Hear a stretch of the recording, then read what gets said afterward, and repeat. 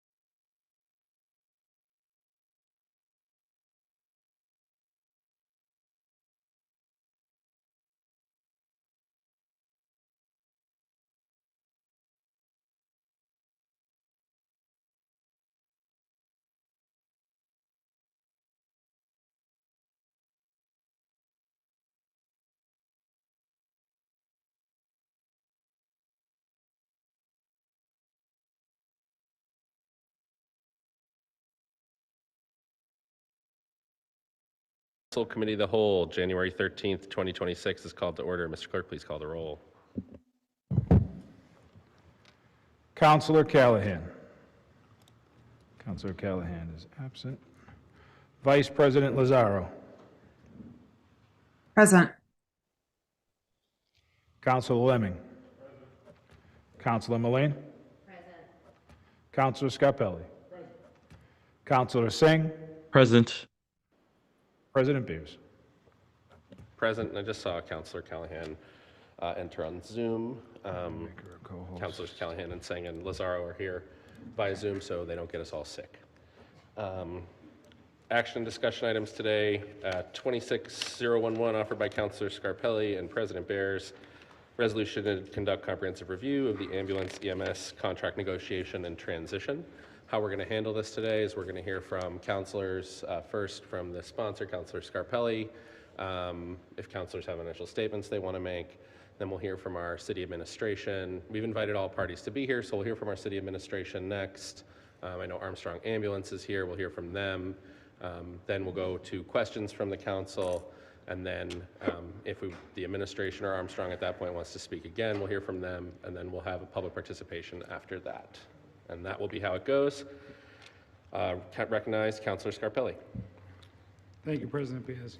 Again, I thank everybody for being here tonight, the city administration, our chiefs, representatives from Armstrong Ambulance. I think that last week was a discussion to really start a dialogue to make sure that we're doing what's best for the city of Medford.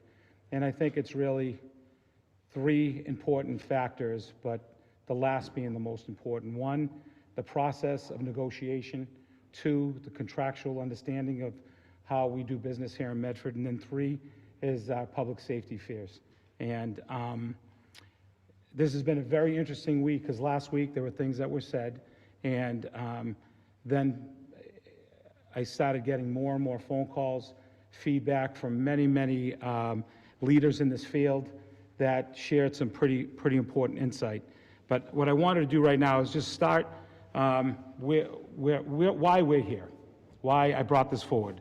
And those who were there last week understand that this was a personal matter that I took very personal approach with because my parents were both ambulatory. My mother especially had to travel via ambulance 3 times a week for many years due to a fight with kidney failure and dialysis.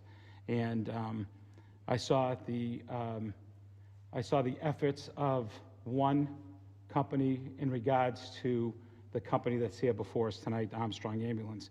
And I watched the care that they gave my mother. And when I did some homework beforehand, and I did reach out to a lot of different communities that either share different companies or use different ambulance companies, and they were very secure in sharing their thoughts that Armstrong is the best provider in the Commonwealth in their eyes. And so what I wanted to, as this happened, we received a email from the mayor as a city council sometime, probably like the second week of December, stating that the mayor is looking into entertaining negotiations with other providers, and that's her prerogative.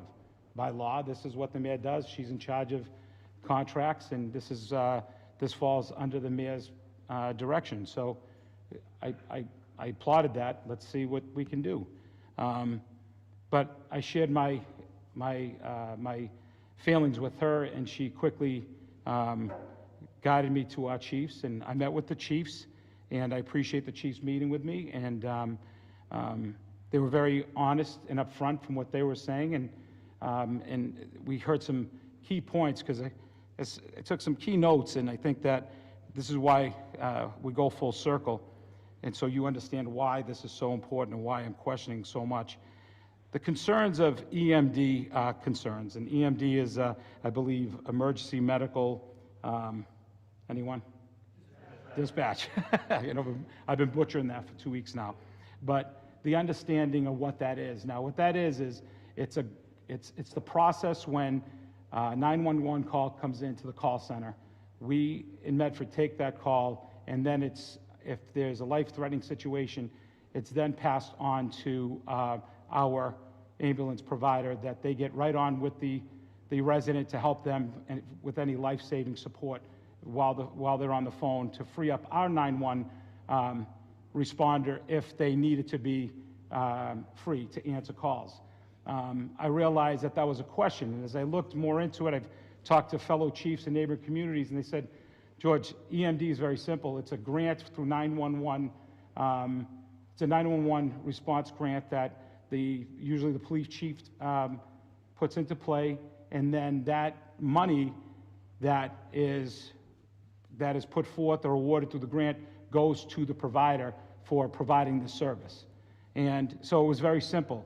So that was one of the questions. Another one was questions about that Armstrong used to provide daily logs, and they're not doing that anymore. And the mayor had to get involved to make sure this happens again, which I found alarming.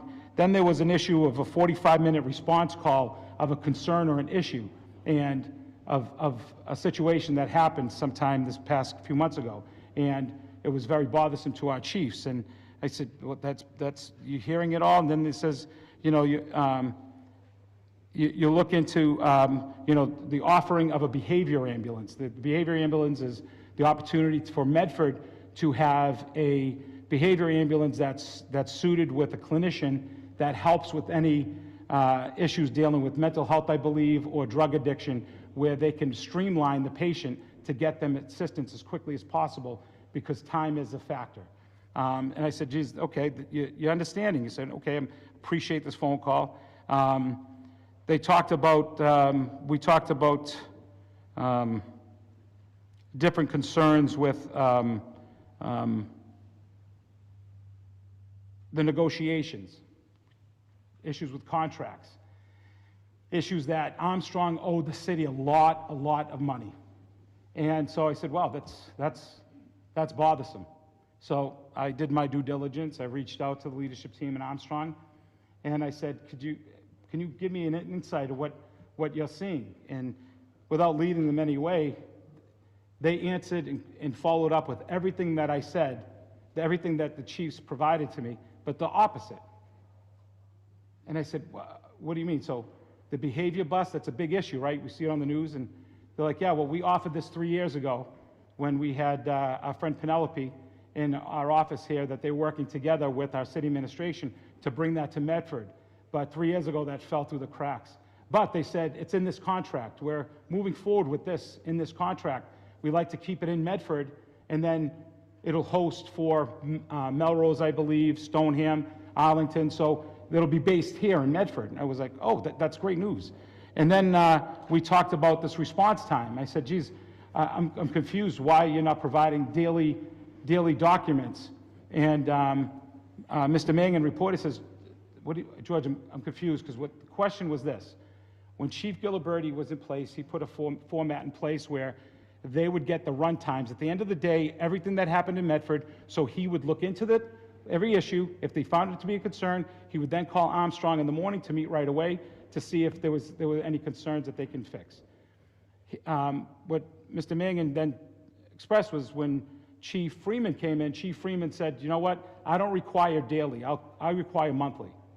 And I said, okay. And I said, in this administration, his response was, I don't know, nothing has changed, so we've just been providing monthly.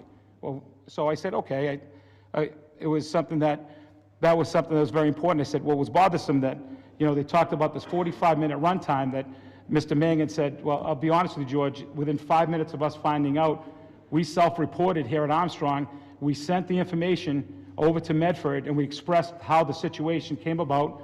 We took 50% ownership, and we wanted to bring it forward so we can make Medford understand someone else dropped the ball along the line. We need to correct this and move forward.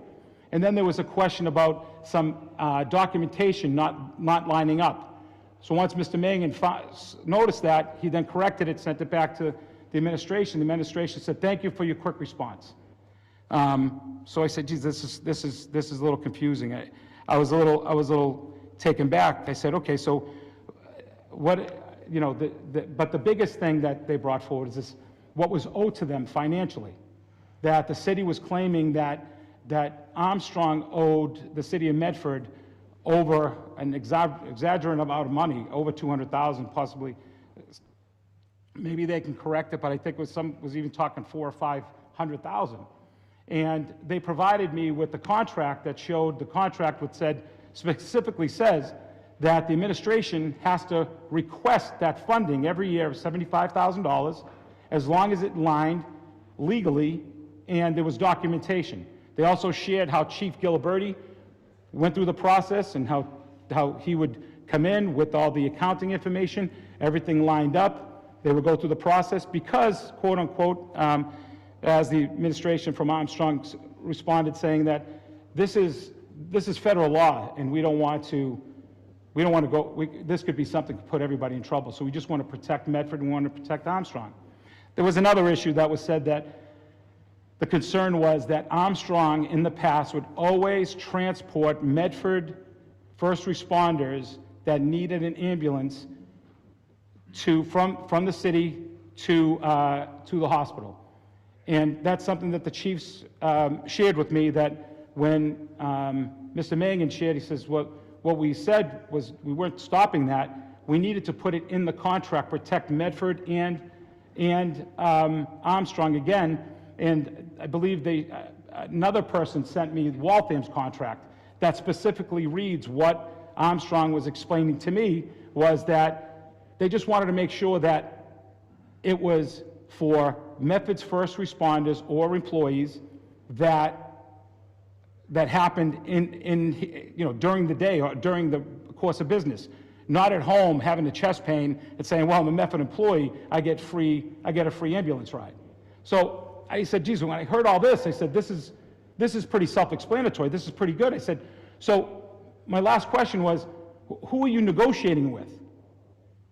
And then they were confused, as well as my chiefs were. They were a little confused. They didn't know the process and who was taking it over and it was whose hands it was in. I think that maybe Armstrong could shed some light later that who they met with on a more regular basis and how that process went through. That, our former city solicitor was part of this process. And then, I learned so many things in the last week that the number one person in our first responder system is Lieutenant Captain Barry Clementi, that worked closely with Armstrong for many years, but wasn't part of this process. So there's so many different questions with this that I felt that it needed to be public. And I'll be honest with you, I asked the mayor, I expressed to have I asked for one more meeting. I said, it seems to be that I'm the only person talking to both parties, and there's a void, because what the chiefs told me and what Armstrong responded with, there was a huge disconnect. There were no issues. It was just a conversation. At least that's what I witnessed in these conversations. I sent an email to the chiefs and the mayors, and I requested, please, can we do this one time?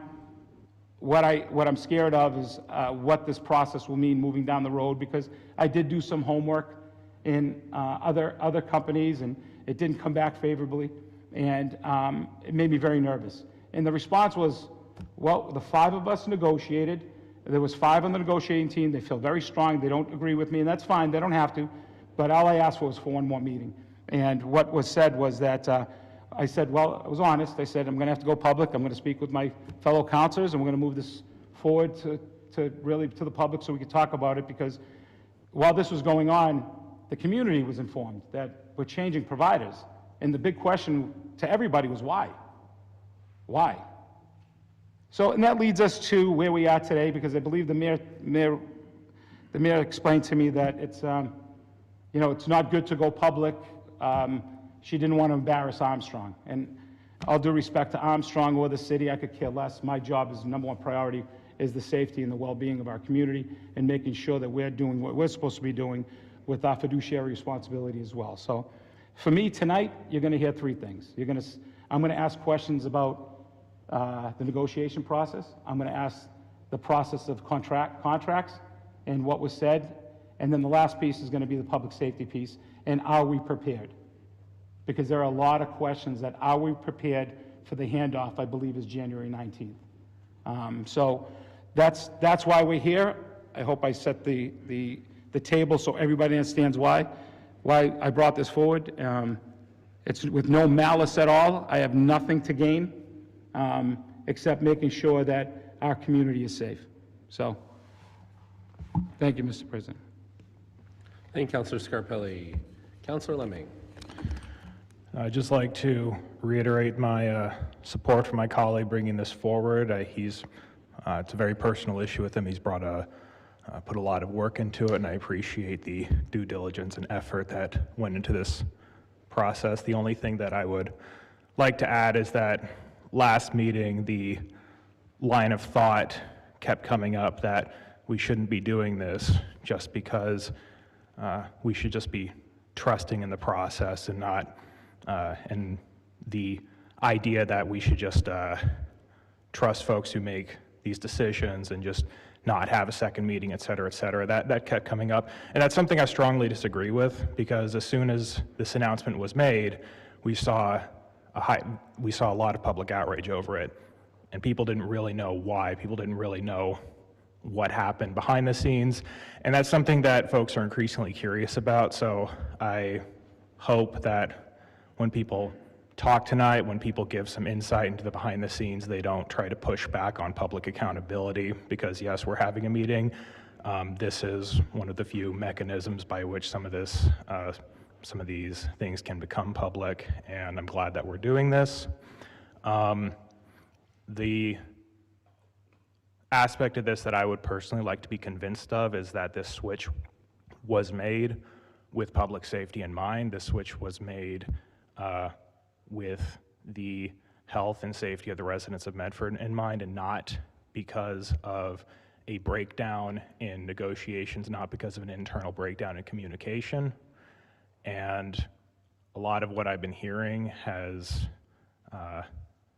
not really convinced me that this decision was made entirely with public safety in mind. A lot of what I'm hearing seems to indicate that this was due to internal arguments, miscommunications, and so on.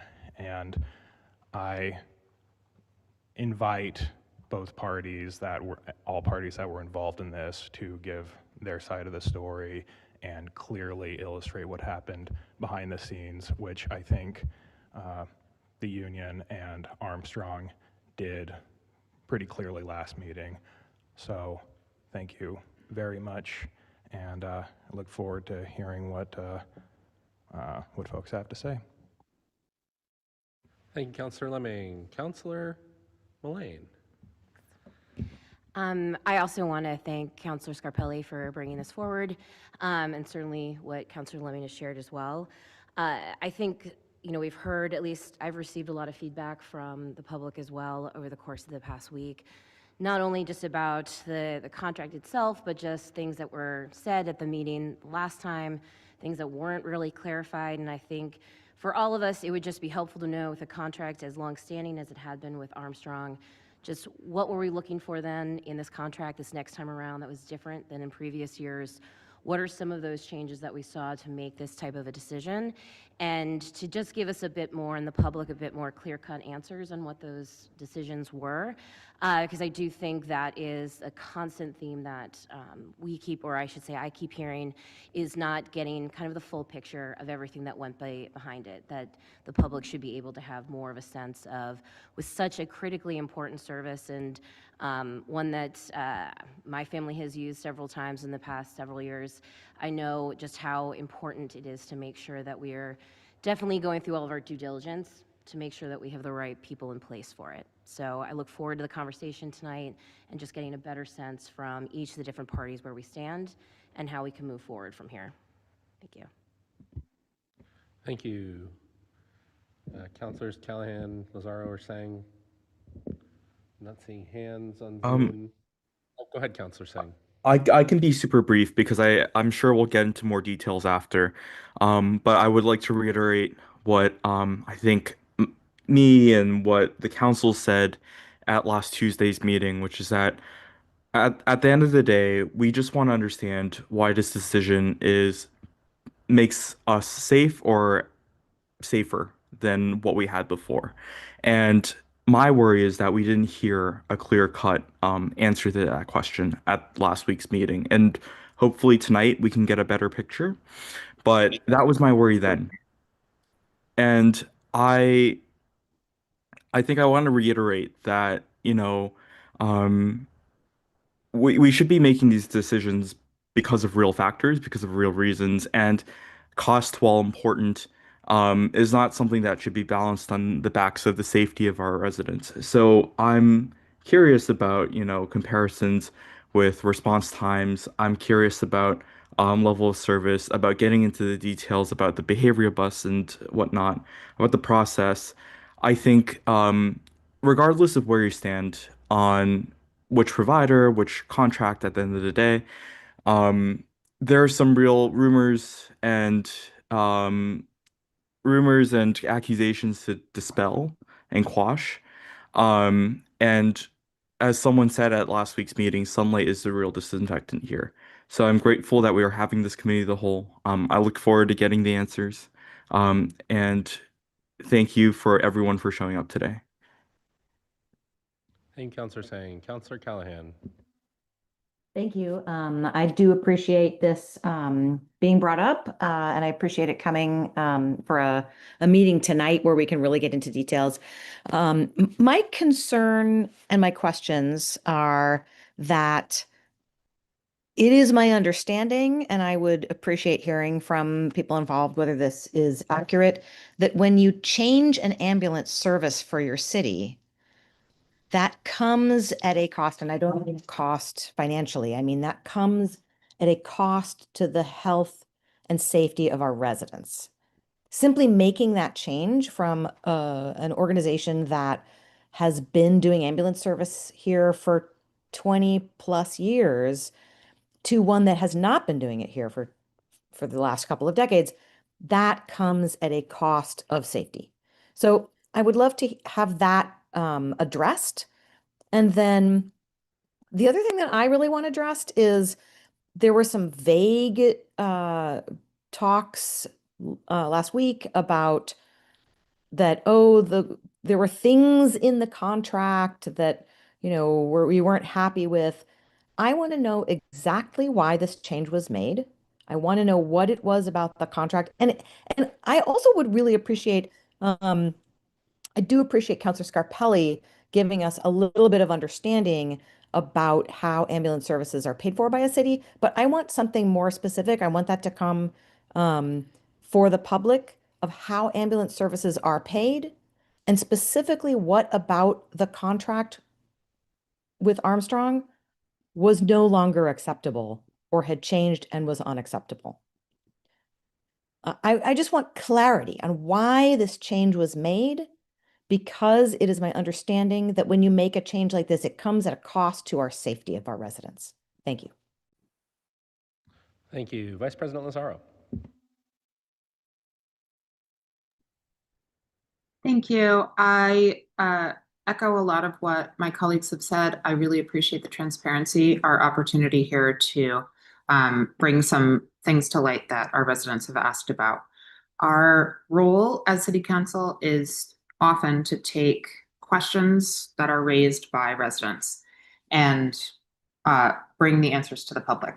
It's not necessarily that our public safety people or that anybody who works for the administration is not doing things in a proper way, but it's that residents have asked us questions we can't necessarily answer, but what we can do is bring those questions to the people that have the answers, bring the answers forward in a public forum, and we can get those answers to people who want to know. And I think that that is the critical opportunity that we have here. And I really appreciate Councilor Scarpelli for bringing it forward. Giving us the chance to do this in committee is a great opportunity for us to air these questions publicly. That is what our job is. And it's not, nobody's on blast, nobody's in trouble. All we're doing here is making it possible for everybody to have these questions answered. And nobody has anything to hide. Nobody has done anything wrong necessarily. And if there is something that we are unsure about, now we can know. And I think that that is a wonderful opportunity for public transparency and trust, building trust between different branches of government and between the public and government that's making decisions that impact people's lives and health and well-being.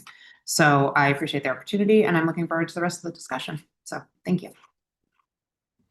Thank you, Vice President Lazaro. I think my colleagues have said pretty much everything that I would want to say. I'm really just interested in the analysis by the administration that led to this decision and understanding how it maintains or improves public safety in our city. So with that, I will turn this over to our city administration. We have the Chief of Staff, our police and fire chief, our dispatch head are all here, so happy to hear from them.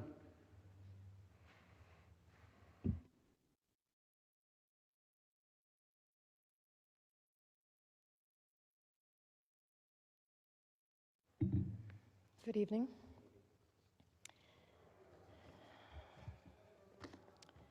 So I want to start, thank you, President Bears, thank you, members of the council. Honestly, I wish we weren't here today.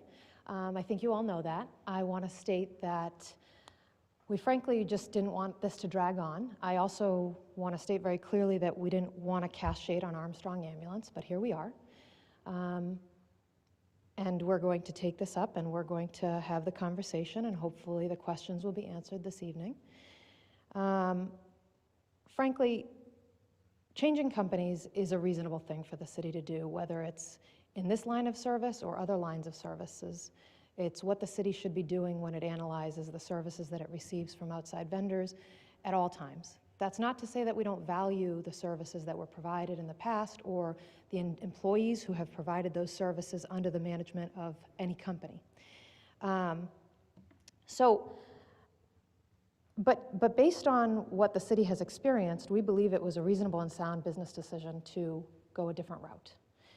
And again, we'll discuss that here today. Hope that you'll give us time this week to fully explain what's going on, because last week we were told repeatedly that there wasn't enough time.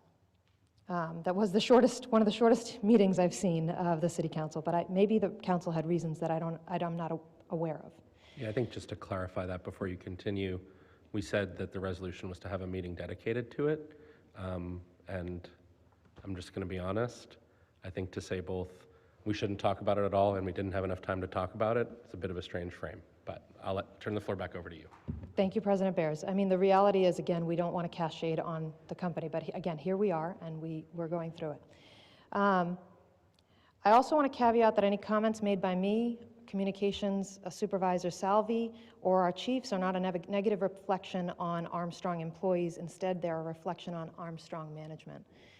We don't believe that Armstrong management is being forthcoming with employees as to what has transpired over time. So that I'm going to go through now a bit of a timeline and share with the council and the chiefs and our supervisor can elaborate on these topics tonight. As far as timeline is concerned, we need to go back to when our current fire chief began to raise questions on the Armstrong contract shortly after becoming provisional chief. He was making requests for reports that were required by contract for the runs and response times. Armstrong sent some information over, but nothing to the degree that was required by contract. The chief continued to ask for reports from at least July of 2024 through January of 2025. The chief began emailing Armstrong in January of 2025 to follow up on prior requests for reports. Armstrong responded that they were changing their systems and would get information over for what they had at the time. The chief did not get reporting at that point, and then they were not forthcoming with further information, and he had to continue to press them. In March of 2025, we were inquiring with Armstrong on payments that were not being made by Armstrong to the city. This was referenced this evening by Councilor Scarpelli with regard to reimbursements that were due under the contract to the city. After that, Armstrong went in to meet with the chief of police and effectively made statements that they were not going to make the $75,000 payments that were due per year to the city as a part of the contractual agreement, and they were saying that they were going to change things to the city that were not previously charged before, specifically emergency medical dispatch on the order of $25,000 to $30,000, and that they were going to start charging for transporting city's first responders when they sustained injuries on the job. Based on this, Armstrong was effectively showing signs that they were going to change more and not honor the contract. That was a significant turning point for the city. It was after that that the city began planning to consider negotiating with other ambulance providers. The chief of fire followed up with them on multiple times to the point where he had to write Armstrong in April and copy the mayor to elevate the issue for the lack of responsiveness. We started getting reports in April of 2025, but the accuracy of those reports subsequently was identified as an issue, and Chief Evans can describe and discuss that in further detail. When the negotiating team met to discuss the ambulance contract and negotiations, other concerns were raised, and I'll go through those briefly here today. There was an exclusion of information on Armstrong's reporting, as I stated earlier. Where reporting is not accurate, the chiefs and Supervisor Salvi and the mayor have an even larger loss of trust. Again, if you look at the timeline that I just identified, we have a situation where Armstrong has identified that they're not going to honor their contract. That poses a significant milestone in the contractual agreement between the city and the party of Armstrong. Then we have a situation where we identify that reports are simply not accurate, and it brings into question the level of faith that the city can place on the information that's being provided by Armstrong. There's quotes of response time. Well, we have data that suggests that there's a number of examples where that response time doesn't seem to line up with the information we have, the time in which the call was dispatched, the time in which is written on their reports. But again, Chief Evans can elaborate on that. Then there were specific incidents in which there have been significant response times. Some of those have been brought up here tonight and last week. There was a 45-minute incident that was brought up. We can get into greater detail on that, as well as a number of other incidents that Supervisor Salvi can discuss. There seemed to be a lack of training for the ambulances that was requested. Sorry, this is tracking, not training. At some point in the process, the city began to ask for tracking information for the ambulances, so the dispatch system the dispatchers and the dispatch division of the city could essentially track the ambulances and provide a proper dispatch system so that, they could simply state, ambulance 2, I don't know the proper terminology, but please respond to XYZ street because you're closest. That tracking information came late. By the time we did get the tracker, we could see that there were Medford ambulances in another community, in particular in Arlington, on a frequent basis. Again, we can go into that as well. In our opinions, there was a lack of investment in both staffing the ambulance provider with sufficient staff by way of their personnel, lack of investment in ambulances and AEDs. They were not buying more trucks. They were not staffing up in time. They appeared to be spreading thin in Arlington. We don't really have an issue. I don't think the chiefs or anyone has an issue. Supervisor Salvi has an issue with mutual aid, right? We understand that there is a mutual aid component, but we kept finding more and more that Armstrong was in Arlington and was getting to us much later than usual. Cataldo also mentioned offers that were beneficial to the city, such as EMT training at the high school, which was an appeal, just to mention that, because it's not necessarily in line with the other comments. But at one point, we asked Armstrong if they could train firefighters as EMTs, and it wasn't until Armstrong found out that Cataldo was going to do it that they offered the same. In fact, in March of 2025, when Armstrong approached the chief and spoke with both of our chiefs, they were saying that they wouldn't do that type of thing.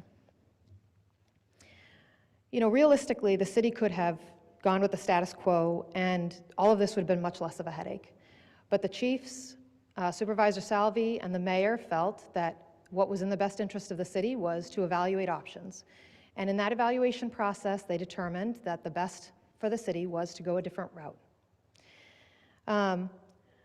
We believe that Cataldo will bring response to a better place, response times to a better place, because again, we question the accuracy of the information that's presented by Armstrong on the reports that they provide. I think I'll pause there and I'll turn it to maybe Chief Evans to begin on areas that I touched on that we could elaborate in depth, and then go to, actually, I think I've, Chief Buckley, I apologize, then Chief Evans, and then we'll go through the rest. Thank you. Thank you, Madam Chief of Staff. Chief Buckley. Thank you, Madam Chief of Staff. Thank you, Mr. President, for allowing me to be here and to speak. I guess it's best that I start where I left off last time. I was lucky enough to be the person where I guess we could say this all began. I was in my office where statements from Armstrong Ambulance were made directly to me about the current state of the contract that they were working under and the provisions that they wish to change. And I think it's important that we start there, because I think it's important that we understand that what actually kind of started this, what precipitated a lot of this change. So sometime at the end of March, I was asked to, if Armstrong could come to see me and have a meeting in my office. I naturally agreed, and it was during that meeting that Armstrong personnel stated to me that they would no longer, or they did not believe that they were required to pay the monies that were due to the city of Medford based on the current contract that they were working on. Those monies were $75,000 a year, slated for dispatch based on a reimbursement type system, and they had not been paid for 4 years at the time. It's also during this meeting that they stated that other changes were, they felt were necessary to practices, one of them being the requirement or their provision of emergency medical dispatch to the city of Medford, and that they were going to start to charge us for those services. I asked at the time what those costs would be, and they gave me an estimate of about $25,000 per year. Additional statements were made where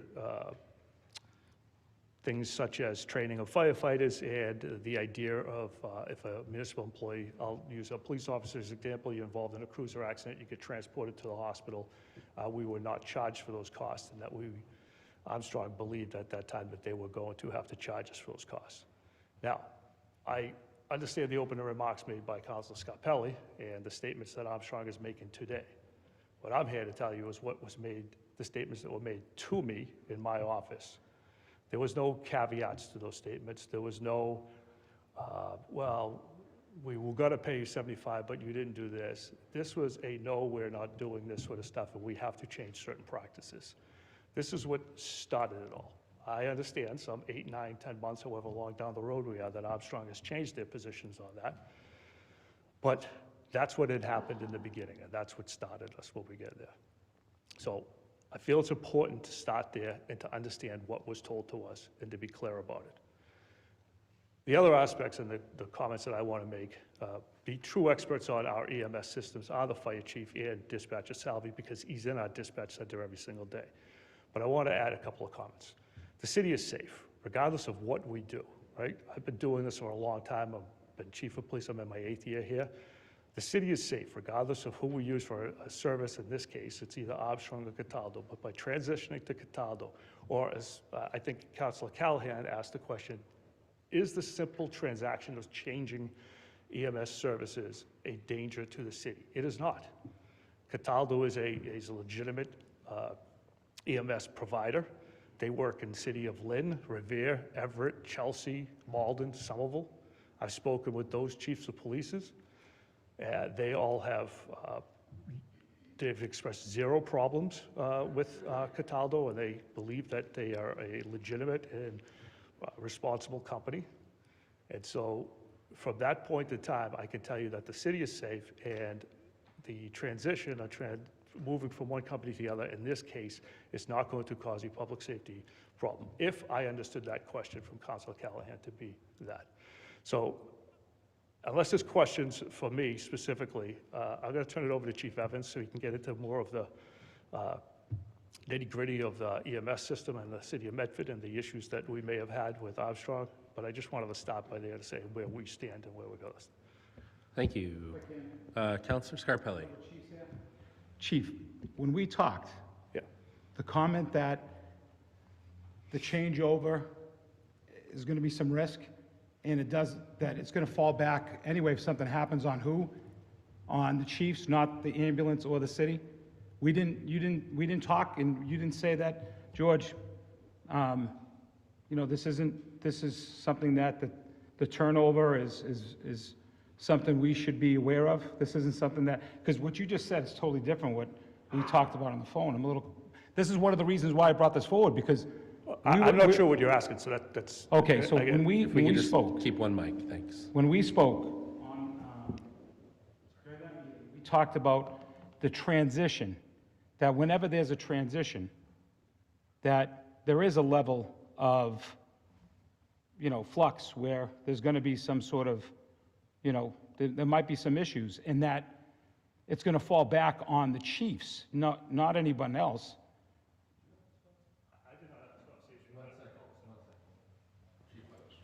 Okay. Yeah, sorry, I just wanted to ask him if he had the conversation to clarify that. I know we talked, I think, a couple of times that one day, and I know you talked to Chief Evans, but Yeah, no, okay. if you're asking or suggested to me that I told you that there would be a problem switching companies, or the simple transaction of switching Yeah, I was under the companies impression that. would be when- problematic. In the conversation, that I was under the impression when, whatever the turnaround is, whenever you change over services, there is going to be a level of issues that I believe I said. Not if it's done correctly. I believe I said, I don't want my daughter to be a guinea pig in this situation. I don't, that's. Yeah, with So I- apologies, Council, I maybe- don't remember it in those terms, but I will tell you that I Thanks. would. If we could just let me recognize folks before we get, I think the more that we go back and forth and cutting each other's sentences off, the more likely we're going to get mad at each other. So, thank you, Councilor Scarpelli. Chief Buckley. So I don't remember it in those terms, Counselor, and it's not to dodge the issue. I will tell you this, if done correctly, and if we do our jobs, there should not be a problem in a transition. And I don't think there's any situation or reason where I would say that to you.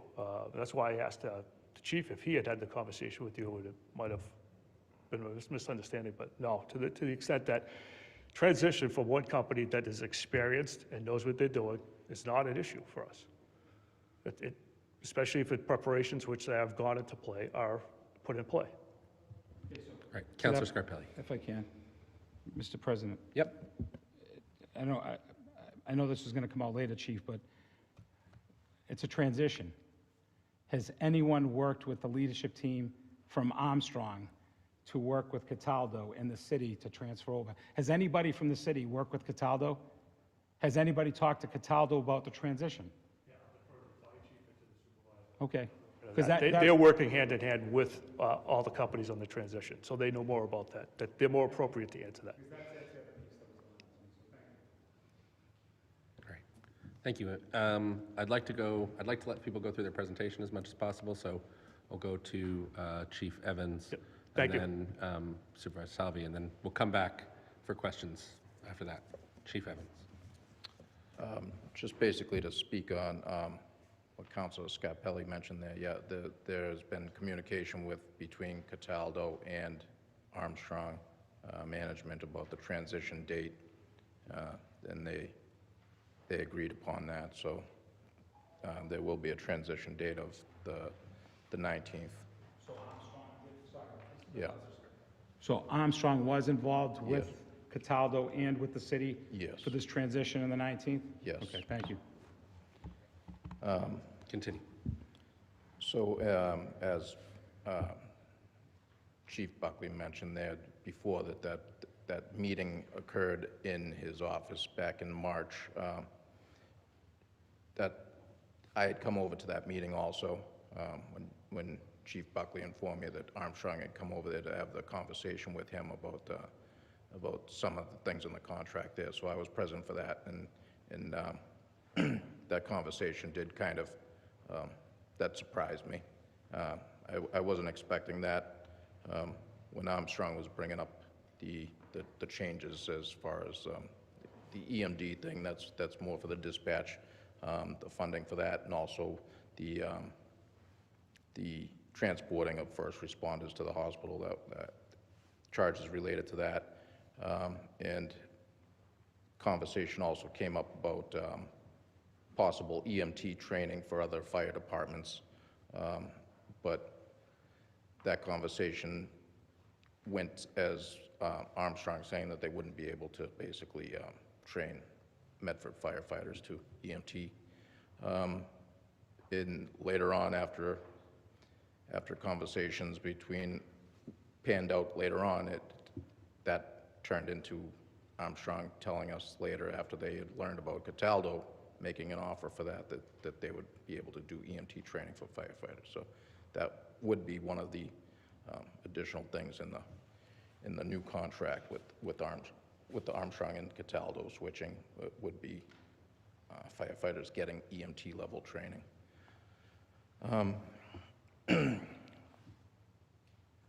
Chief of Staff mentioned the report issues that we had encountered.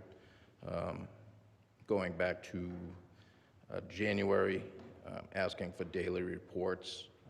There was a transition, I guess, that Armstrong was transitioning to something with their reporting system. So they were telling me that they couldn't get me the daily reports at that time. They were telling me that they were going to be able to get me daily reports that were more accurate. They were switching over their system. Prior to that, I had probably only gotten like one. Back in June of '24, I got like a monthly report on their old system that showed me a general idea of responses overall. It wasn't like a detailed report of response times or anything like that. So it wasn't until April of '25 where I started getting detailed daily reports from Armstrong about response times.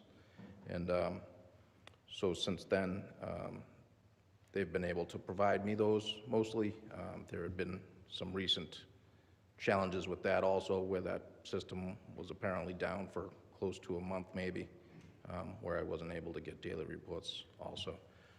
So there have been some questions along the way of the response times from those daily reports in syncing up with our response times also from our dispatch center.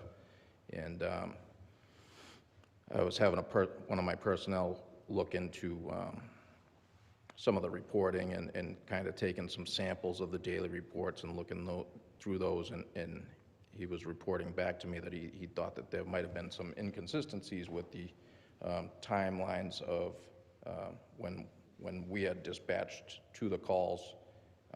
Armstrong is also dispatched at the same time on the radio from dispatch here, and we should be responding at the same time and getting on scene fairly quickly within a close time frame together. And some of those reports were appearing to be like inconsistent with, say, like Armstrong might have been reporting like transferring a truck to another truck, and some of the times were kind of off. They weren't lining up. So we were looking into that. And there have been issues along the way also.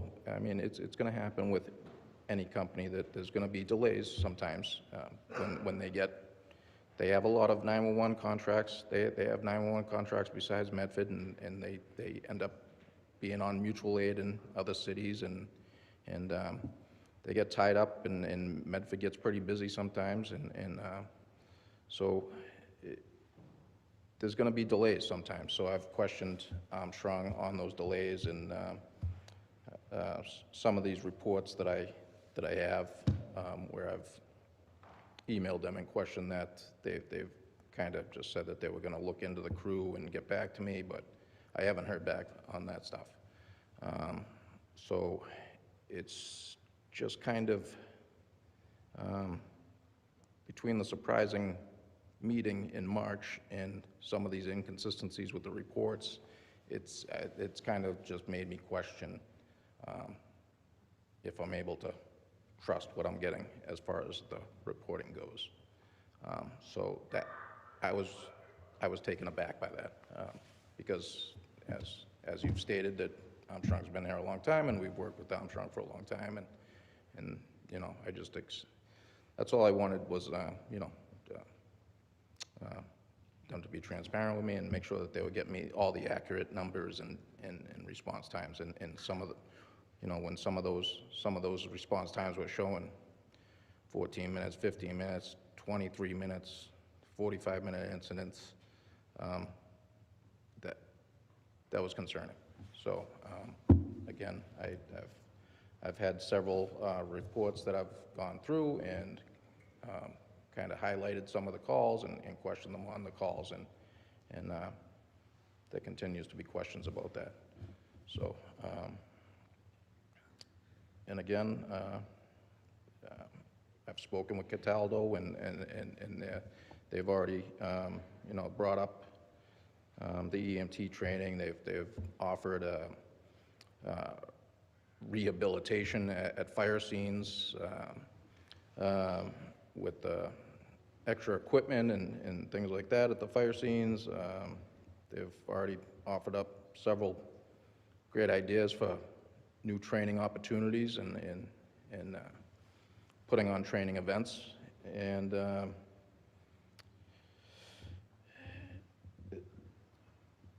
And right now, I don't see any reason to doubt that Cataldo says that they are capable of working in Medford and handling Medford, and they have contracts with Somerville and Malden and Revere, Everett, all these communities next to us, which could potentially, you know, whereas we're so close to Somerville, Somerville and Medford could play off of that, having those companies working together in both cities, just as Armstrong kind of played with Medford vehicles going to Arlington and Medford, you know, having Stoneham right there as a contract. They were kind of playing Medford off as like a hub for those other communities also.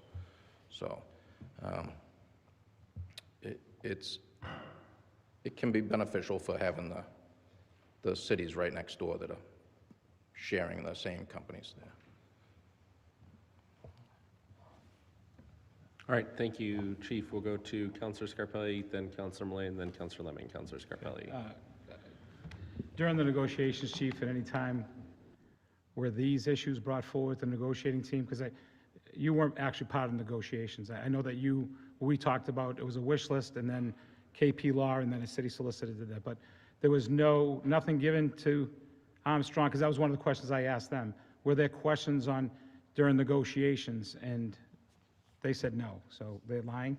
We had the back and forth, like sometimes myself and the chief were talking to them or something like that and discussing some of the issues that we had previously discussed in the Chief Buckley's office there with Armstrong again. But a lot of that other stuff, the financial stuff and stuff that was going on with lawyers. Yeah, but wouldn't that be part of the negotiation? Say, hey, listen, what we're talking about is the lack of response time. We've identified these being concerns, and you haven't followed through. What would you do? Because you said when you talked to Cataldo reassured you that that's not going to happen. Yeah. But you didn't do that during negotiations. This is why these are the questions why I brought up what you guys said and what I talked to Armstrong. Yeah. And the response times, they were very forthcoming. I believe they gave me, they'll share tonight, I believe, because they shared it with me, the questions about response time, because I think that's one of the key pieces here. Yeah. Are we safe? And what we're seeing, what they have on the national, what's required by the state, Sure. and the information that they gave us through the state, unless I don't want to, I'm not saying anything that you're doing illegal, but is it possible that they could fudge a number that the state sees on a runtime? Because that's what I can share with this to the council. Yeah. That's what they've shared with us. Mm-hmm. So if that's different, I need to know if our 911 center is saying that these numbers are off, this is alarming if this is going to the state in response times and there's a misunderstanding. I think this is a bigger concerning issue. So that to me is going to be, I'd like to hear what Armstrong has to say. And then the last piece, I know that the chief of staff explained the situation with our ambulance, specifically in Arlington. Well, that was something that was brought up with Armstrong, and I said, explain this. And they said, well, when we first started the contract, Medford was adamant to have Medford on an ambulance. But by law, mutual aid, if a neighbor community needs an ambulance, mutual aid, the closest ambulance has to respond to that community, correct? Sure. Sure. So if it happens to be the Medford ambulance that goes to respond to Arlington, and they're in Arlington, what I asked Armstrong, does that leave a gap here? And they said, absolutely not. We just shift our ambulance services from the neighboring communities to make sure Medford is always covered. And they also shared that that's by law. That's not something that they do out of because they're nice guys. By law, it doesn't matter. If there's an ambulance, the closest ambulance, from what I've been told, in the mutual aid process, that has to go there. So that's a concern when the chief of staff says, one of the concerns is that our responder said, we often had our ambulance in Arlington. It's making it sound that Medford wasn't covered at the time. Is that what we're saying? So, I mean, it's possible that over the years that as Armstrong picked up more and more 911 contracts, perhaps they kind of spread themselves out too thinly. I mean, maybe, yeah, I don't know if they have a contract with Arlington or not specifically, but they probably could have, if they have a contract with Arlington, probably buy more ambulances and make more staffing available to Arlington so that Medford consistently has Right, but as ambulances always dedicated in Medford. So, If I can, Mr. President. Right, and I understand that, but as it was explained to me, that if there are shifts in different communities, ambulance have to move where it's needed. It doesn't matter if it's Armstrong, if it's Brewster, if it's whoever it may be, if it's Winchester Fire, whoever's closest. Because I think it's going to be interesting when Armstrong comes up to ask them how many times we used mutual aid, they had to use mutual aid, and that Medford was left uncovered. That's going to be clear. That's going to be something that I hope Armstrong has to answer, because that's going to be a very telling point that, because making it sound that our city hasn't been covered by Armstrong, but I'm just taking for what you're saying. You're saying that at times, if they're spreading it too thin, maybe they need to get more ambulances. That leaves me a little fearful that that's why I'm having this meeting. Because if that's what we're leading to, that's pretty alarming. So, and I appreciate that. So, thank you, Mr. President. Thank you, Councilor Scarpelli.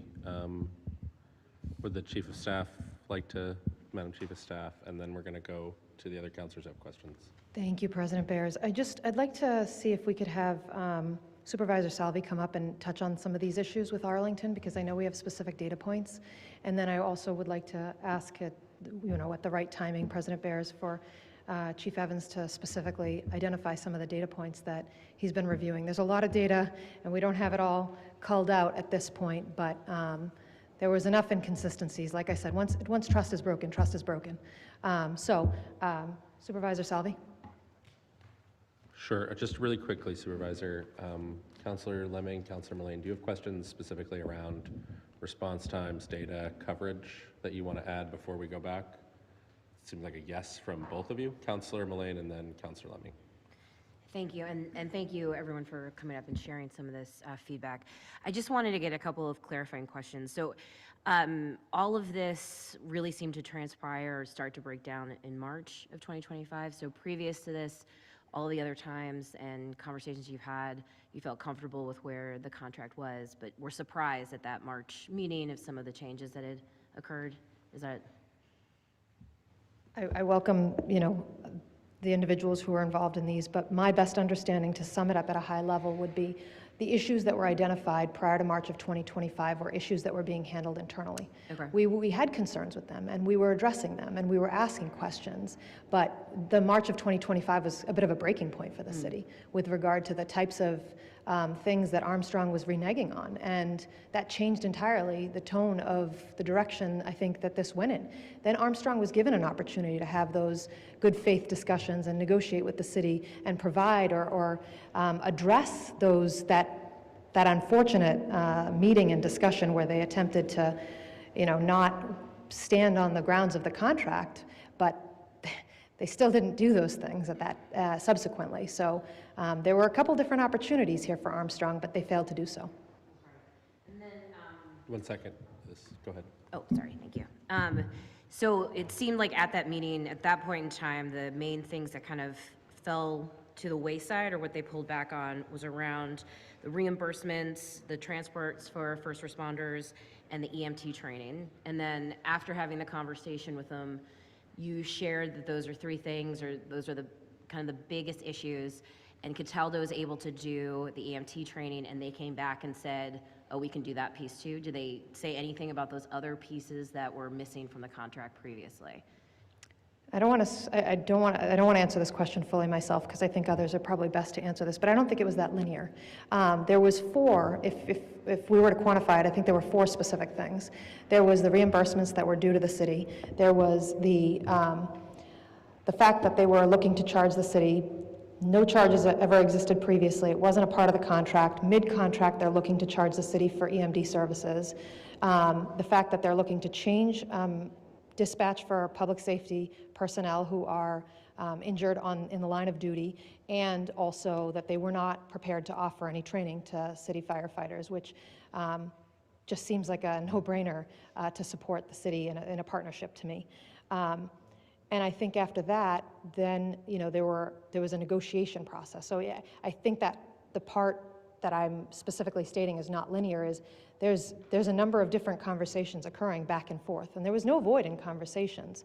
There was communications with Armstrong on a regular basis.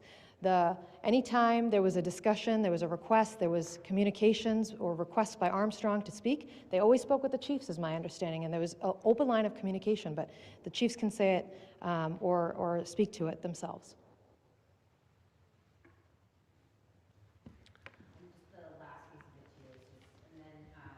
After that piece of it, in March, in April, is when you started talking about the response times and following up on whether or not those were actually lining up with what you were seeing. Yeah, that's when we were Okay. finally getting the daily reports in April.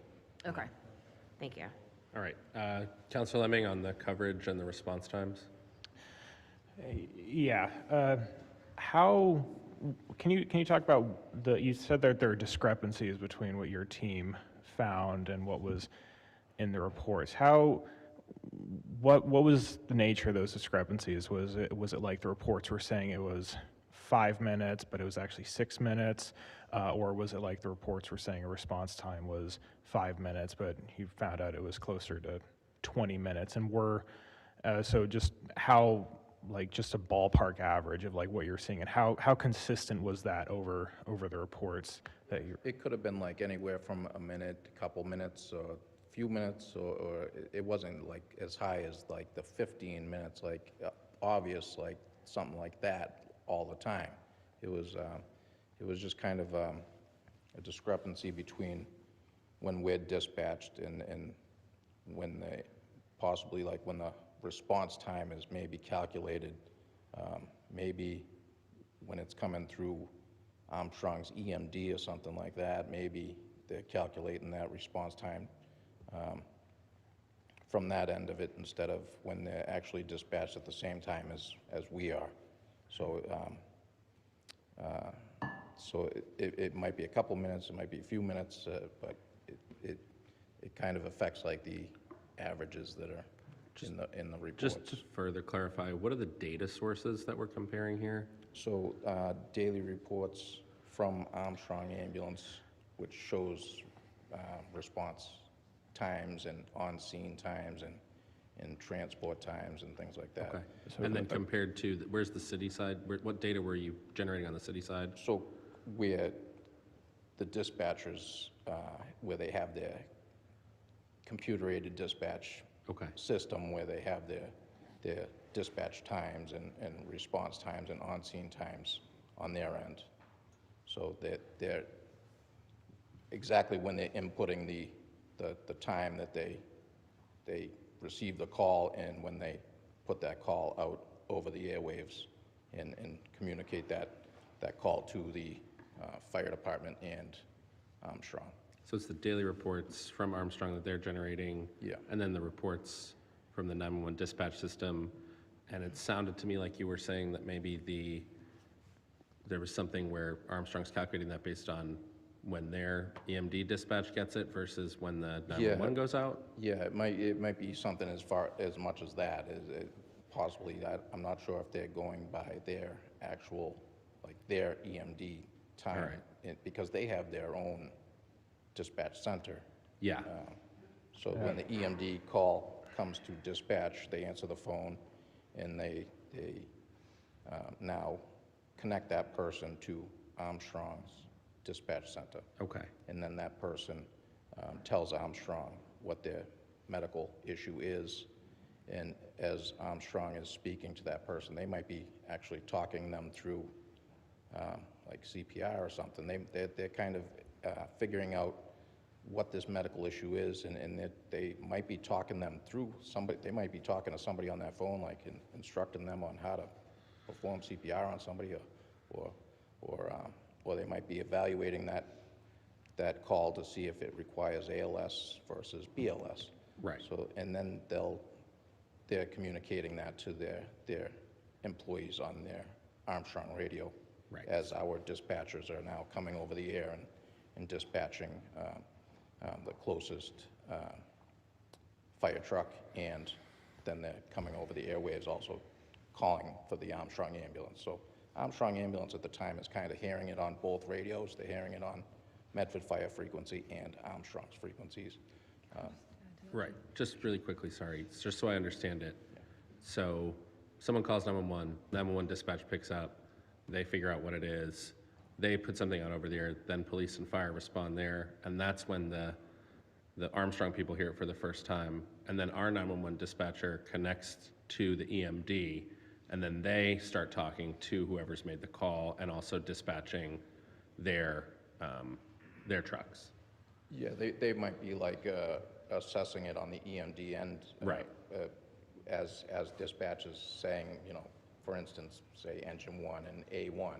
They're just kind of throwing that out there. Engine 1, A1, you're responding to the scene. And as that's happening, there's somebody on the EMD connection at Armstrong. Got it. Also. But there's kind of an extra step in there where Yeah, kind of our assessing. 911 sends it to them. Yeah.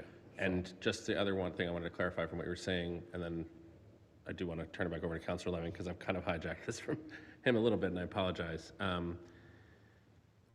You were seeing kind of 30 seconds a minute and a half, 2-minute differences? Just from like a sampling of some of the things, Yeah. He was kind of digging into it, and it takes him a lot of time to kind of dig into both, try to look at both things and trying to sort through it all. But yeah, but some of the, like, also the daily reports from Armstrong, I've questioned as far as it seems like a lot of the patient refusal times, for some reason, it looks like a lot of those appear to be that there could be 12, 13 minutes, 14 minutes response times there, and then that doesn't get counted towards the actual response averages that Armstrong is reporting to us. So that doesn't report in the column of the other responses that they're using for their average to go by. So there's some calls, like they might put in their transfer, or they might write administrative on the report, or it starts getting confusing with multiple trucks, Armstrong, different truck numbers and names that are reported line by line on the daily report, where it might mention transfer this and transfer that, and then the times are kind of skewed on the reporting. So there's several instances on the daily reports where it's tough to follow along with the actual the response times that they're reporting it versus what they're reporting as the average overall. So it seems like there's some data missing there. Thanks. I just had those clarifying questions. I'll turn it back over to Councilor Lemming.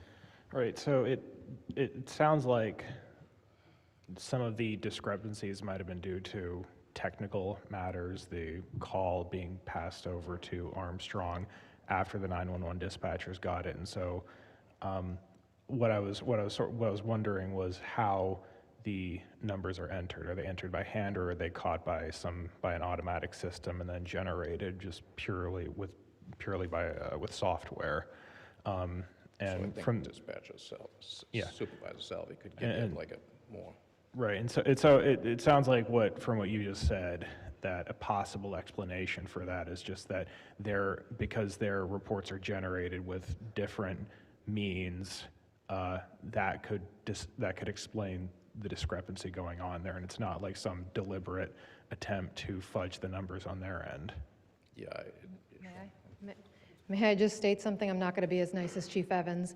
I'm just going to restate something that Chief Evans has stated to me through you, President Bears, to the council. Chief Evans has followed up with Armstrong on these types of questions, and the questions have gone into a black hole. So we don't know why there was such a reporting gap. We don't know why there was differences, but we don't get that information back from them. So, Chief, feel free to correct me if I'm wrong. All right, I'm going to go to Councilor Scarpelli for the follow-up really quickly. No, I'm sorry. I just, is that true? Is that true? so You're being too nice? Because we got to know. No, so I've followed up and I've asked them on certain times when I come across longer times, 8 minutes, 9 minutes, 10 minutes, 11 minutes, anything more than that, I'm asking them about that, and kind of I get a response back that, oh, that's kind of weird, that, that was a long shoot time for that crew, we'll just talk to the crew and get back to you, but I'm not hearing back on these items. So there's been several inconsistencies with that as well, so. And if I may, you also mentioned that they recently switched over their software because you previously were getting reports once a month in 2024, and then it switched over to daily, which you started getting in April, correct? Yeah. So in my mind, it seems like and I do completely understand the point that the Chief of Staff is bringing up about emails going into a black hole. It happens to me in my day job a lot. I fully, I have sympathy with, folks that don't respond to my inquiries, but it does sound like that could be a very likely explanation. It's not necessarily a malfeasance on the part of the company, but I imagine that Armstrong is going to also be talking later tonight. They could offer some more insight there. The other question that I had, which has been on my mind, is it sounded like the March meeting with Chief Buckley between him and Armstrong obviously didn't go well, and I have no doubt that some personnel from Armstrong said at that meeting that they wouldn't be paying back the city the $75,000 a year that they were owed over so many years. The two questions that I have related to that were, what was the ostensible reason that they owed the city that much money? Councilor Lemming, can we come back to the payments after we talk about the coverage and the response times? All right, sure. Thanks. All right. We're talking about coverage and response times. I think we have questions from councilors on that. I think Supervisor Salvi's itching to say something, so if we want to talk a little bit more, it seems like we have questions about response times, and then it's been said that the trucks were in Arlington a lot, so there were coverage questions. So if you want to talk about that a little more, and then we can come back on the payments question. Okay, Mike Salvia, the supervisor for communications. Thank you for having me. I just want to go back for two topics. One was the 45-minute call, and I want to talk a little bit more about EMD. On the 45-minute call, Councilor Scarpelli, you had stated that it's a 50-50 problem that Armstrong said. In that call, I was actually in the room. And at the time of the call, my fire dispatcher noticed that there was a problem with Armstrong in responding. My dispatcher called over to Armstrong, and he spoke to Bobby, who was awesome, by the way. She's the best. And he asked what was going on, if she needed assistance. Bobby had stated to my dispatcher that their GPS had failed. So they can no longer see any of their ambulances in the field, that their GPS has failed. So my dispatcher gave them the list of who's going where. And I think what happened in that whole scenario is when their GPS failed, they lost track of their ambulances. And in my opinion, that's what caused a 45-minute delay. Was there anything else on the response times, data, questions, or coverage? The coverage? data is very hard to understand. In 2020, when I first came into Medford, I used to receive data with Lieutenant Rudolph, who's recently he retired a few years ago, and we would get a daily tracker. So when they talk about software update or whatever, it's the same thing from 2020 to now. I don't see any changes within their tracking system. If you have an ambulance that's assigned to the call, right, and then like Chief Evans has stated, they may cancel a ambulance, reassign an ambulance, and then cancel an ambulance again. And there's that within that reporting, there's no data or writing inside that to state where that ambulance went, was it reassigned or anything like that. So we have a lot of blank within their own reporting. Okay, so on the EMD aspect of it, we received a call. Okay, 911 was the location emergency. They give us their address. They say it's a medical aid, 123 Main Street or whatever. Okay, we get a brief nature of what's going on. And then we tell the caller, stay on the line, we're transferring to EMD. They take the call, Armstrong, it's Medford, caller, go ahead. That takes anywhere from 30 to 40 seconds within it. The EMD is, and then a lot of times we'll silent monitor. Now, when we do get a call from medicals, it's not just life-threatening, it's every single medical is transferred into that EMD, Armstrong EMD. And going back a little here, when the meeting was stated that Armstrong is no longer going to be doing EMD, to me that's a shock, because if a provider's not going to do EMD anymore, the city of Medford, we would need 3 or 4 additional staff to support that EMD. So I don't know why that was said, or it's just, that's a shock to me, being in this field. So interesting. As for Arlington, there's a lot of talk about Arlington here. I'm not sure why the problem was never fixed between Armstrong and Arlington and ourselves. We are forever, and I get the whole mutual aid thing, OEMS, they have guidelines, they have zoning, it's called zoning, and every zone has to take care of each other. I don't understand the fact that why we can go into a city 6 to 10 times per day, or town, whatever you want to call it, 6 to 10 times per day on an ALS call. Now, there's a basic life support ambulance, and there's also an ALS unit, which is advanced life support. 90% of that time, we hardly ever send a BLS over to Arlington. We are always sending our advanced life support ambulance over to Arlington. Now, I believe Arlington does not have that capability.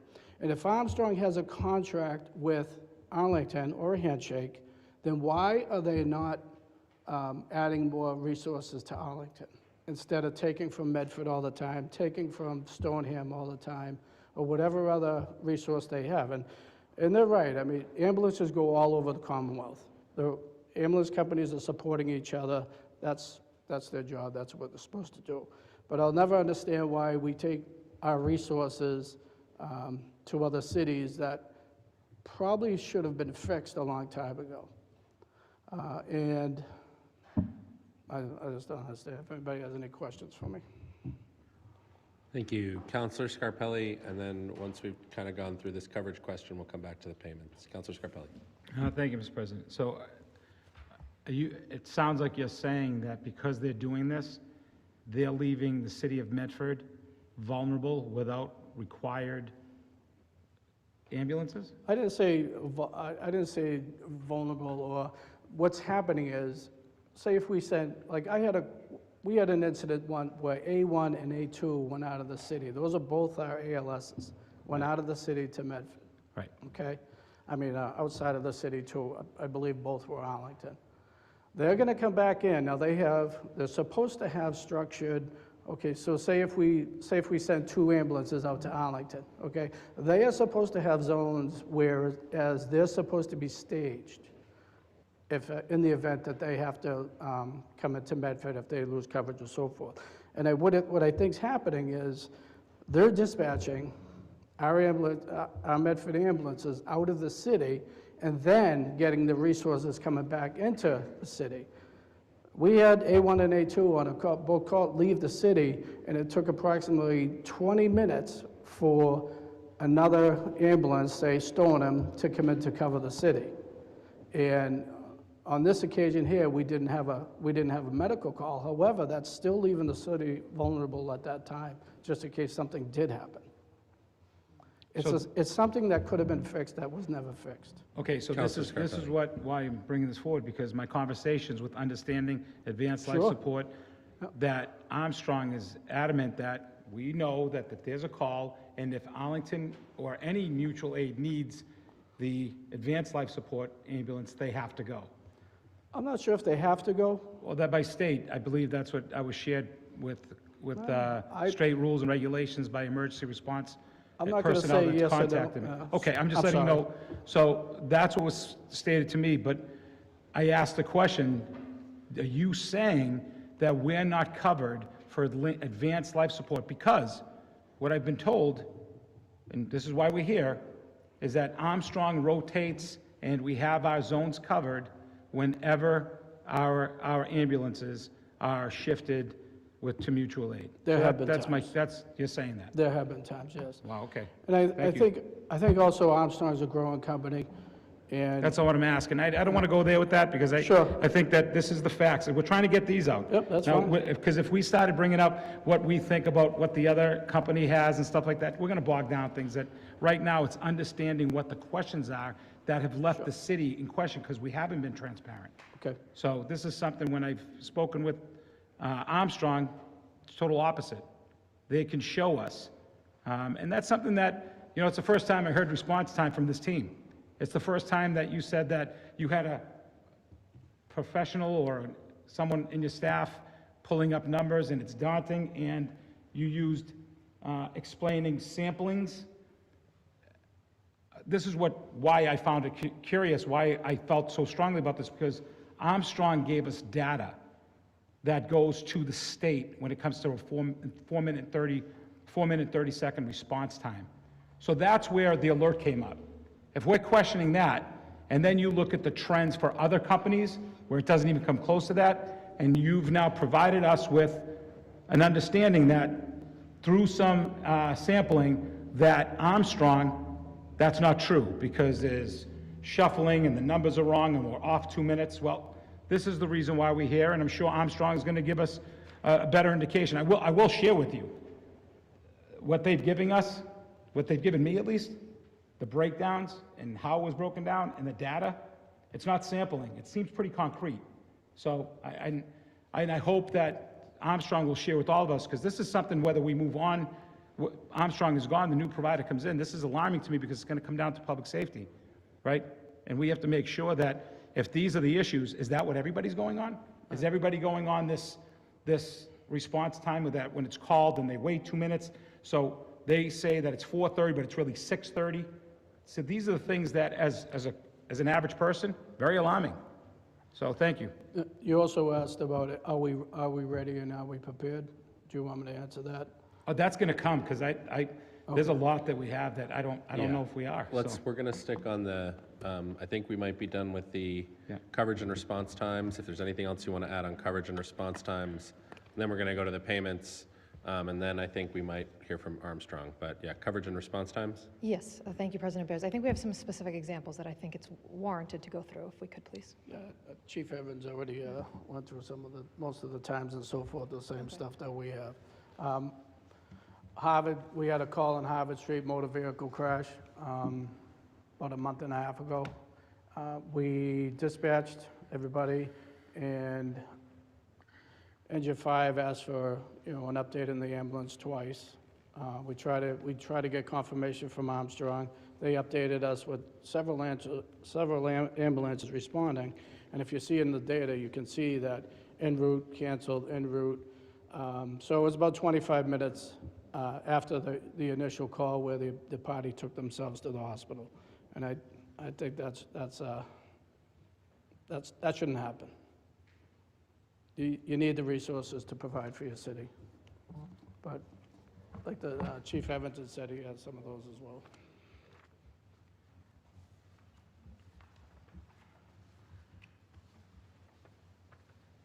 Sure, go ahead. So, I mean, I have several reports that there were questions on. I mean, just some of even some recent ones, as of, Friday, I mentioned some of the response times that there were a couple that were like 13 minutes, 14 minutes, that again, it shows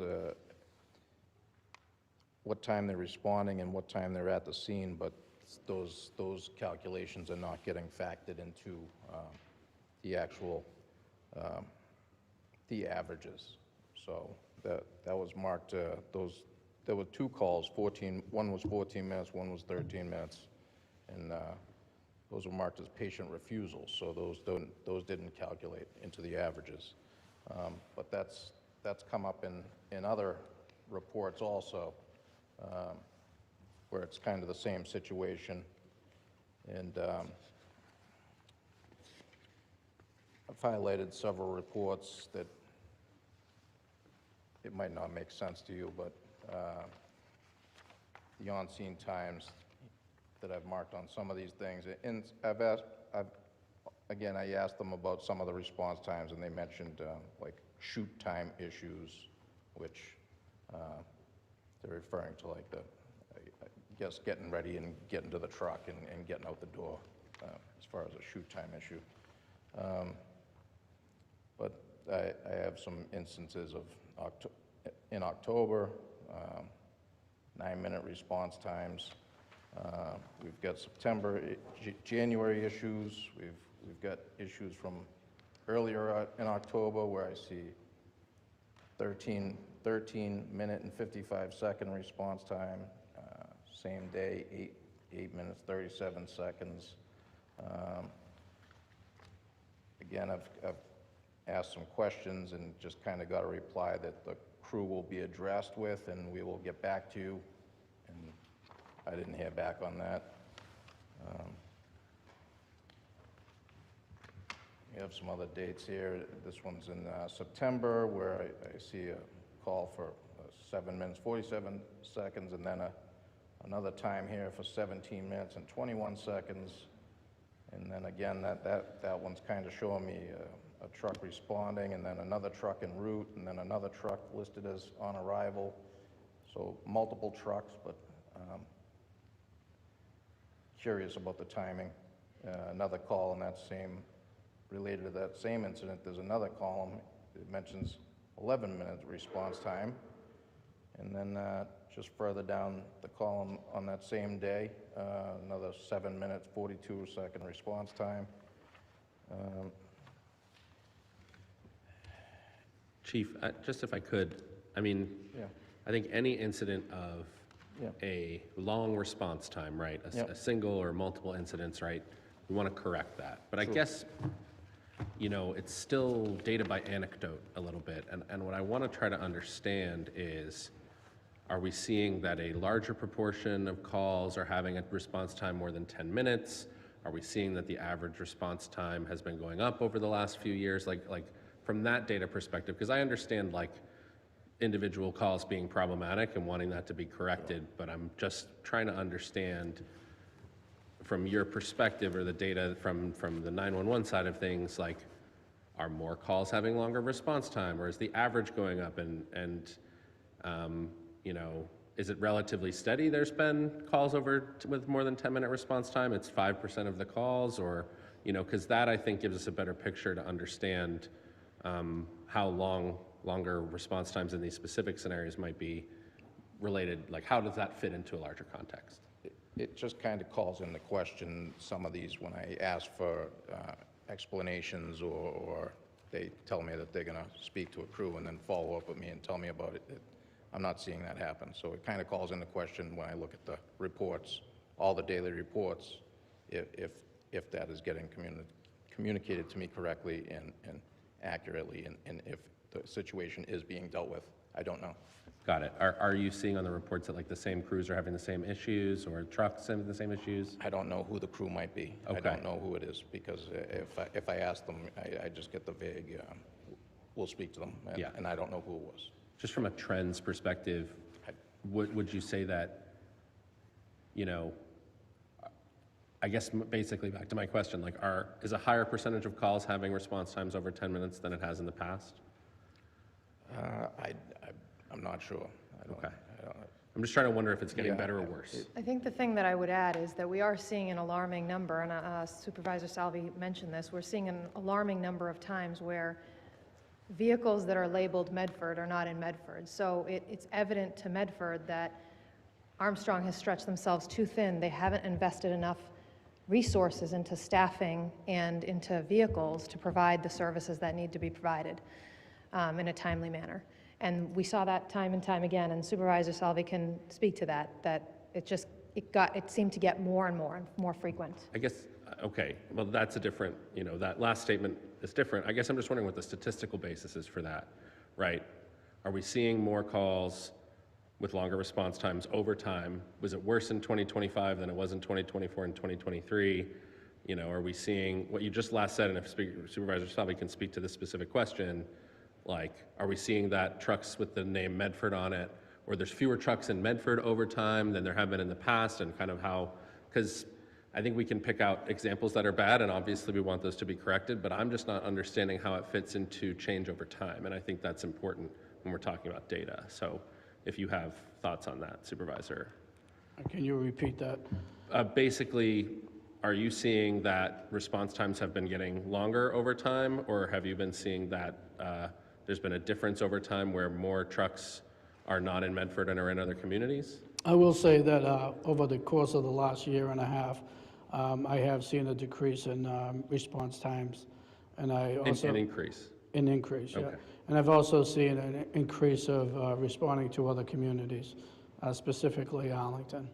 And do we have like data on what that increase is or how? We don't have specific data on when they leave the city. I mean, we have tape recordings every day on, you know, how many times they leave the city, and I would average 6 to 10 times per day. And how does that compare to say like 2 years ago? It wasn't as much, maybe 2, maybe 3 times. It has gone up significantly on them leaving the city. I think if there was a report on that, it would be helpful to see. I don't have any data to support that. I mean, when they tell us they're leaving the city, there's no CAD entry or anything like that. We just they let us know that they're leaving the city, and then we know who we have in the city, who's left. Great. Anytime somebody comes in or out of the city, Armstrong does let us know. Okay. And when do you mean they let you know? They'll say A1's covering the city, A1's going to Armstrong, or Stoneham, whatever it is covering Medford and so forth. All right. I'm going to hold that one and see if they have a report on their end. Do we have any more questions on coverage and response time? I don't think honestly, I really don't think I have, but okay. Do we want to move to the questions about payments? All right, Councilor Scarpelli? All right. Councilor Lemming, I know you had a question about the payment, and then we'll go to Councilor Scarpelli. Yeah. So it sounds like some personnel from Armstrong met with Chief Buckley March 2025, and they said that they would not pay back a certain amount of money that they owed the city. The two things that are on my mind about this is how did they stick with that position over the course of a few months, and when did they flip the position? Because it sounds like when my colleague spoke with Armstrong, they said, no, we would be, we're perfectly willing to pay the money back. It'll just take a while because it's a lot of money. But it sounds like from what the chief was saying that they were just straight up, no, we won't do that. What I'm interested to know is, when did that position change, and did the personnel that met with the chief, were they sort of did they have the authority to make that call? Did they have the authority to say, we're not going to do that? Because, you know, obviously it sounds like the president of Armstrong said that they would be willing to do that. So I'm just kind of wondering the timeline of communication and when that decision was made. The other thing on my mind is, can you just explain in a little bit more detail what the nature of that argument was? Why did Armstrong have that many back payments that they owed the city, and what were those for? I apologize if this was already explained earlier in the meeting, but I'd just like some more sort of in-depth explanation of what the issues were going on there. Was like a contractual thing, like what happened, starting from just square one. Sure. I think Chief Buckley would be best to answer some of the portions of this, but basically, at some point in the process when the city started, this was the city identifying, no, these are payments that are due to the city, and we were working with them to resolve that, but they were being unwilling to, but we forced their hand to make those payments, but we forced their hand. Frankly, Armstrong hasn't made one of the payments. So they had $300,000 owed to the city. They have paid $225,000. Just to follow up on that, if I may. So the contract says that there's $75,000. It says that the city has to provide documentation as to what the money was used for. Did the city invoice Armstrong each year over the past 5 years for that funds, and they were not paid in the year that they were invoiced? 1 second. Yeah, I'll turn on your microphone. I welcome Chief Buckley to speak to some of those details because I'm less familiar with it. I'll probably even further less, but they were not. It wasn't until this early 2025 that we had a project going on in dispatcher communications and that we needed funded for it. And members of my staff, along with Chief Evans, put together some plans to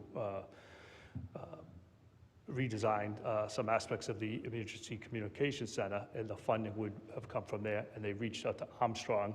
I wasn't part of that initial conversation, but I believe it was a result of those conversations where Armstrong came to me and asked for that meeting. And that's where they made the statement that they would not pay, or they were not going to pay. So just so I can get that, so the city had not invoiced Armstrong for several years until March? It was, just to be clear, so part of that answer is yes, and the other part is we did not invoice them in March. We were asking for them to, their support in providing the payments at that time. Oh, okay. So it wasn't a technical invoice, but we were, members of the team talked to them about providing payments. All right. Yeah, Councilor Scarpelli. Let me shed a little light, just so you know where I stand. This was a process that was started back with Chief Gilberti, and it was, I believe it's $70,000 at the time, that the negotiation that the chief would provide Armstrong with a request of payment showing invoices year to year. They did that. Then the question came about with Mayor Burke. This is what communication with Armstrong had explained it. When it came to Mayor Burke said, this looks funny. It looks like it could be construed maliciously, right? So we need to then change the verbiage. That was the question that was brought up back in the day. So it was $75,000 that would be requested by the city that would focus on, I believe, the 911 center, anything dealing with funding for the 911 center. Radios, AEDs, training, whatever that may be. When this present mayor started, she went 4 years without requesting anything. until this past year, when the 911 supervisor reached out to Armstrong and said, we want $75,000 because we bought this. I believe Armstrong explained this with the attorneys during negotiations. City solicitor concurred, I believe, and KP Law, that yes, we understand that this doesn't look right. We can't just give you that money because you didn't request it, because someone didn't read the contract, Madam Chief of Staff. Year to year, someone was to reach out and ask for these funds with written documentation stating what it's for. They're not cutting you a blank check. That's what we were told. That this year, it was presented to them to the $75,000. I believe Armstrong and Goodwill cut the check that I believe our leadership team was supposed to send documentations of what they were paying, which I believe Armstrong will tell us later that, which I'm curious to know, that they still haven't received those documents, that what they paid for this year. So I believe that was part of the negotiations that stated, well, we still want to support Medford. We still want to show in good faith. So we'll then move past in the next contract, which Armstrong shared with me, is that was presented to KP Law and the former city solicitor, that it was for the next 5 years, they would honor $35,000 to make up for this money, but they can't give this money from the past because it wasn't presented correctly and it wasn't asked for at the time. So the clock can't go back to get that money. If I'm wrong, explain that, because I'm sure that from the information that Armstrong shared with me, it'll be interesting to see where we are, because it's funny, this is where I'm getting hung up on. We just talked about response time. We just talked about how bothered we were, right? Back in some time ago. But then we would still entertain negotiations and then come to this point and then realize, holy cow, you owe us money. Pay us money now. Then the answer was, we can't pay this money because of A, B, and C. And now here we stand. Do you see where the lack of transparency comes in and why it leaves questions in the public for where they're saying, well, this is about money, or this is about, questionable issues. So this is where I want to bring forth that before we continue, you know where it's coming from on this side, because as I share with my counselors, that's what at least was shared with me, because we don't have a city solicitor. I can't reach out to him, although I tried. He's gone. We let him go. KP Law, we don't have anybody that we can talk to in KP Law, and unfortunately, our chiefs or yourself, Madam Chief of Staff, you weren't involved in that negotiation. So we can't ask those questions when it comes to the money and why and how that came about. Do you see where our confusion as the fiscal stewards of this community about our money, where we are and why we're concerned? I hope you understand that. All right, thank you. Yeah, just very quickly, yeah, I think my questions are along the lines of what Councilor Scarpelli said, which was there an intentional decision not to invoice Armstrong for a period of time, and then while working on this project to then invoice them, and then as the contract states, there needs to be documentation of why we're invoicing. And it sounds like there was a related project around dispatch at this time. So just trying to, and then asking if that documentation was received, was documentation provided for the full 4 years or however many years of payments weren't invoiced at the time? I'm just trying to understand, was this, we made a choice not to do this. We knew we could do this, but we made a choice not to because we didn't have valid expenses. And then we came back when we had a big project and wanted to invoice and provide documentation for a larger amount of funds? Or was this, we didn't know we could invoice, and then we found the provision, and then we started doing it at this time?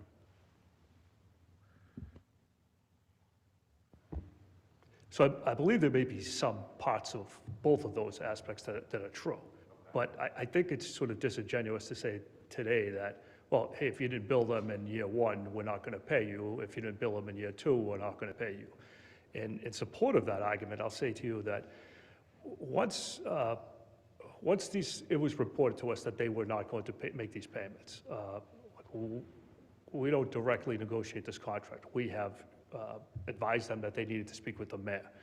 Well, Armstrong themselves went over and presented, they were willing to pay the mayor right then and there a percentage of that funds without any invoice or documentation or any requirements. I mean, they suddenly changed their picture because I think they thought, or they suspected that, hey, we have an upcoming contract,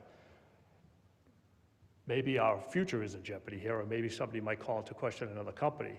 And then later on, another payment was made. Again, I don't know the terms of the payments, without, again, asking us for invoice. So while it might be okay to say today that, well, you didn't get the money because you didn't ask them for the money on day one of 2023, and you didn't invoice them, Armstrong themselves were willing to provide this money at a later date when they felt that their negotiations were in jeopardy. I mean, I think it is disingenuous to today say, hey, you didn't do what you had to do, yet later on say, well, we're willing to do this and not request any of those funds or any of those invoices or any of those policies. But as far as the project, I just want to be clear about this project. The project was a plan at the time. We didn't do any work that we could invoice as of yet. It was early stages, and there was it was me who suggested to those making the plans to reach out to Armstrong and have the conversations with them. Chief, I just want to, and like, I'm not saying either side.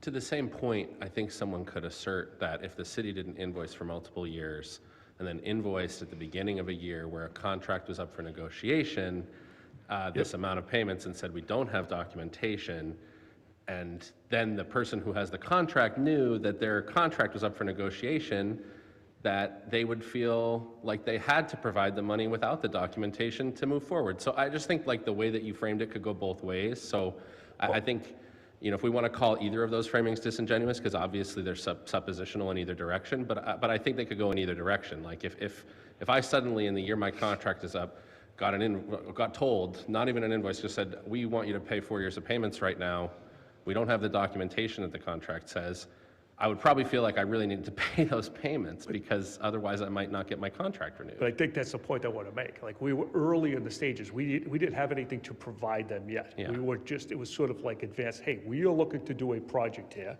We understand that this contract exists and funds are present in this to fund this. We want to bring you in early stages. We had not started anything to the extent that we were going to, I think maybe they got a proposal from some company, but we were not at the stage to present any bills or invoices for work done to Armstrong Ambulance at the time. Because it's my understanding that there was a big project in March. You might want to. It's my understanding that there was a big project in March and then there was a big project in April, and they held part of that over in September, March and September. And they held one of those $75,000 payments over the city's head. How did they hold it over the head?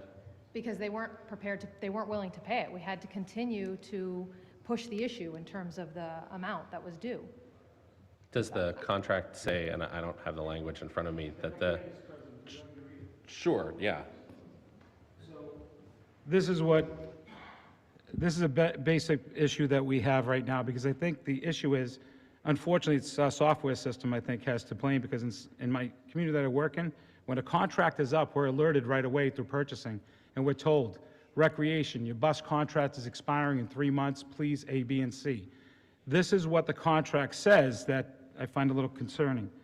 It says, I believe it's 10.1, on the effective date of this contract, Armstrong shall provide $75,000 payment to the city, and on each of the 4 subsequent anniversaries of the effective date of this contract, Armstrong shall provide a $75,000 payment to the city, all of which will be used solely for the operations of Medford 911 Dispatch Center in return for the city taking initial 911 calls and alerting Armstrong to all medical calls requested for EMS. The city shall provide annual financial statements to Armstrong detailing the expenditures of the funds provided herein to demonstrate that the funds are used for such purposes. The parties agree that, except for the first installment of this payment, no funds should be provided to the city by the Armstrong pursuant to this section until such financial statements are provided to Armstrong for that prior year. So year 1, no documentations. Year 2, no documentations. Year 3, no documentations. Year 4, alerted, contacted, then the ball starts rolling. $75,000 for a project.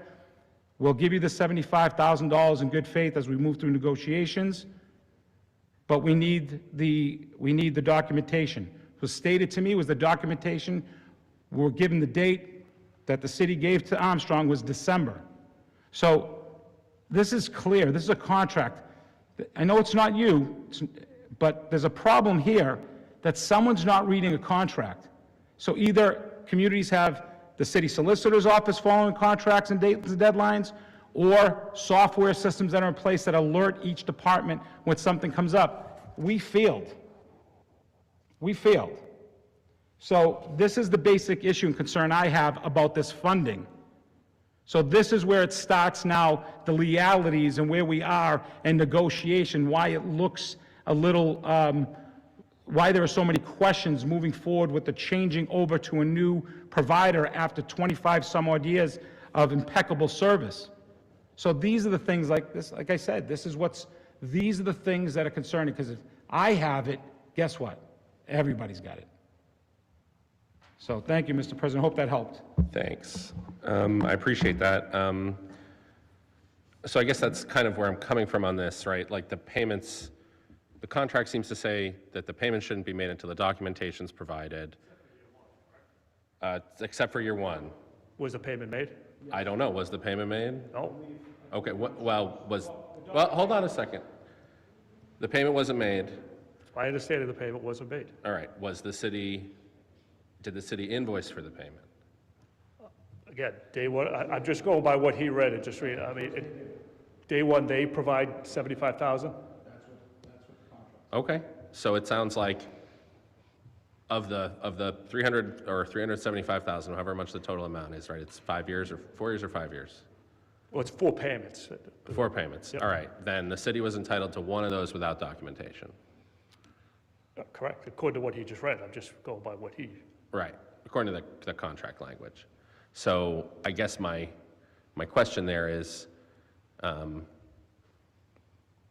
years, 4 years, in the beginning of the 4th year, your contract's up for renewal, and you're in a meeting, you get a call from the mayor, or it's said in a meeting, you haven't paid up, it's time to pay up, and the contract says that the only amount that they need to pay without documentation is that first year, right? So let's leave that out the door. 75,000 should have been paid. City should have invoiced it, or Armstrong should have paid it, whoever, should have been done a long time ago. But everything else needs to be paid with documentation, only paid after the company receives documentation that the payments were for the services that the contract stipulates the payments need to be made for. Which would have been provided. Which would have been provided. Yep. Right, but we asked for payment before the documentation was provided, and the contract says payment should be made until after the documentation is provided. That's where I want to be clear. We asked them initially, we're planning this, we want to do this. We have a contract, the city has a contract with you, we want to use these funds, are you on board? That is what prompted them to come to me and say, we are not going to be making these payments. At all, ever? At all, ever. Okay. Back in March. And then, But ultimately, they did make payments Right. without invoices. And that was when they felt that they were in jeopardy.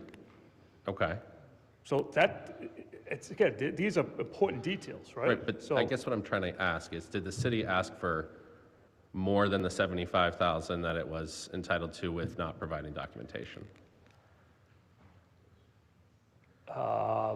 We asked if they would be party to a plan that would be more than $75,000, but we were willing to provide the documentation. Right, and was it, we would ask you for the 75,000 now and the rest of it once we give you the documentation? No, I'll go back to March now. Early conversations. This is what we want to do. This is what we're looking at. This is what potential costs could be. This is our available funding.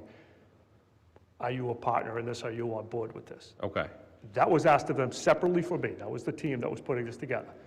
They came to me and they said, we will not be making the payments. okay. And we will not be making the payments until X conditions are met, just we will not be making them at all.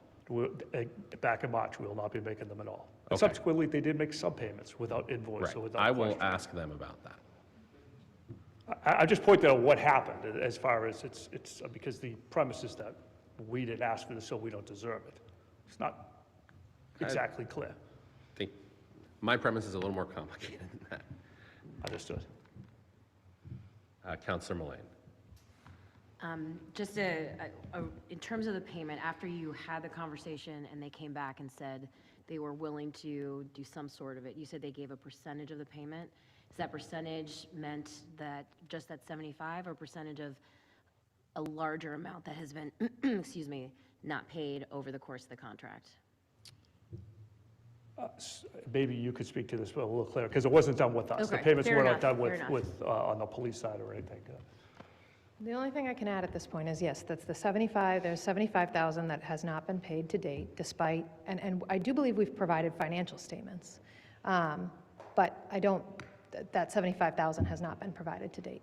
Even the percentage that the chief just mentioned, the percentage of the payment was offered to be made, right? I can't speak to that one. I Is don't. the assertion that the contract requires $300,000 of payments, $75,000 a year for 4 years, and they've paid $225,000? That's correct. Okay. And are you saying that we gave them annual financial statements for the first 3 years, assuming that That's my understanding. I can go back and check some records, but Okay. yes, so I If don't you know could- exactly which years, what, and I don't have that detail, but I do know that we provided some Okay. financial information at some point. Sorry, just quickly, Counselor Scarp. What was shared to me through Armstrong Special Revenue Receipts, 2020, Mayor Longo Kern, $75,000, Mayor Burke requested, that was Mayor Burke, 2020, no request from the city to Armstrong. 2021, no request from the city to Armstrong. The 21st of March of 2013, there was a $25,000 grant for civic defense to reimburse Armstrong. Then it was new contract back in 2022 that it looks like we can ask Armstrong, but it says no request from city to Armstrong. 24, no request city to Armstrong. And again, 2025, at the time, there was no request to the city of Armstrong. This is their financial breakdown that they shared with me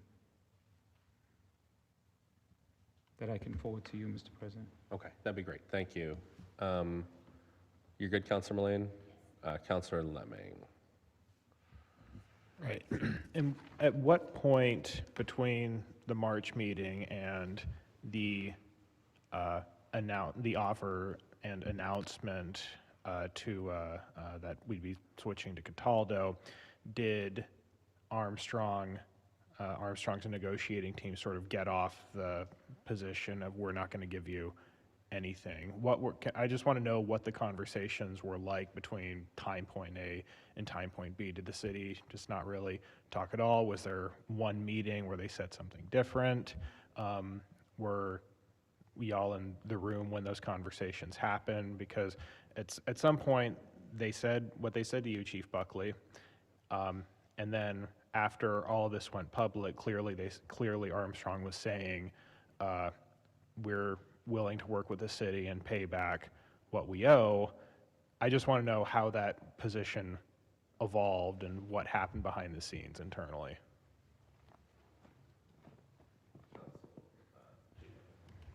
Well, so I guess that's going to be difficult because it wasn't done again with the police and/or fire departments. At this point in time, any of the monies were dealt with. I believe Armstrong had a meeting with the mayor. Sure, and I can appreciate if you weren't in the room for those conversations, if you don't know the answer. That's perfectly legitimate. Yeah, and I just don't, I was on medical leave also for Sure, 6 of those yeah, months. yeah. So a portion of that time is just, I don't know the timeframes of a lot of the stuff that happened.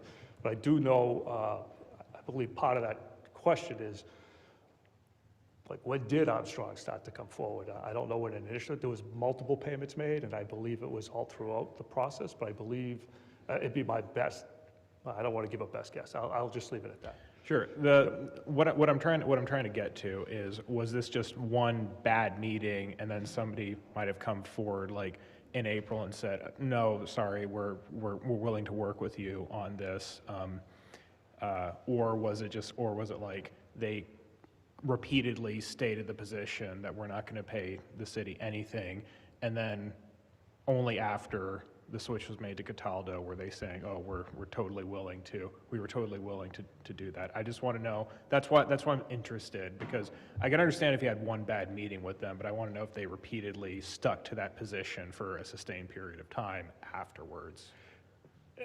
So the answer is, there's that one meeting where they say we're not making the payments. At some future date, they met with the mayor and made an offer of a payment to the mayor.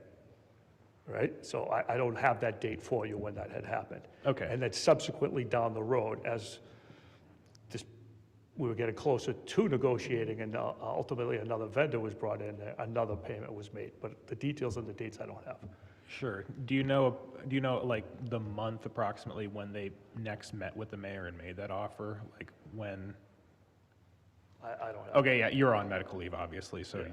But, I don't have the timeline of the meetings or the dates to that effect, but I really, frankly, I understand the questions, and the council can certainly ask any questions that it has. I do have one check date here in my records, but I can't reconcile the records quickly enough to be able to speak to different dates and different meetings, nor do I even know if I have necessarily that level of granularity in my communications.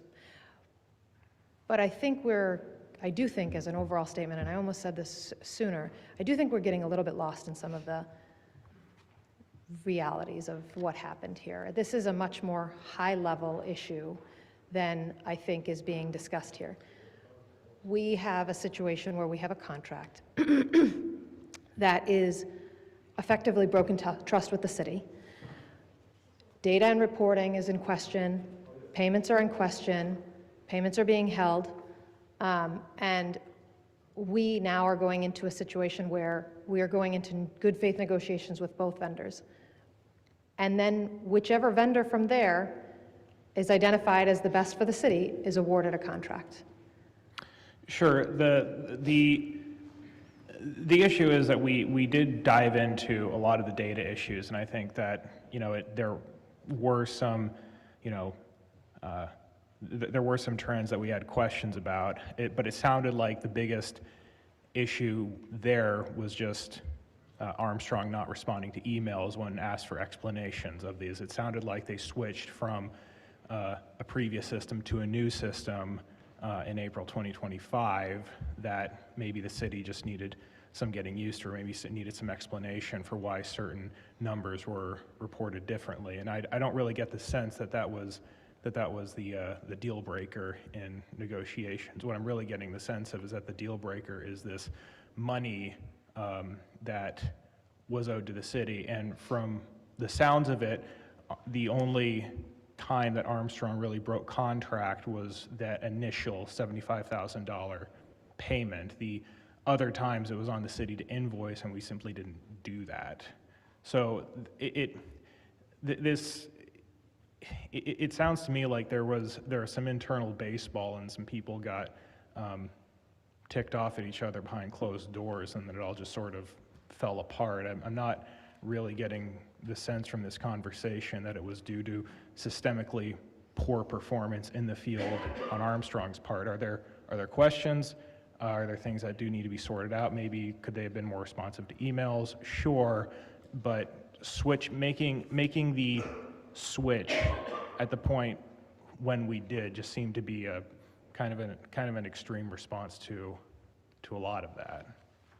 That's just the impression that I'm getting from listening. President Bears, through you, with all Sure. due respect, I think there's just so much here in terms of some of the data that may not have been presented the way I think would tell the full story, but it's come out today. I just feel like we're losing some of the realities of what happened over time in terms of the contract and the issues that the city faced. There's significant issues with response time, accountability, and trust and reporting in all of this. To say that it's something less than that is, I think, not a decent characterization. Right. I will say that I do appreciate that you are being open about these issues. You're coming, like, I enjoyed the conversation that we've had over the past 2 hours a lot more than the previous meeting, because are we getting into details here? Are we, ripping through contracts? Are we getting into realities, complex realities? Absolutely, but that's why everybody decided to show up here on a Wednesday night, is to sort of hash some of this out.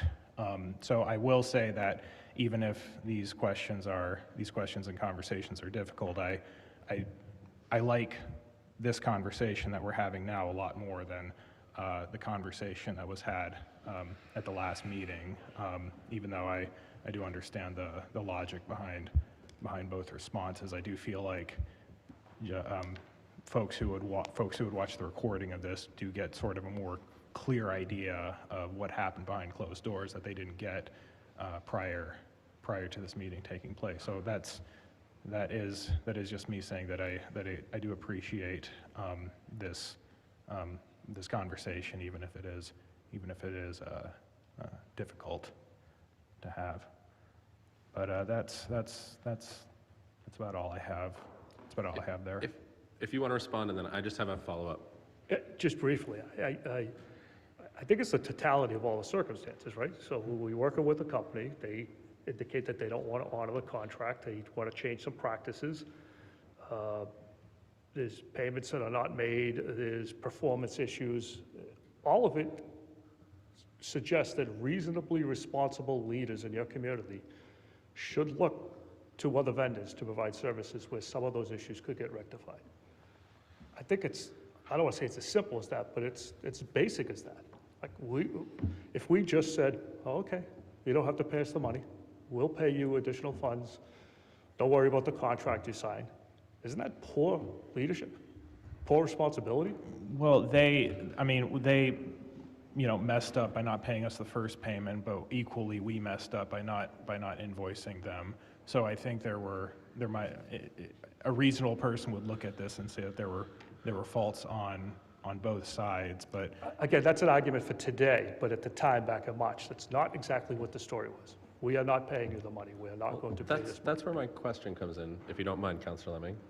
I've interrupted you a lot, if you want. We're establishing a pattern here, man. I gotta. All right, I'm talking. Keep going. Well, yeah. So, I mean, I'm not arguing against the idea that you could have one bad meeting. I have no doubts that the vibes and the tempers coming out of that meeting were very negative, and I'm not arguing with that. But having one bad meeting when it seems that both parties could have been reasonably at fault here doesn't seem to me like enough of a justification to blow up a 25-year relationship. There were meetings after that, which I understand you weren't privy to, so and maybe you weren't, so you can't speak to them. But it doesn't seem to me that there was enough of a justification there to make this switch. So that's what I'm not really understanding. Well, I think we really haven't talked about what Cataldo offered, what Cataldo brought to the table. I think we exactly did not blow up a 25-year relationship. We continued negotiations with both parties. That's exactly what we didn't do. Despite everything, we continued to negotiate with both parties and in good faith to identify what the best would be for the city of Medford. And Cataldo rose to the top.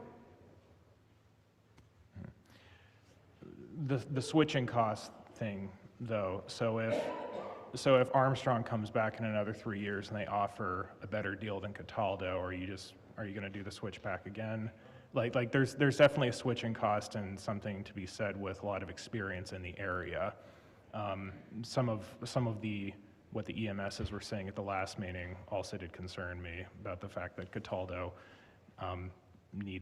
was planning on hiring a lot of EMSs out of Armstrong in order to meet the demands that that Medford had. So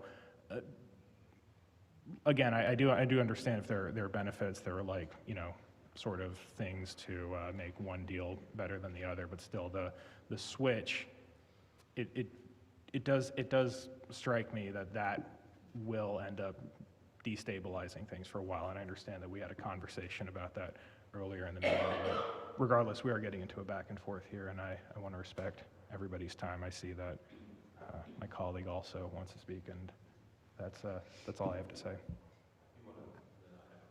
Sure, and I certainly defer to Chief Buckley because, you know, Chief Buckley has been involved to a degree, was out on leave, and I did find an invoice in my email to which Chief Buckley is not on. But I will say, I think the reality is the city needed to consider all options, considering everything that had transpired over the course of the last year plus with the contract. To say that the city should remain with the contractor as chief, with a contractor that the city is not happy with, is not getting responsive information from, is not getting responses from in terms of callback time, is not is having to push significantly on payments even after documentation is provided, whether it's the financial statements or otherwise, and then coming back and looking at data that's not being provided. There's just a history, and I honestly, I'm surprised to a degree that that the work that was done by the city is not being heard and captured here. It seems that each and every time we're describing what happened in the past, there's some speculation on what Armstrong might have done or might not have done by the council, and I'm feeling kind of, I feel like I'm put in a position where I'm having to repeat myself kind of as a broken record, or others on the team are having to repeat themselves kind of as a broken record, and there's enough weight is not being given to what the city is saying in these cases. Chief Buckley, just a specific question. Let's just go back to that first piece of the payments. You were having the conversation, you said, Armstrong, we want these payments, and then you said that Armstrong said, we're not going to pay it all. Was that, and you were on leave at the time, I think, right? So. When they said they weren't paying? Yes. No, that was in my office. When was that? In March, end of March. That was in March, so you were here for Yes. that. Okay, and that was a verbal conversation in March Yes. where they said, we're not paying, period, not on any conditional element. And was that further substantiated, like in writing? Was there a request made in writing and they said, we're not paying? Or when a request was made in writing, was the response different? Not to me, no. Not to you, to the mayor or the city when a further request was made? May have, I mean, I believe at the time, and I just want, also gives me an opportunity to clarify something. We keep referring to this as a bad meeting. We had no bad meeting. There was no anger or tempers in this meeting. It was just straightforward business, and they had made they knew we were going to be seeking some sort of reimbursements for funds for work in the dispatch center, and they said that, quite frankly, they weren't going to make the payments. They were getting legal advice not to make the payments, and they were getting legal advice that they had to charge additional items. From there, they were directed back towards the mayor, who negotiates that contract. Okay. I mean, I'm not saying we were like, is what it is, but we're like, okay, kind of took me by surprise, but. So after that point, the further conversations were with the mayor and the chief of staff and KP Law? I'm going to assume they directly payments The chief of were- staff maybe yeah. could, I wasn't involved in the direct conversations. who I know, was? I know, well, I don't know which each meeting who was involved in directly, but I know that the negotiating team consisted of our chief when he was on and when he wasn't on leave, our fire chief, our supervisor of dispatch, Mike Salvi, our former city solicitor, and the mayor. All right, I'm just And wondering then who was having KP the Law, to a degree, was on at some point as well. who was having the conversations about the payments? I believe our finance director was communicating at some point with Armstrong on the payments, yes. All right, just the finance director? There's communications that are in my inbox, but, you know, I wasn't leading that one, so Okay. but there's plenty of people on those communications, but the communications, from what I can tell, are back and forth between the finance director and Armstrong. I'm just trying to figure out how we got from, we won't pay a dime with some people, to we'll give you some money now with other people, to we're going to give you a bunch of this money now, and like who was involved in each of those conversations, and if there was any sort of legal change either on the city's side or on Armstrong's side, since it was brought up that they were getting legal advice that they shouldn't pay, and then they did pay, which I would reasonably assume means that the legal advice had changed, or So I'm just trying to wonder, lawyers seem to be involved, finance director was involved. How did we get from we're not giving you a dime to we've given you 3/4 of the money? That's my overall question. My understanding is the city put it squarely in their lap that they needed to make the payments. Okay, And kept doing so, and kept pushing for that. okay. All right, As simple as that. sure, Councilor Scarpelli. So you brought up some issues. One, that we know at the end, you weren't involved, the chiefs weren't involved, Mr. Salvi wasn't involved in the end of negotiations. This is why I reached out and said, please, have one more meeting face-to-face with all the parties. Because isn't that what negotiations are? I applaud the mayor to go get someone else to start it. But when I have a municipal contract and someone comes to me and says, well, this is what we want for a bus contract, or our lunch program contract, and I talk to a vendor, we go back and forth so we can get the best number. Isn't that negotiation? Sure. Ultimately, there wasn't an issue for 25 years when it comes to service with this company. It only comes up now because there are questions about moving from this company because of concerns. You explained that Cataldo, you don't know what they offered. Well, what was shared to the community, because no one's seen the contract, I haven't seen the contract. We have 3 things. The behavior ambulance, which I shared with everybody what Armstrong shared with me, that they're willing to do that. They're willing to do that, even if it was the 13th hour. The coverage for ambulance service for employees, what was shared to me was just needed to be in the contract and spelt out in the contract correctly, and they would honor that. And then I believe the third piece was I forgot what the mayor's press release at the time, but there were 3 issues. And at the time, when I read those, I said, that's exactly why we needed this conversation.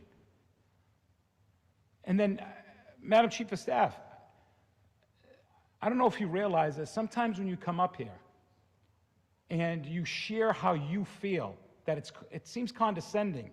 Could it be that maybe when we keep saying the same thing back to you, or the message doesn't align with you, but maybe you're not right? Maybe that we should look at the totality of what this issue is and say, well, maybe we should have handled this differently. Because what's alarming to me right now, as we're talking the contract, the people that were directly involved at the end of that contract aren't here. We know the chiefs weren't involved. We know Mr. Salvi was involved. We know you weren't involved. And I know the mayor wasn't involved from what I was told. That it was KP Law, our chief of staff, with Armstrong's attorneys in Armstrong. That's a documentation that was shared.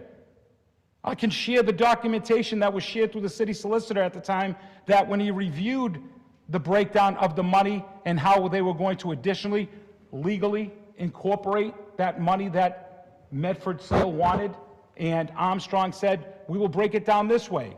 So we will honor that, even though they didn't get the information that was required in the original contract on Section 10.1. The city solicitor, as Mr. Raymond said last week, the city solicitor said, it's perfect, everything looks great. I believe it was in June. Everything looks great. The mayor's going to give it a once-over, and we'll get back to you and we can move forward. That's what was done. That's what was done. That's what we heard. This is what we see in documents and emails that has been shared to us. Like, I'm the city councilor, and I see this paperwork. So when you say, it seems like I have to say things over and over again, because you didn't see this, obviously. I did. So this is what it's concerning. When it comes down to it, we have a company for over 25 years that have had 0 issues, at least with each other. It's been worked out. We haven't had one serious complaint in this community. As a matter of fact, you'll hear later opposite. Because what I've gotten from phone calls and communications from multiple people in the community, that what this company does that's not being shown in a contract would knock you off your chair. So maybe take a deep breath and say, you know what? Maybe that's true. Maybe we should have sat down as part of what negotiation, the definition of negotiation, is bring the parties together after you get it, right? Those people that follow the Red Sox. Alex Bregman was going back and forth. Well, Chicago Cubs gave him a better deal. Well, he's gone now. Well, at least they went to the Red Sox and said, what is it? Can you do this? And the Red Sox said, no, we're not going to give you a no-trade clause. We're not going to put that in. It's no different. So for people that don't understand contracts, that's something that's been in the news lately. That's all I asked for. That's all I asked for the 13th hour. Please come, everybody sit back at the table. We wouldn't be here right now. We'd be working on a behavior ambulance based in Medford. We'd be working on the EMT training that was explained to me by the leadership team and why this wasn't happening in Medford. We would clarify and clean up the certain issues, but instead we got information on samplings of questionable response times, where the data that came from Armstrong showed us concrete state guidelines and response times. So when you talk about response times and now we talk about contracts, it just doesn't equate. It just doesn't. So thank you, Mr. President. Thank you. So I want to transition at a certain point to hearing from Armstrong. As I said, there were like 5 steps to this meeting. We're still in step 1, so I'd like us to get out of here at a reasonable hour. Anything more that we want to hear from the administration at this point, or questions from the council for the administration? Just a programming note. I know we had the standard compensation ordinance on the agenda. We're not gonna. I'm the proponent. I would request a motion to table that to a future committee of the whole meeting. Can anyone make that motion? And I know there are people from the administration here to discuss that, but I would request a motion on that item if that's possible. So moved, Mr. On the President. motion of Councilor Scarpelli, seconded by Councilor Mullane. Mr. Clerk, please call the roll. This is to table 25189 to a future committee of the whole meeting. So if you're here to talk about standard compensation ordinance, we'll see you in February. Counselor Callahan. Yes. Vice President Lazaro. Yes. Counselor Lemming. Yes. Counselor Mullane. Yes. Counselor Scarpelli. Yes. Counselor Singh. Yes. President Beers. Yes, 7 affirmative, none negative, motion passes. Before we wrap up, I just wanted to go over, just so I understand, or if you want to respond, if you want to say something now about what was just said, that's fine. I just wanted to go over kind of my understanding of the analysis at this point. Your call. No, go ahead, President Bears. I really don't have any more that I can say here because I've said everything I needed to say, and we've made it very clear what the city's perspective on this is, but I think it's just, I think the exact opposite of, Councilor Scarpelli. So I think the comments that are being presented by the professionals of the city who are here today, who looked at these contracts, are being minimized. Got it, thank you. Yeah, so my understanding where we're at, I picked up 6 general areas of kind of we talked about last week, the analysis of how the city got to this decision. And one of them was that around the response times and that questioning the validity of Armstrong's data, that was kind of one bucket, that response times were getting longer, that trucks were in Arlington a lot, felt that there were discrepancies in the data, inaccurate data, a loss of trust in the data that the city was receiving from Armstrong. So that's the first bucket. The second bucket was kind of around investment, that there was a lack of investment in staff, trucks, AEDs, going back to that coverage issue that ALS was in Arlington a lot, asking why not more resources were not added, and then some questions around Armstrong not offering things that they'd offered in the past, or Cataldo offering better benefits. Armstrong wouldn't do free transport of first responders to if they were in a health area, and then the Cataldo was offering EMT training at the high school, firefighter training, EMT training for firefighters, extra equipment and training for fire department, or extra equipment at fire scenes and extra training operations. And then the last one was around these payments that Armstrong was refusing to pay, things that were in the contract. And I think for me, is that is that generally a summary of where you guys were at? I think you covered the points, yeah. Okay. My questions remain here, mainly around the data and the response times. Like, I really would like to see reports from the city as well as reports from Armstrong around, I think we got a lot of data by anecdote. I think we heard there were many incidents of long response times, but going back to that question that I asked, you know, how has average response time been changing over time? What proportion of responses were greater than 10 minutes? Kind of these bigger questions that would, I think, make it a lot easier for the average person to understand that response times were getting worse. Like, that would be kind of more what I would want to see there. And then I have questions on the payments still. Like, I still don't understand how we got from we're not paying at all to we'll definitely pay. And just looking at the what Councilor Scarpelli just passed to me, you know, it looks like in the 2012 contract and the first 3 years of the 2017 contract, like, payments were made in a very timely way each year, each fiscal year. And then starting in 2020, payments were no longer being made. Armstrong says there was no request from the city to Armstrong for these payments in 2020, 2021, 2022, 2023, and 2024. And that's very different from the behavior prior to 2020.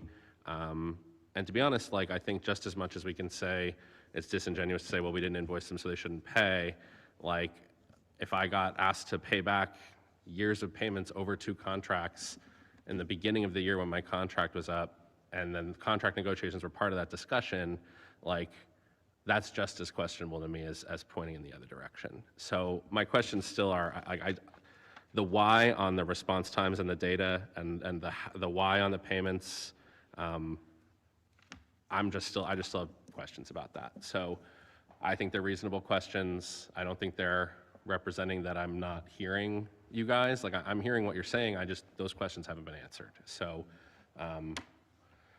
that's where I'm at on all of it. And, you know, at this point, you know, if you want to respond, and then we can move to the next phase of the... Just to say one more thing. Thank you, President Barros. Just to say one more thing. In March of 2025, when the chief is hearing from Armstrong that they are not going to honor certain aspects of the contract, they're going to change certain terms that have either been part of the contract or pre-log-standing practices, that's at a point where, of course, we've got a negotiation coming up this November. That is a very difficult way to start a negotiation. So one thing that wasn't said was, if sitting back and looking at this from the city's perspective, if this is the tenor of the contractor in March, what should we expect in November? And really the only way to hold a contractor responsible for something like that when they're changing terms of the contract, changing past practices, is to bring in other parties to negotiate with to get the best for the city. And that's what we did. So I think that was just the only thing that wasn't said. That doesn't necessarily speak to the items you're talking about, but I think that needed to be said as well. And I appreciate it. And just a really quick clarifying question. When you say not honor the terms of the contract, part of what you're saying is they weren't going to make the payment. They said they weren't going to make the payment, or you're saying they said they wouldn't make the payments that were in the current contract. Was the rest of that about the current contract or the future contract? I think I'm following your question correctly. I guess I'm saying, like, you've said they weren't going to honor the contract. Their current contract, and therefore what would happen in future contracts. What provisions weren't they going to honor of the current contract? The reimbursement provisions. That, okay. The But $75K per year. anything else? Well, the EMD, in March, we covered this, in March of 2025, they essentially went, they said that they wouldn't cover 3 specific things that were either in the contract or past practices. The first was the $75,000 per year. The second was the EMD. They were going to begin charging the city for EMD. Right away. Which I can't speak to that Well, I specifically. guess I'm just trying to figure out which of these was in the next contract we would like to change this, or in this current contract it says this and we're not going to do this. That one I'd have to defer to others. Okay. And then that they were going to stop providing services to our first responders when they were injured in the line of duty. And was that right away as well, or in That the I don't, future that I contract? don't have the answer to. All right. I would love the answer to those two questions. Chief, right away or in the future, do you know?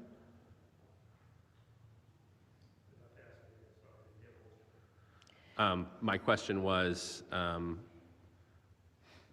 Nina just said, the chief of staff just said there were 3 things that Armstrong said they wouldn't do anymore, and it was, or provisions of the contract that, as the chief of staff characterized, that Armstrong wouldn't honor.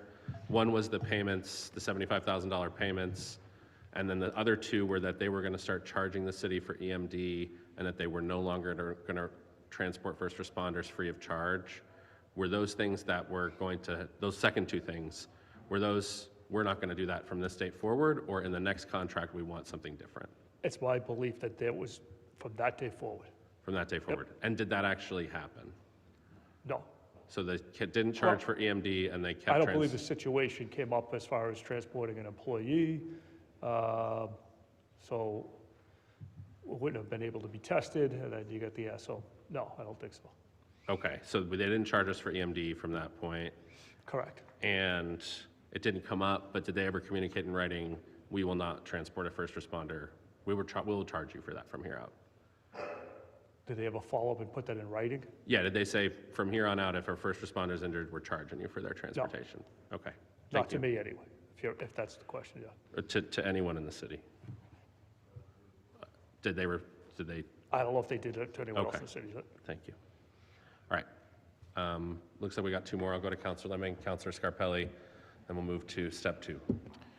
Yeah, I just wanted to thank you and Chiefs Todd and Evans for speaking here tonight. I would like to reiterate once again that I appreciate this kind of a conversation, difficult as it is, far more than what we saw previously, which was, well, I just appreciate honesty and transparency about what happened behind the scenes coming from the administration. I understand it's very difficult to stand and have this back and forth for 2.5 hours. I can appreciate that, but I just wanted to say that, and I do, but also to say that I do agree that we should move on to hear from Armstrong as well. Thank you. Thank you. Councilor Scarpelli. Thank you, Mr. President. Again, I think, again, this is, whether we feel it or not, I think this is a very good format. I think that this is what people want to see from our government. So I will explain why this came forward. Like I said, in communications with the mayor and our chiefs, it seemed like there was a gap there. There was a link missing in communications. Because when it came down to the end, I know Chief went through his issues and was off for a period of time, and Mr. Chief Evans and Mr. Salvi weren't purview to the final discussions and contracts. I know that what was shared with me, and I hope I'm going to ask for clarification from Armstrong about understanding the EMD when it says we want Method to pay you. EMD isn't payment out of Method's pocket. What I was educated from the chief of Stoneham was EMD is a process of a 911 grant that is written by our leadership team, whether it's chief of police or chief of fire, and those funds would continue the services of EMD and paid directly to Armstrong. So I need clarification with that.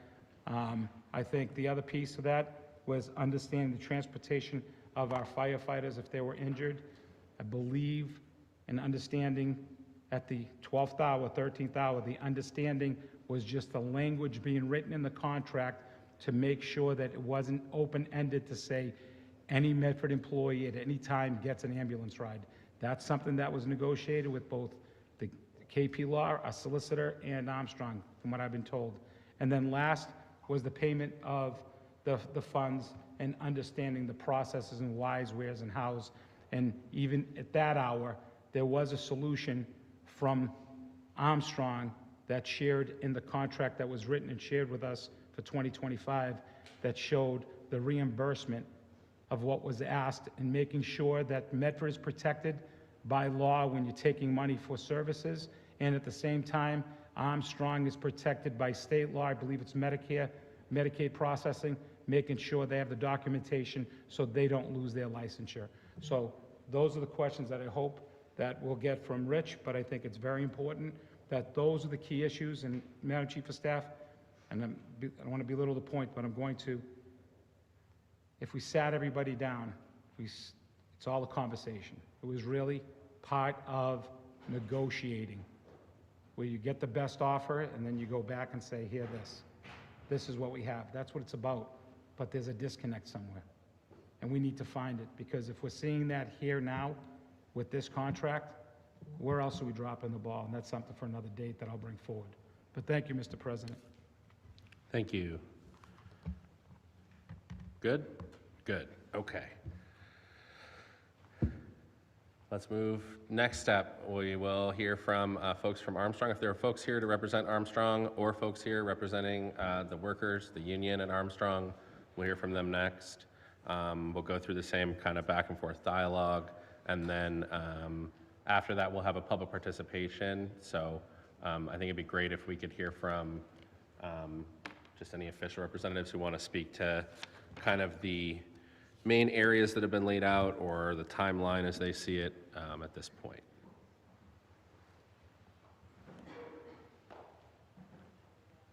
Thanks, and just name and address for the record. Rich Raymond, CEO of Armstrong Ambulance, but because of the time, for the other folks that want to speak before me, I'm happy to stay, but I feel bad for others that want to speak. Should I go now or last? I'm happy to stay. I mean, I think it would be great to kind of get the case on the table from each side, but, you know, if there's folks, you know, who are burning to speak and can't stay for a little while longer, if you want to raise your hands and...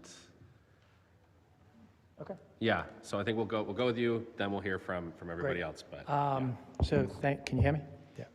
So thank you very much. I have a timeline that I'll go through, but I know in the beginning tonight, we heard a lot of response times of 8 minutes, 9 minutes, 10 minutes, but we didn't hear about the 2 minutes, the 3 minutes, the 4 minutes, and all the great things the women and men behind me do.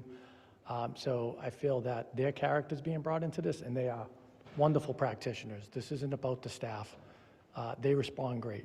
The national average is 9 minutes, so when we talk about 6, 7, 8, 8:59, that's the national average. So anything above that is where we look at, but anything above that we have to bring into thought. One of the calls we're talking about was A6 or A7, which means we're contracted for 3.5 trucks. The call in question of 20 or 30 minutes, whatever it was the 6th or 7th truck coming into the system. And by contractual language, it's, 8 minutes 59, 7 minutes 59, 90% of the time. We're well below that. So we can find longer response times, no doubt. But there are points that both the chiefs talked about and Mike Salvi talked about. Is it the 3rd truck? Was it the 4th truck?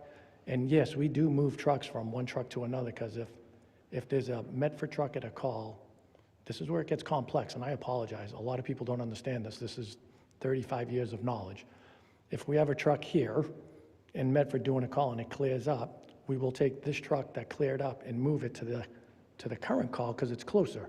Our whole mission is the patient, nothing short of the patient. We are moving trucks to get the quickest response. So that's where it gets very complex, and people don't understand that.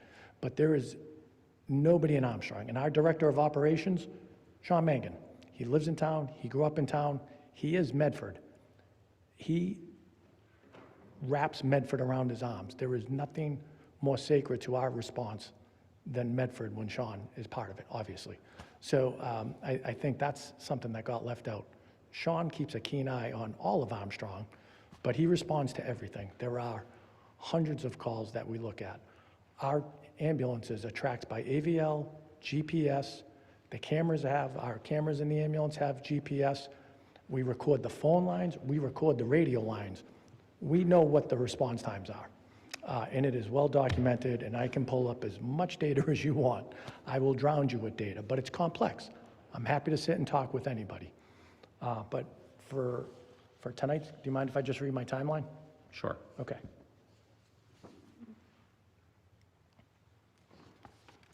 So I think the chiefs were correct. This all started back in March 21st, actually.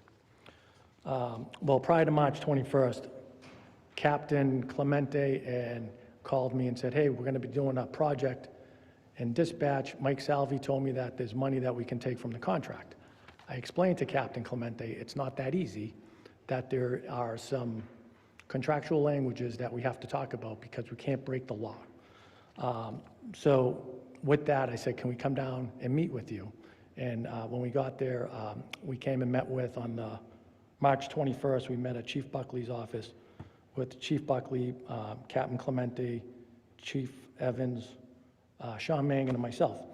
And I was never no. It was always about, can we do this legally? That's the whole, I've never said no. You ask any of the cities and towns I work with, it's never no, it's how. So we discussed the how. So when we talked about getting a $150,000 check, legally, it's the how. Because from an OIG kickback statute, we need the financials. No financials were given. There was a thought of a project. So then we have to start thinking, all right, how do we get that? So we talked about, so I kept that in the back of my mind. Then we talked about transporting, as we were talking about the $150,000 payment, sorry, then we talked about why the concerns are of the OIG kickback. So OIG is Medicare. The kickback statute's pretty, as you can imagine, it's a legal document. It's outside of my purview, but we've had a lot of attorneys to look at it, a lot of really industry experts. So we talked about not only the $150,000 or the $75,000 annual, we talked about, there's some other things that we'd have to talk about is transporting municipal workers. It should only be police or fires at an incident. It really can't be a DPW worker who twisted his ankle in the office. There's very specific language, so it doesn't look like a kickback. Because if it's a kickback, Armstrong's in trouble, as well as the city. My whole conversation from April to tonight has always been to protect the city and Armstrong, as I do with all of our contracts. So that's what we talked about. I was never a no not paying. We were never a no on transporting patients. It was always about what's compliance. So we left that meeting, and 10 days later, I get an email from a Bob Dickinson. That's, it's an email request, $450,000 payable within 10 days. So clearly, we couldn't just pay that without financials or anything as related in the contractual language. That's all this came down to. So I sent an email to the mayor explaining the historical practices, how we did it with Chief Giliberti, and how it worked pretty flawless and everything was fine. I requested a meeting with the mayor. So on April 29th, I met with the mayor and Chief Evans. Again, went over it, told the mayor how we interpreted the law or the contract, told her what the process was when we discussed this, I think. Councilor Scarpelli, you mentioned Mayor Burke, and that was with the then solicitor, Mark Rumley. Mark Rumley was very good at making sure that the language had a direct nexus to Armstrong Ambulance as well as the city, and that was the EMD center. It had to be very specific from an OIG kickback statute, and Attorney Rumley wrote it really, really well for us. He also made it that if you read the contract, it says previous year, not years. And I did talk to Mark Rumley back in May and went over the language with him to ask if I wasn't interpreting this wrong, and he said absolutely not. We were absolutely correct in our interpretation of it. So that was when I spoke with Mark Rumley back in May. At that meeting, I left the mayor the check for $150,000 because it was March. I checked with our attorneys, and we were going to say the check was $75,000 for this year and $75,000 for the immediate past year, provided we get the financials. Still haven't gotten the financials. We've gotten some financials to prove that they spent, I have it here, I have hundreds of emails. We have some financials that prove they spent, actually I do have it right here, that they spent $58,000 so far. So again, this is all backed up with hundreds of email with KP Law, Mark Reich. So That meeting goes by. The mayor was not happy with the discussion when I asked her to check with Mark Rumley. I could tell the tone changed a little bit. So from there, a couple days later, I get a phone call from a friend at Pro Ambulance that says, hey, someone from City of Medford reached out, wanted to know if we bid on a contract. It was that phone call, I knew we were losing this contract no matter what. And that was, When was that, Mark? Pro Ambulance got a phone call from someone in the City of Medford, left a voicemail saying, hey, this is the City of Medford. Would Pro Ambulance be interested in an RFP with the City of Medford? This is April, May? May, yeah, first week of May. So let's see. On May 7th, we received the email from KP Law Special Counsel Mark Reich, implying if Armstrong did not pay the balance of monies requested, the contract could very well be terminated under 30B law. That Armstrong needs to think about that. Armstrong needs to think about that as related to the payment of $450,000. So again, I asked the mayor in that April meeting, respectfully, I know you're an attorney, Mayor, but I really think we need someone who understands Medicare law. So please, could we have our attorneys sit with your attorneys? And if all the attorneys say, Armstrong, write this check, no worries, no harm, no problem, we write that check. But there's always the concern. So we got the email to join a Teams meeting with Special Counsel Mark Reich from KP Law. That was on May 7th. No, I'm sorry. May 7th was Mark sending the demand letter of make the payment or we're going to give the contract up under 30B. So then we got a meeting on the books for May 20th. And at that meeting, it was Attorney Mark Reich, myself, one of our attorneys, Massachusetts Law, David McCool, Attorney Scott Moore, who's what we would say is the Medicare compliance official attorney on the phone call, who's here tonight. If we want to ask him questions, he was kind enough to come. So the whole conversation with Mark Reich was really geared around the contractual language that's here on the 22 contract with the concerns of Medicare kickback statutes. Attorney Mark Reich was very understanding, agreed with our interpretation. Totally, at one point he said, I'm very scared at the language of what we're reading. And he's basically said, under KP Law, I do a lot of municipal contracts related to ambulance, and I've never done one with money in the contract. So he understood our concerns. Attorney McCool at one point in the conversation asked Attorney Reich, would you indemnify Armstrong Ambulance from any Medicare law? And he laughed and said, no, we would never. Attorney Reich mentioned he agreed with our concerns, but also mentioned my boss is demanding and I really need to work on settling the money. Let's see, now we're going to go forward to late May. So that's where we left that conversation. And again, that was May 20th. Then there was a legislative breakfast that I didn't attend on May 21st. I know the mayor went there, Dennis Cataldo was there, got a phone call from Dennis after. Dennis said, hey, the mayor reached out. This was probably a couple days later. And Dennis was very open. I'm going to go meet with her.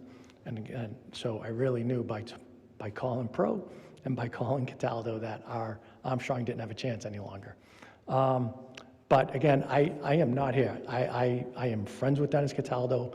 Their EMTs and paramedics are our brothers and sisters. This isn't about that. This is about the way the language in the contract determined our termination. So again, now we're into June. Email from KP Law thanking Armstrong for a very productive meeting. June 4th, KP Law indicated eagerness to resolve this matter before the end of the fiscal year from the mayor.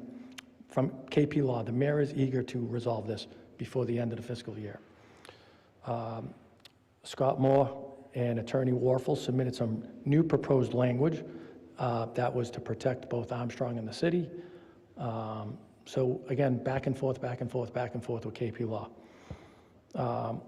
KP Law on August 11th, so there was a big hiatus from June to August, but we left that $150,000 check with the mayor.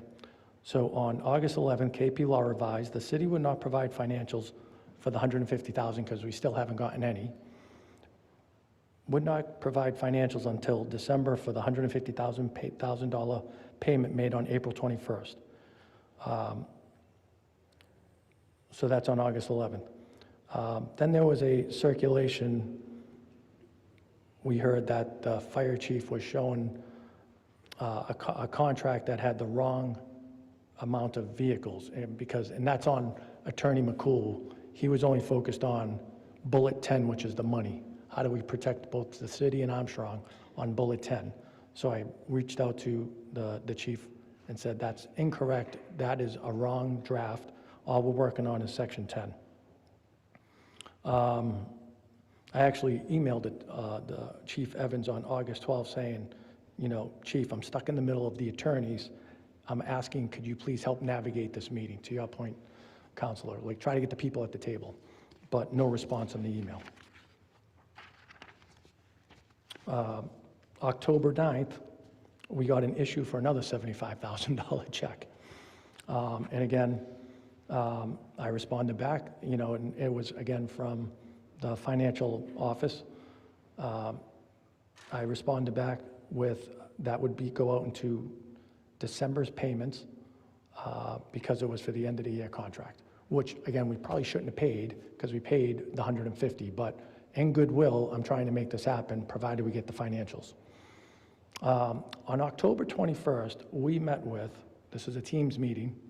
On October 21st, Teams meeting with the new city solicitor, Kevin Foley, Mark Reich from KP Law, police chief, fire chief, myself, Sean Mangan, and our attorney, David McCool.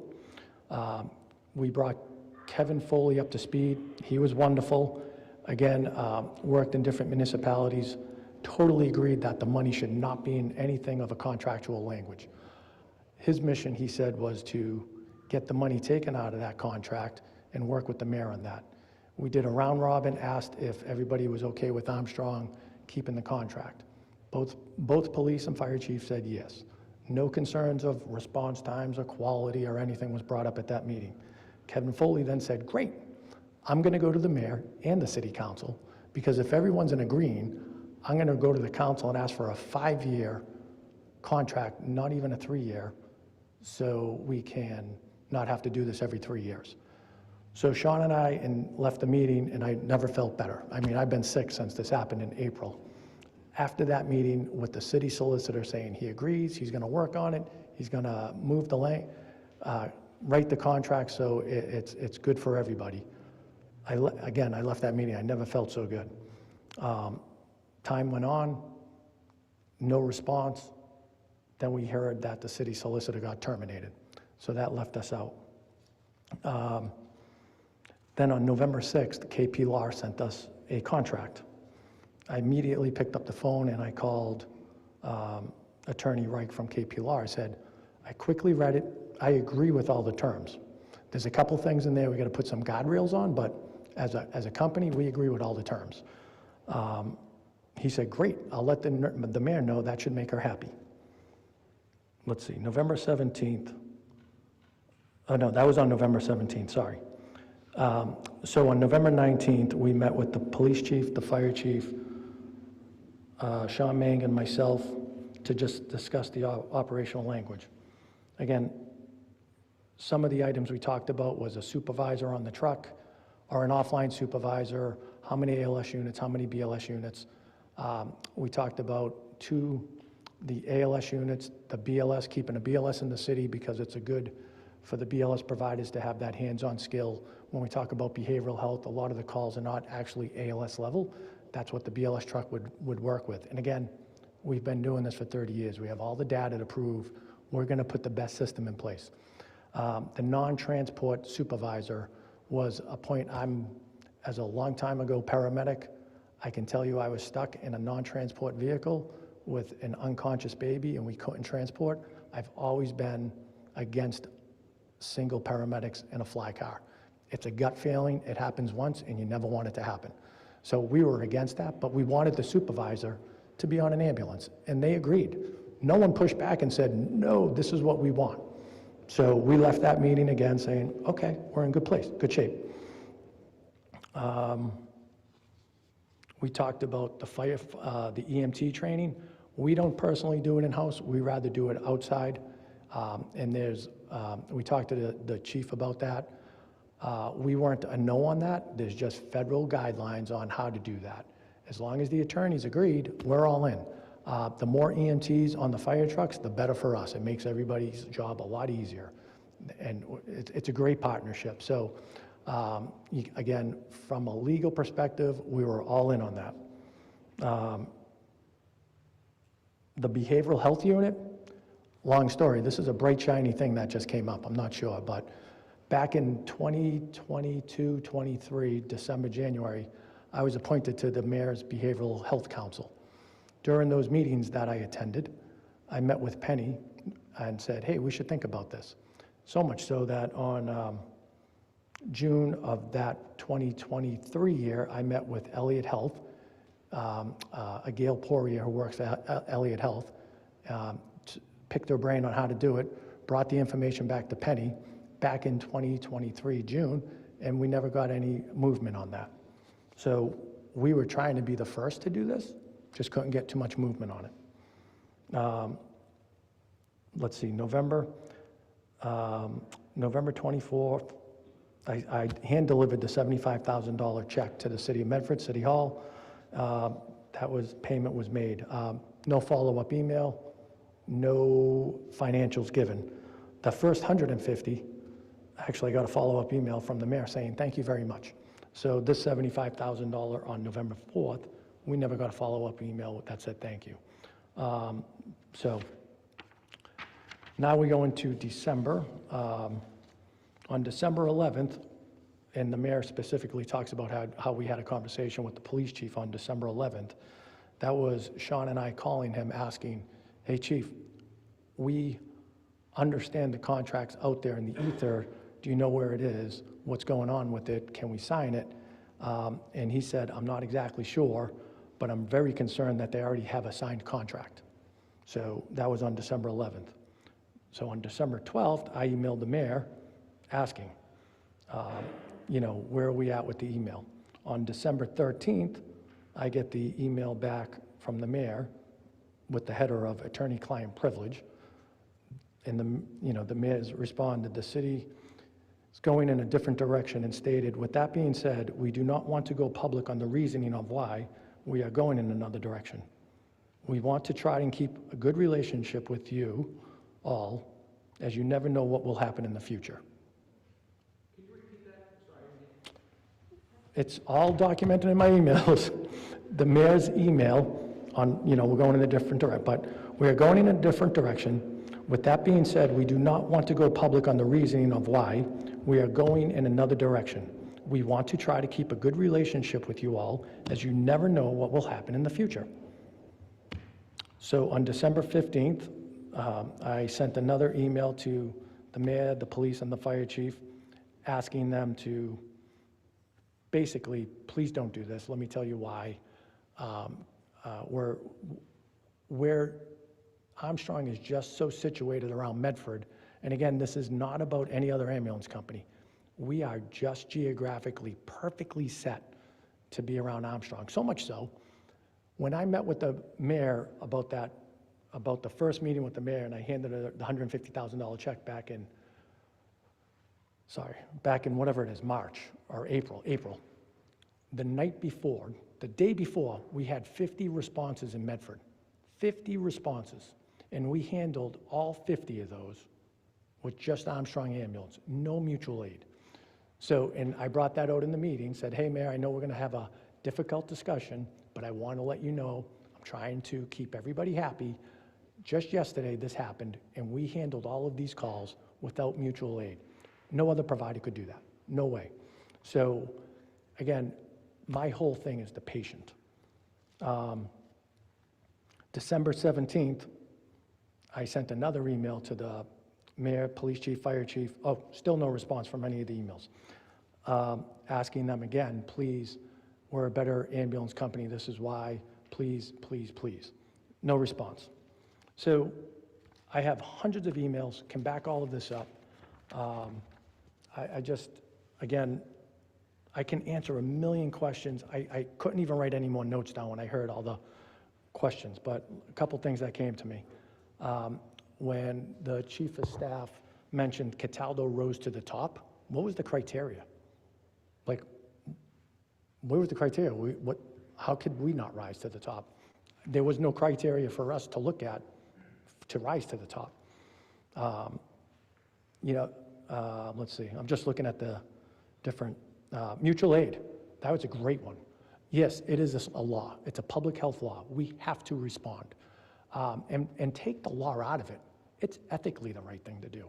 If there's a paramedic unit that is in Medford, but the cardiac arrest is across the line in Arlington, we're gonna send the closest paramedic unit to save a life, because it's the right thing to do by the patient. We're not gonna get caught up in that. And to somebody who was asking, when we move trucks, just like that day when I told the mayor we had 40-something responses and we covered them all, sure, a truck might be going to save a life in Arlington, but we're backing it up. We don't, 99+% of the calls in the city are covered by Medford, flat. No doubt, anyone who wants to debate that data, please bring the data. Yes, we give mutual aid to adjoining cities and towns. We don't request it. We are in the perfect spot for Arlington, from Medford. When we look at Arlington, we have a base there that holds about 10 trucks. Woburn holds about 20 trucks. And then the other municipalities that we cover around it. So we have 60 trucks within about 5 miles of Medford.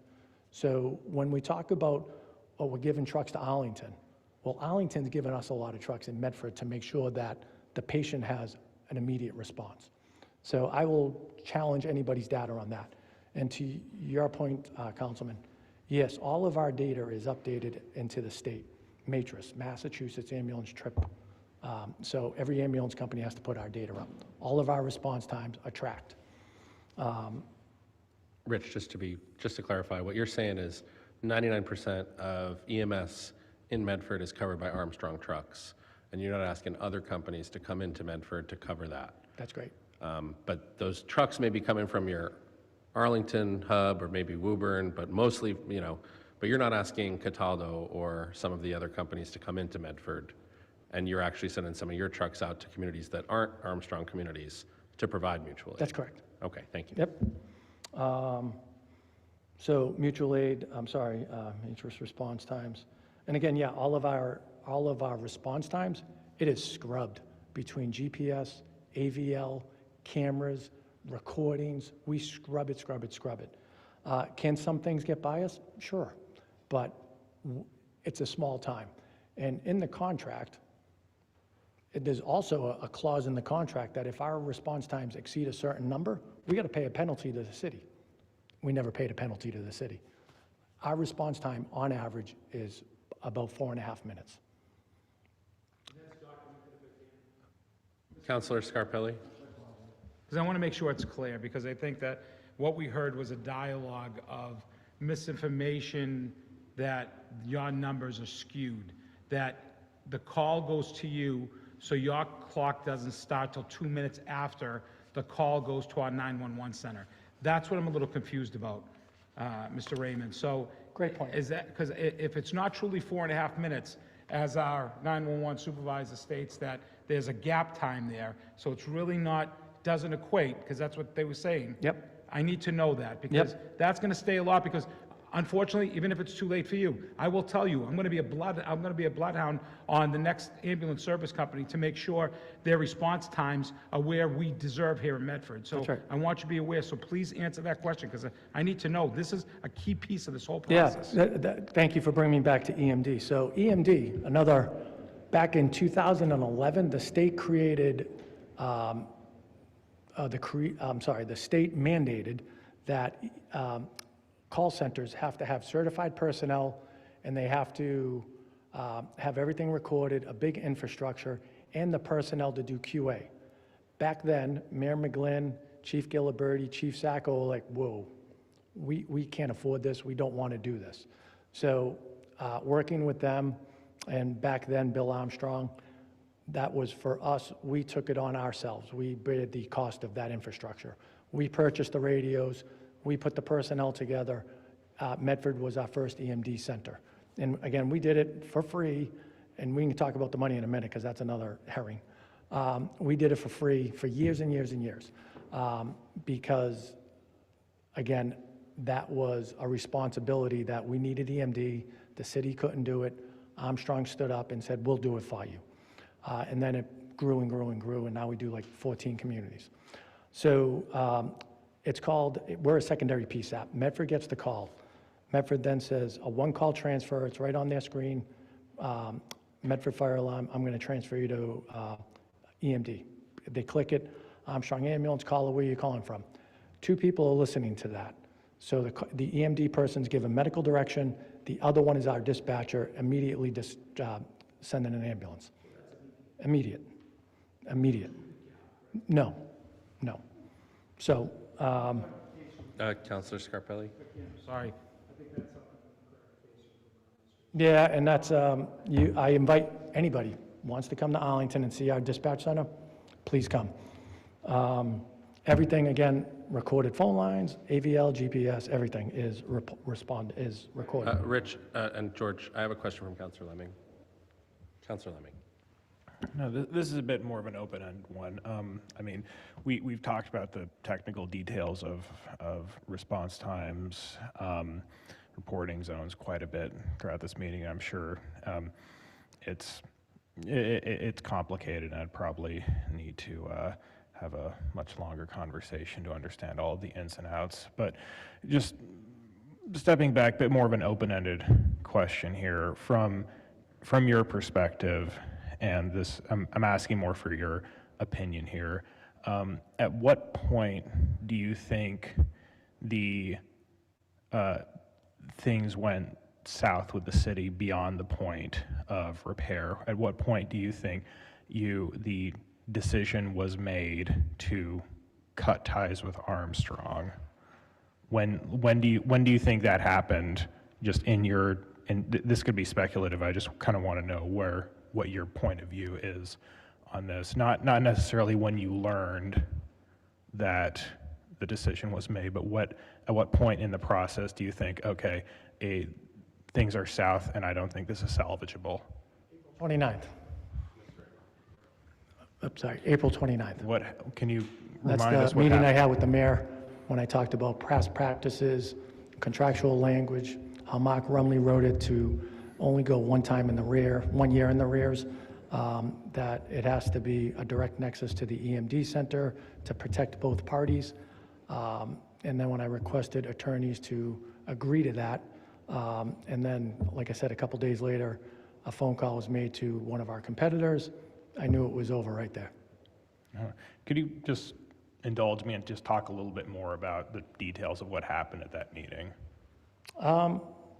So we talked about, I sent her an email about the previous, not previous, but how the process has worked in the past.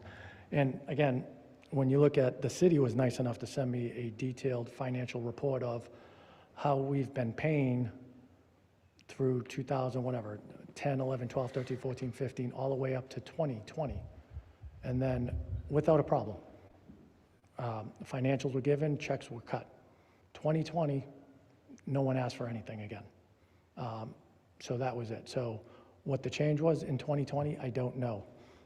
But again, we would never know because we weren't know the other 10 years.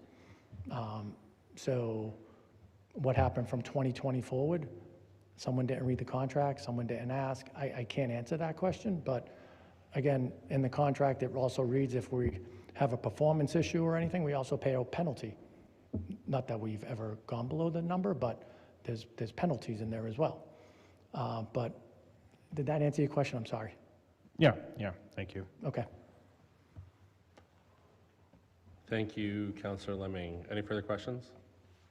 No, Councilor Scarpelli. Real quick, to bring it back a little bit, when you go through this process of the 911, in the EMD, when you get a call, everything is recorded, right? That's correct. Do you share that with the chief if it's needed, if he's asking for, like, There's the daily trip communication? reports. Yep, there's daily trip reports that can be sent.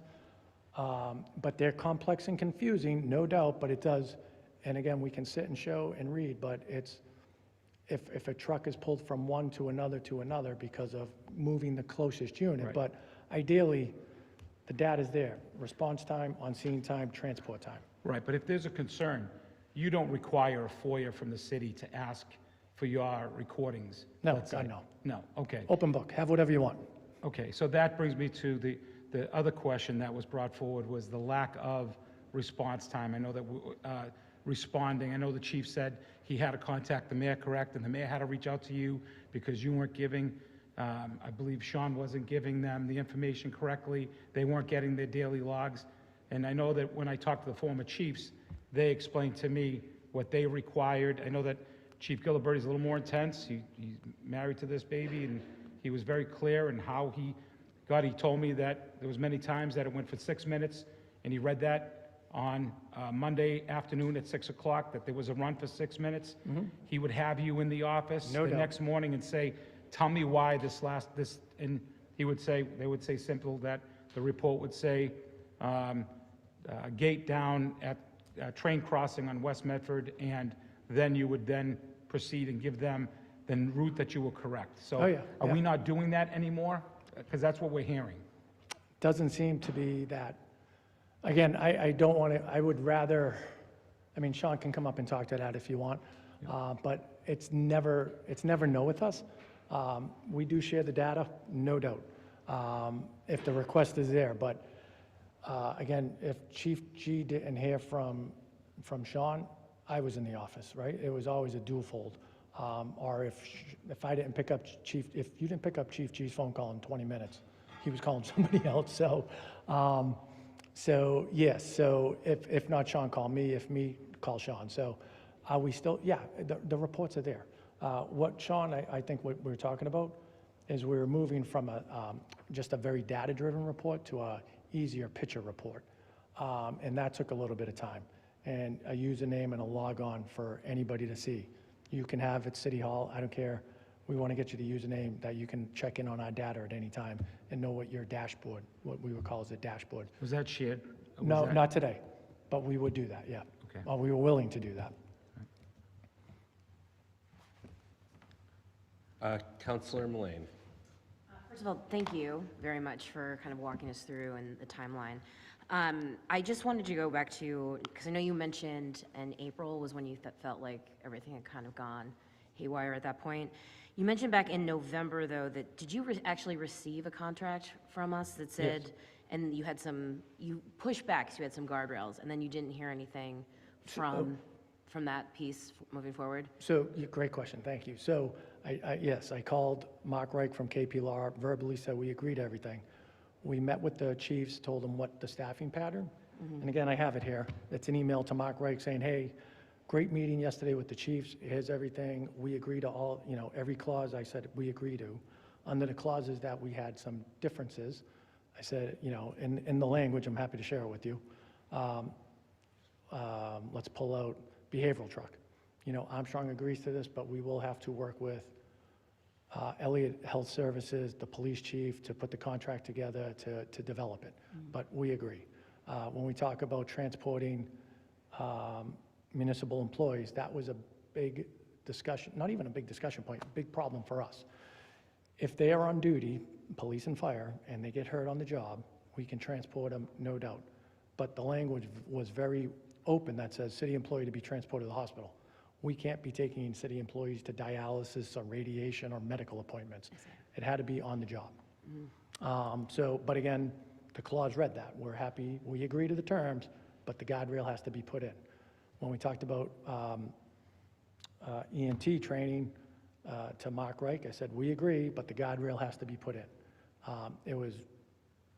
Again, there was never a no. Every now and again, some of Mark's emails were always ended, or sometimes ended with, the city still reserves the right to pick whatever ambulance company they want. To me, that was template, because no one was pushing back saying, no, Armstrong, we want this, we want this. Okay. And so it wasn't until the December 11th, December 13th timeline that you found out that we were going in a completely different direction without any response back Yeah. to where you had this? Okay. Yeah. Thank you. I yeah. appreciate that. I still don't have a cancellation letter. Thank you. Thank you, Councilor Lane.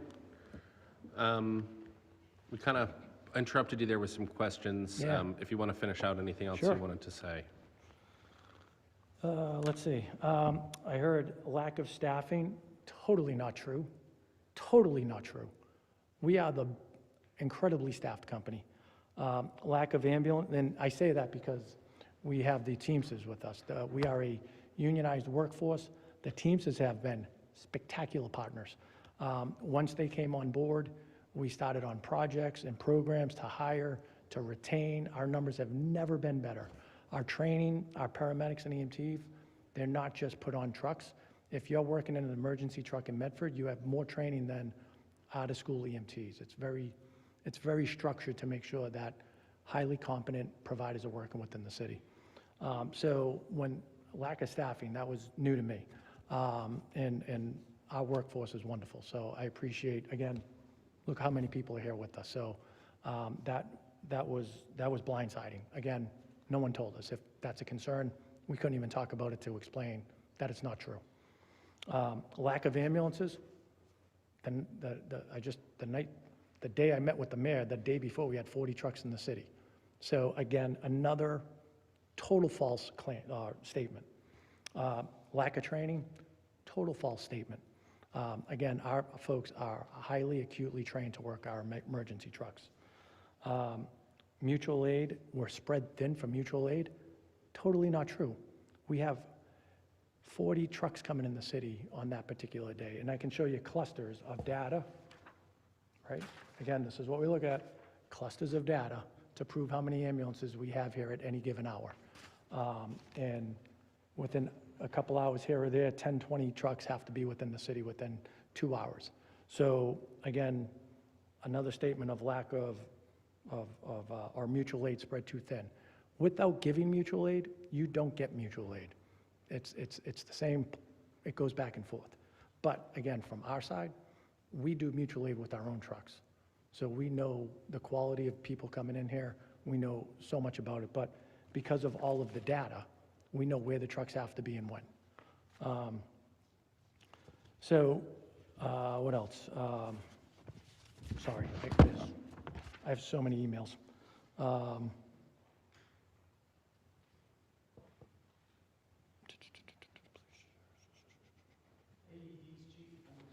Oh, great. Thank you. Question that, Scarpelli, sorry. Councilor apologize. Scarpelli. Apologize, Council, because it's getting late. I apologize. So AEDs, yes, thank you. That was in the new upcoming contract. So the only thing that we mentioned, we have already given the city 20 to 30 AEDs. And the ones that we gave them are the top of the line. So our back onto Mark Reich was, we already have 30 in the city that are top of the line. We'll manage them, we'll maintain them, we'll put the batteries, the pads, we'll take over all the process, servicing of them. If you need more, just let us know, but there's already 30. There's no need to buy new ones, they're the top of the line. If someone lost one or two or whatever, if there's some missing, just let us know, we're happy to help.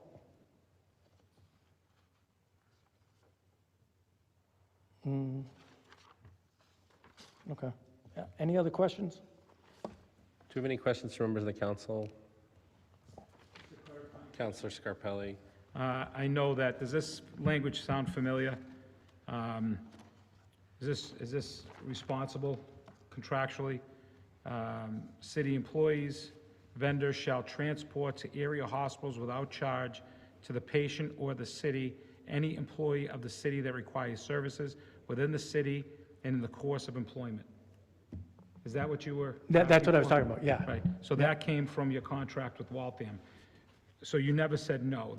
That's what I'm trying to get at. I'm confused where, this is where I wanted that meeting with everybody at the table to say, is it no, or is it the language? It's the language. Thank you. So, sorry. And why this came about is, as you can imagine, times change, right? OIG, Medicare, kickbacks. So all of our contracts go through Scott Moore, Brian Werfel, David McCool, and when we have those discussions, it's brought to our attention, hey, you need to talk to the municipality about these clauses. We have to suggest different language to make it legal, or we have to get it kicked out. Because in your own contract, the Medford contract, we're arguing over clause number 10 about payment. Go down a couple more, clause 13. It talks about the city will not engage anything that's against the OIG, anti-kickback laws. It's in your own language that says we will not engage in this.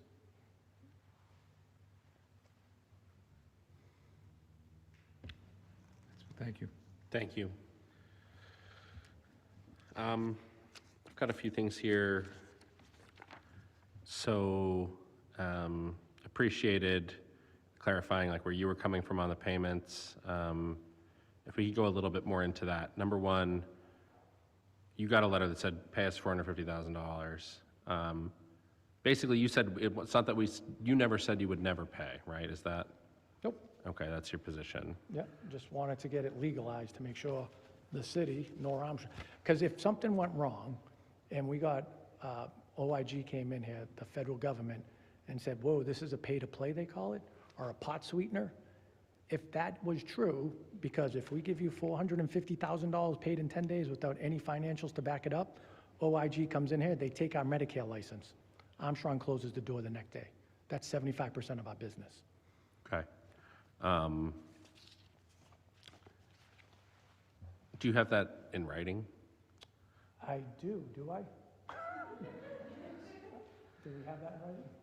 The letter from the city saying pay Oh, payable yeah, I within got 10 that. days? No, Yeah.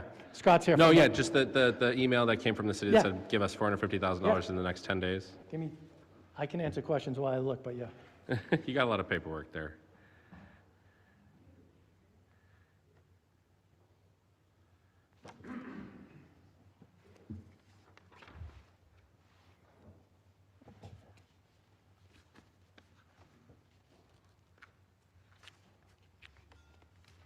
And it's all right if you want to look and give it after. All right, yeah, I'll look while I answer some questions, but All I right. do have it, I know that. Yeah, my second kind of set of questions around that was, it sounds like one thing you were asking for was what documentation do we legally need to get to pay out the back pay? Is that about right? Like you were willing to pay the $450, but you wanted documentation? So there was a couple of suggestions that $450,000 to a healthcare organization is a lot of money, especially when it's Medicare. Medicaid is most of our trips. We run on a very thin margin, and I explained that. We also write off anywhere from $500 to $1 million of billable calls in Medford, so we don't bill the patient, right? So again, I explained that to the mayor. I could be billing people and taking them to court and chasing them, but no one in City Hall has ever received a call from a patient because Armstrong took them to court. We are the most humane billing company there is. So you wouldn't have been able to pay the $450,000 in 10 days, and I guess more Well, what I'm getting at is. So could we have? Yeah. Yeah. I mean, yeah, we're financially very stable, but it's a big ask. And then the next, round when we were talking to Attorney Reich and the solicitor about more payment, I'm like, we're doing this when the federal government shut down. We went about 6 weeks without getting paid for Medicare, but we still showed up every day and did our job. Like, that hurt a lot of companies with cash flow. So Okay. when we say, if I gave $450,000 out and then I didn't get paid for 6 weeks, that's why you gotta, we keep a rainy day fund for times like that. If we went in, and that's where the conversation with Mark Reich went, it's like pre-COVID. We went, when COVID hit, we didn't do transports. Everybody got really well and stayed home. No one wanted to go to emergency room. We didn't transport, but we kept up our contractual obligation of 3.5 trucks, but they weren't doing anything. Companies, ambulance companies were hemorrhaging money on payroll, closing up shop, just walking away. They couldn't handle it. Thank God we had money in the bank to survive. Yeah. I guess I'm less asking from a cash flow perspective, but more, it was said that the city asked for a payment, you said no. And I'm asking, like, would you have worked to pay the $450,000 over some sort of schedule of time if the Oh, we document? suggested that. Yeah, if documentation was received? Yeah, we suggested that. Okay, Mark Rake suggested, yeah, we suggested with Mark Rake. got it. I got that one right here. Okay, great. Another thing, would you be able to provide the year-over-year response times for Medford? Is that possible? Yeah, you want to go back 10 years? 10 years sounds great. Yeah, let's go 10 years. Great. In terms of the other piece of this that was brought up by the administration was that Cataldo was offering things that Armstrong didn't, like EMT training at the high school, firefighter EMT Oh, that's a great training. one. Huh? I'll just stop you there. I'm sorry, I shouldn't do that, You right? shouldn't interrupt me. No, it's a bad call. Sorry. I'll finish my question.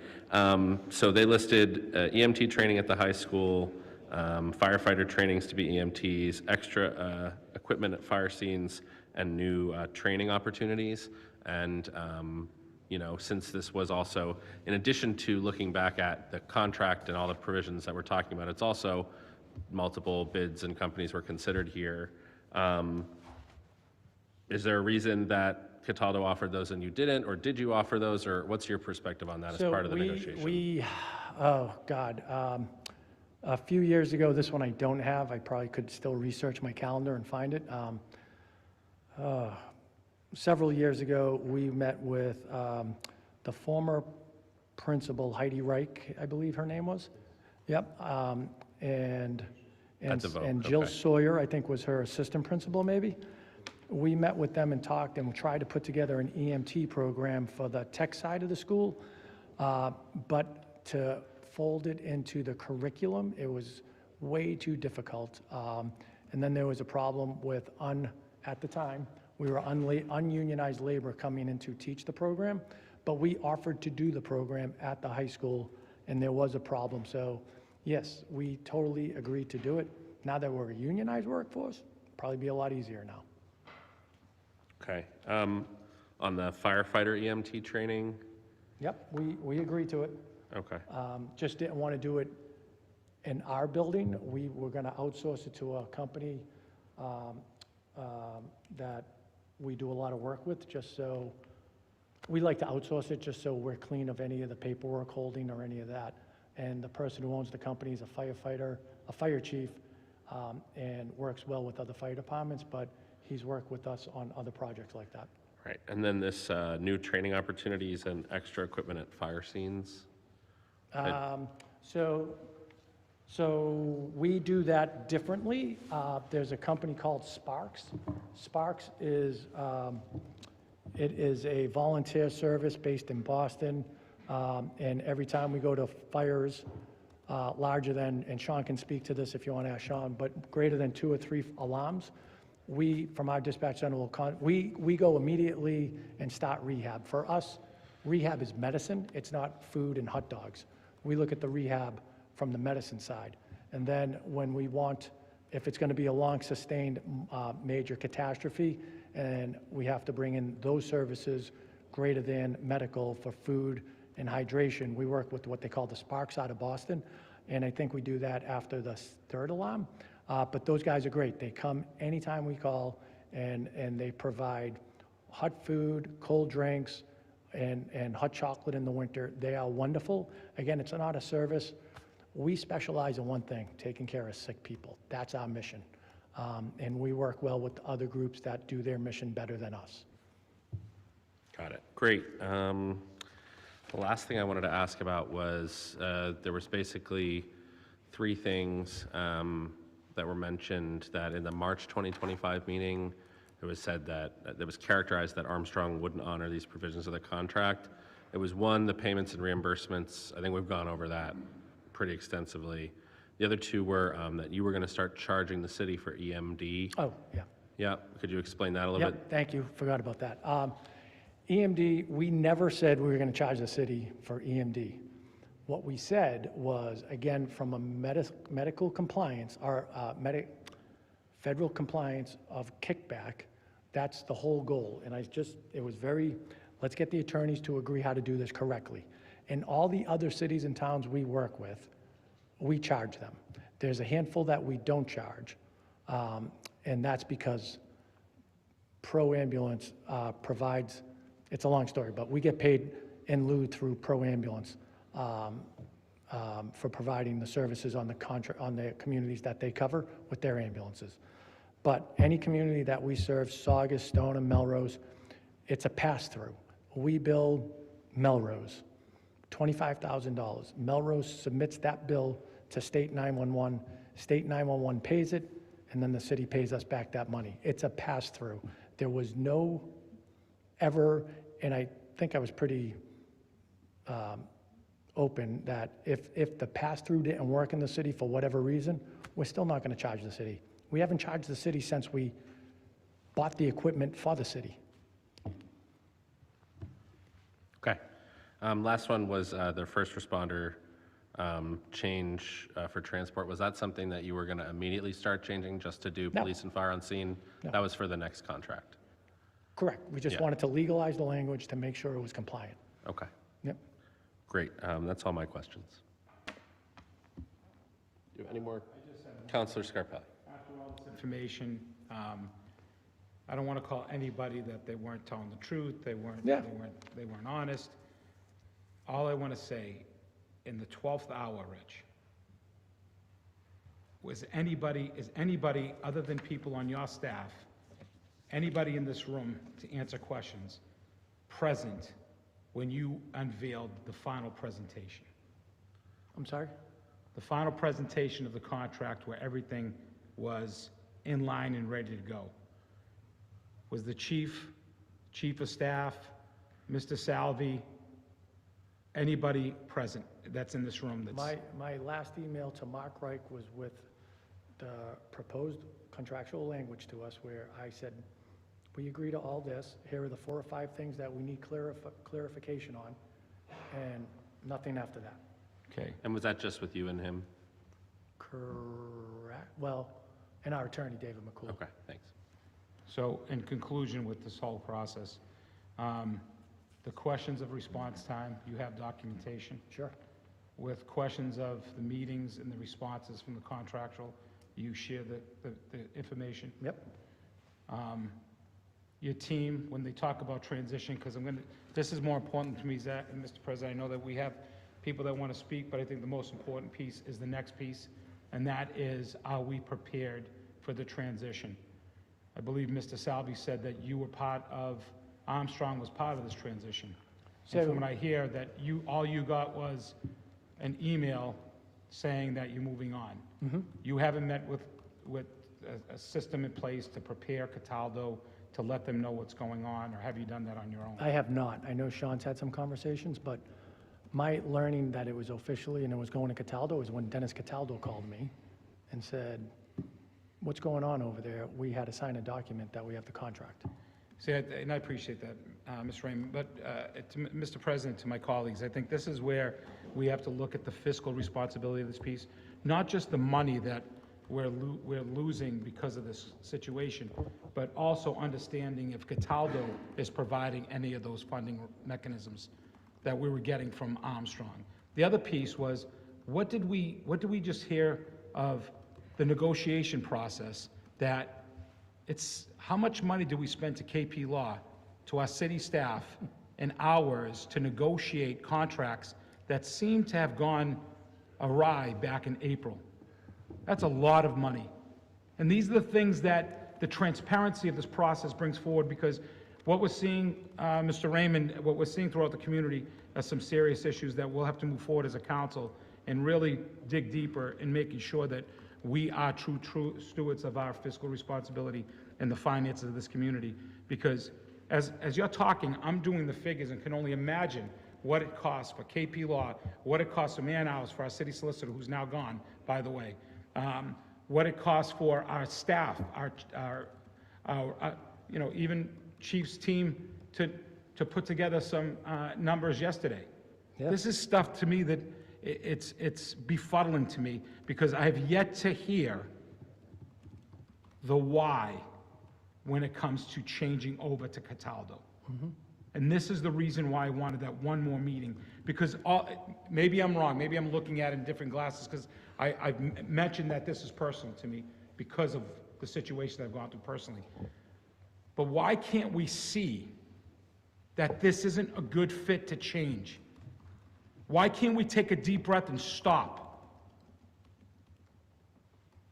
And say that, you know what, let's sit down at the table tomorrow. Let's see if we can still move forward with this process. Let's get it done so we don't interrupt and interfere. Because the next part, Mr. President, I'm hearing where we're going to be housing Cataldo I'm hearing fire stations. I'm hearing that our water safety apparatus might be moved so they can house ambulances. I'm hearing trailers behind engines. I'm hearing trailers.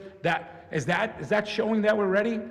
Do we know that they have enough staffing to cover the city? Do we know that? Is there a process in place? There's so many issues that I think that still are so open-ended that at least can we slow the process down to make sure all of these issues, because there is no way that as a professional working for a municipality that I see that we can get things working in a few days, that the transition, from what it was said earlier, it's going to be seamless, going to be seamless transition. Do our firefighters know, if it is true, do they know that, how is the process going to go, that there's going to be ambulances in a bay with non-union companies in a union house with a trailer in the backyard do they have bathrooms in those trailers? Are they coming into the firehouse? These are the things that have to be said so we know if we're ready. Because that alone, that small issue is huge as we move forward. That tells me we're not ready for this move. And yeah, it's going to put people at risk. And that's not minimizing what our firefighters and police officers do, because we have total trust in them. But I tell you, I've talked to many Medford firefighters off the record, and I tell you one constant message is when they're on a life-saving call, the relief they get when Armstrong comes through that door. That's enough for me. So I think that we should, Mr. President, this is something that I hope we can implore to the mayor that we at least slow this process down. And one thing that Armstrong has said from the beginning, which they're a lot bigger than us, is we're okay. We're still going to be here. We're not going to turn our backs to Medford. We're still going to be here. That says enough. So, because right now, I have questions about certifications. I know I brought up the other day about the PALS program, and that's a certification for pediatric certifications, which is probably what I hear is the high end of training. I want to know if Cataldo has that. I want to know what other training they have. I want to know who is in an ambulance, if they're paramedics, or if they're EMTs, how we're staffing that. I want to know if they're covering zones, or they're going to be in the areas. There are so many issues now that, thanks to this process, I can now go to work for any ambulance company in the country. Because I know this, once I fix the EMD thing, I haven't made a mistake since. But again, I'm going to reiterate the fact that I trust our chiefs. I know it might not sound it to them right now. I know my chiefs are angry with me because that's been stated behind my back. I trust them immensely. But I also know, working for a mayor in a municipality, it's very difficult to say no to your boss, even when it's the right thing to do. So, thank you, Mr. President. I know we have more questions, but I've talked enough. I know people might have some questions, so Can I thank do you. a follow-up? Yeah, go ahead, Rich. Am I? Go ahead. Thank you. One thing I wanted to, someone showed me a couple screenshots of, oh, it's just another ambulance company, who cares? Armstrong is going to go work for Cataldo. That, to me, is horrible to say. Our staff loves working for Armstrong. They show up every day in Medford or wherever they're working for the day, but let's talk about Medford, and they feel that they are Medford EMS. Their paycheck comes from us, but they feel that they're the fabric of Medford. So when I hear, oh, they'll just go work for the other company, that's furthest from the truth. our guys and gals, when you say that, there's other things to think about. With 10 years of tenure, 5 years of tenure, and all the PTO that they've accrued, the 401k that we do a high match at, the partnership with the Teamsters and the healthcare we offer, I would say we offer the best benefits around, no doubt. So to say, oh, just up and leave a company, that's awful. We don't want them to leave. They're our partners. No way. I really took offense when I saw that on the social media. So we are proud to be Medford, and we would love to stay in Medford. And this just really came down to an argument that didn't need to happen. All right, thank you, Mr. Raymond. Good, thank you. All right.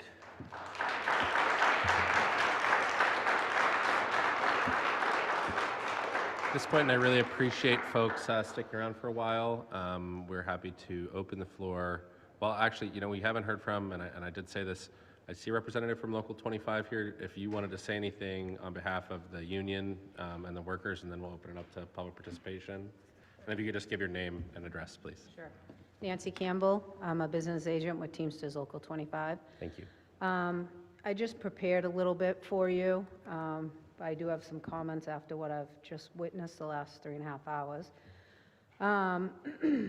I've negotiated the Armstrong contract, represented them since February of 2023. These union members have a voice at the table. As soon as they organized themselves, we immediately worked on policies mandating additional field training hours for all new EMS providers. These policies ensure that these new providers receive extra training and assessment before working regular 911 shift. That means Armstrong doesn't hire brand new EMS providers and throws them on an ambulance. They must successfully complete all aspects of the training outlined in the policies. It was the members who pushed for that. And additional training for the field training officers who train all these new employees. A union workforce means employees have a voice to mandate stronger policies, so they are better trained to provide better life-saving care and a voice to hold Armstrong accountable for those policies. What does Cataldo policy say? I urge you to find out. And who's there making sure that they follow those policies, not their EMS workers who do not have a voice? Our members have additional driving training. In fact, we're currently working on a driving program within the Teamsters Driving School that would mirror EVOC training. It's emergency vehicle operating courses. EVOC is specialized driver training for police, fire, and EMS personnel to safely and effectively operate emergency vehicles, focusing on defensive driving, hazardous avoidance, intersection control, through classroom instruction and hands-on practice. It's critical for preventing accidents and ensuring drivers can handle emergency situations. What specialized training does Cataldo provide? These are just a few things that Armstrong does above and beyond to make their employees, as well as all the residents here, care for in a safer manner.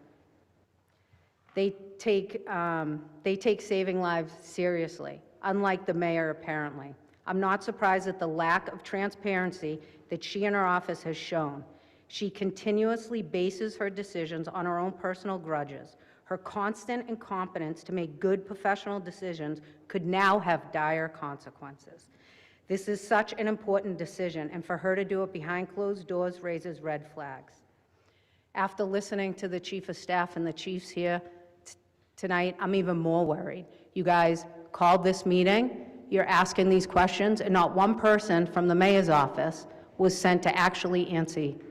Not one person that were in those negotiations on her side was here tonight. If the mayor has dismissed Armstrong because she disdained for unions, especially Local 25, then her personal grudges could have deadly consequences for residents of Medford. She is gambling with people's lives. I urge the City Council to do your due diligence in finding out what really happened behind closed doors. Find out why Swampscott, Marblehead, Stoneham, Danvers, Newton, Waltham, and Wellesley fired Cataldo.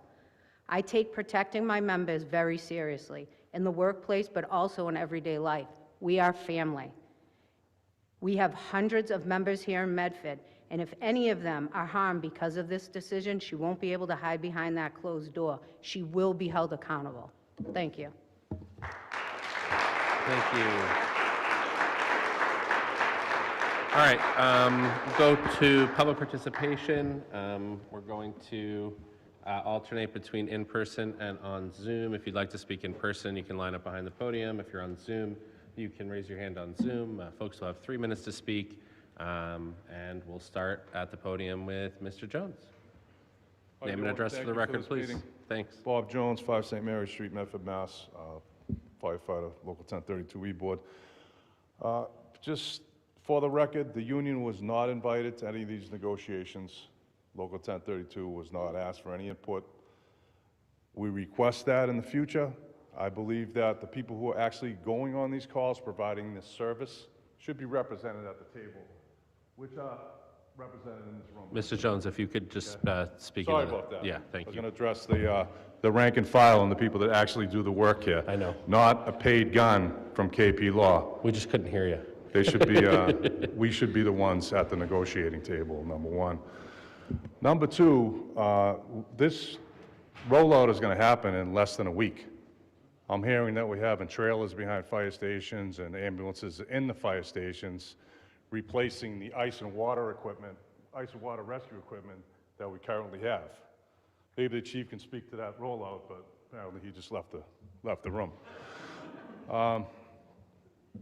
Love to see how it's going to go, and that's only housing for 2 ambulances. We currently have 3 to 4 to 5 ambulances in the city at any given time. So that's just 2. The other thing was, it would be nice to look at the contract with Cataldo. Has anybody, by a show of hands in this room, seen the contract with Cataldo? Anybody? Was it provided to the city council? I haven't seen it. Councilor Scarpelli. I apologize. I requested it by Can we make a email and motion if we verbally. can, that we do see that, if we Sure, can? yeah. Thank you. If you could continue with your comment, I don't want you to run out of your time. Okay, no, not a problem. I'll try to be brief. Like I said, it would be nice to compare and contrast the new contract that they say is well better than the Armstrong contract, to see if that's actually true. I'd love to see it. We've had 2 meetings. We have multiple hours talking about a contract that the administration has not provided to anybody. I don't know how that's transparency.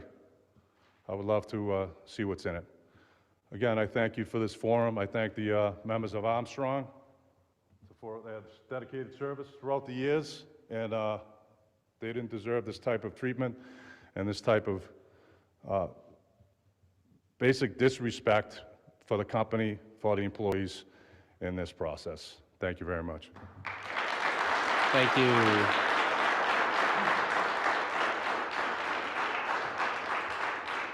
Seeing no hands on Zoom, we'll stay at the podium. Former Council President Rick Caraviello. Thank you, Mr. President. Rick Caraviello, 74 Prescott Street, Medford. Unfortunately, I've had to use Armstrong ambulance for myself on a few occasions, and between them and our fire departments, and some of them are here who've carried me out of my house. We won't mention any names. Armstrong has been there, has provided professional service along with our police and fire. But I'm not here for that because that's their job and that's what they do. I'm here because I'm a past president of the Medford Kiwanis, and over the years, Armstrong Ambulance through Sean Mannion has provided probably a dozen times certification for CPR to the whole organization. They've provided first aid training to our entire organization on many occasions, along with choking techniques and how to perform the Heimlich. And part of the CPR that they did was not also just for adults, it was for children also, which I thank them, Sean, for his, is he still there? I'll say, like I say, over the years, they've probably done that a dozen times. And just a little story I want to share. One of the members that were trained through our organization actually saved the life of a person on the train coming home from work one day. So, you say, well, it's only one life, but one life is a life that was saved because of their work. So, I'm going to be brief, but in conclusion, I hope that we're not making decisions for the safety of our patients being transported by ambulance over paperwork snafus and hearsay. So I want to just say Armstrong has provided 25 years of great service, and I think they should continue. Thank you, Mr. President. Thank you. Seeing no hands on Zoom, we'll stay at the podium. Name and address for the record, please. You'll have 3 minutes. My name is Tom Henderson. I'm the Director of EMS for the Professional Firefighters of Massachusetts. I'm here representing the Medford firefighters and the Teamsters Local 25 to support them in their endeavor here tonight. Just a little bit of background. I represent the PFM, 13,000 members statewide. I also sit on some national committees. And I think when you come to this decision tonight, first of all, Armstrong, I'm not a representative of Armstrong. I didn't work for Armstrong. I don't work for the other companies. I work with all the companies statewide, and I understand they're unique and their challenges and what they face in each community in Massachusetts. But this is a decision tonight that has me concerned. Coming up here tonight, I didn't know what to expect, and listening to the dialogue tonight, I have a lot of concerns. But most of all, first we should talk about a little bit of history in the EMS. EMS has changed since COVID. We've had a lot of challenges, staffing issues, and a lot of these things are not just germane to the Armstrong industry in Medford. It's statewide, it's nationally. We've tried to have to deal with this with our education process, hiring processes, and we've done that, and we've come around from that. But we face challenges now in healthcare where our ambulances are sitting at a hospital for well over an hour. It's called door times or hold times or wall times, to the point where in California they passed legislation to try to curb this. And we're facing that in Massachusetts. Yesterday, the fire department I work for, we were sitting on a wall for over an hour waiting to transfer a patient. That impacted our local community for over an hour not having an ambulance. These are the changes that have happened. These are things you cannot put dollars and cents and values on.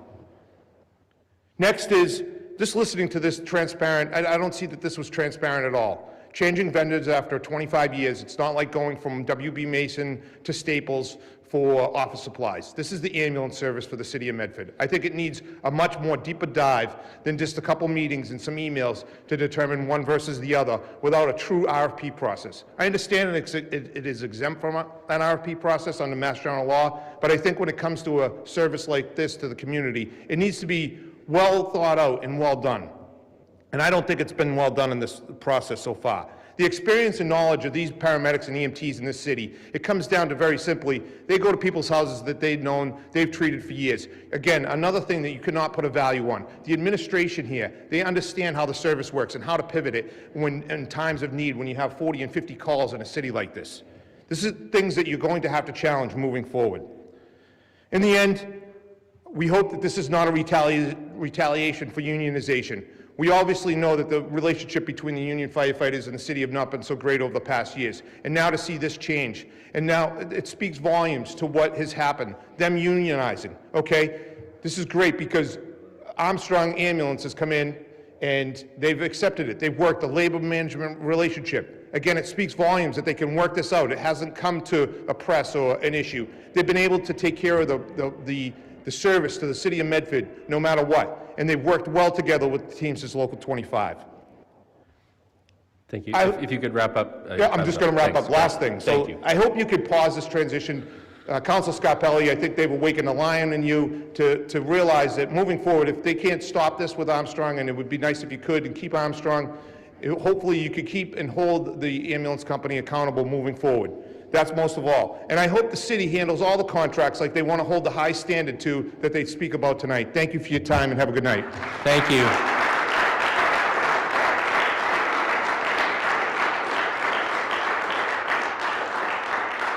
All right. Is there anyone else who'd like to speak on this matter at this time? Sure. I'm going to time you this time, though. I know it's late, I'm really sorry, I apologize, but Tom Henderson made me think of something. Back to the contract. If you read the contract for Armstrong, it calls for 1 ALS, 2 BLS, and then a part-time truck. And this is what made me think of it when he said COVID. Back in, when we signed this contract in 2022, it was also right around the time LMH was closing, just after LMH. And to Tom Henderson's point, more of the patients were now being transported to Boston. So when the vehicles will usually go into LMH and they could stay in the city and service and cover. Once they started to go to Mass General, in the wall time at Mass General, holding a transport for care started to turn from 15, 20 minutes to an hour to 90 minutes, depending upon traffic to get to the Mass General, get back from the Mass General, clean the stretchers.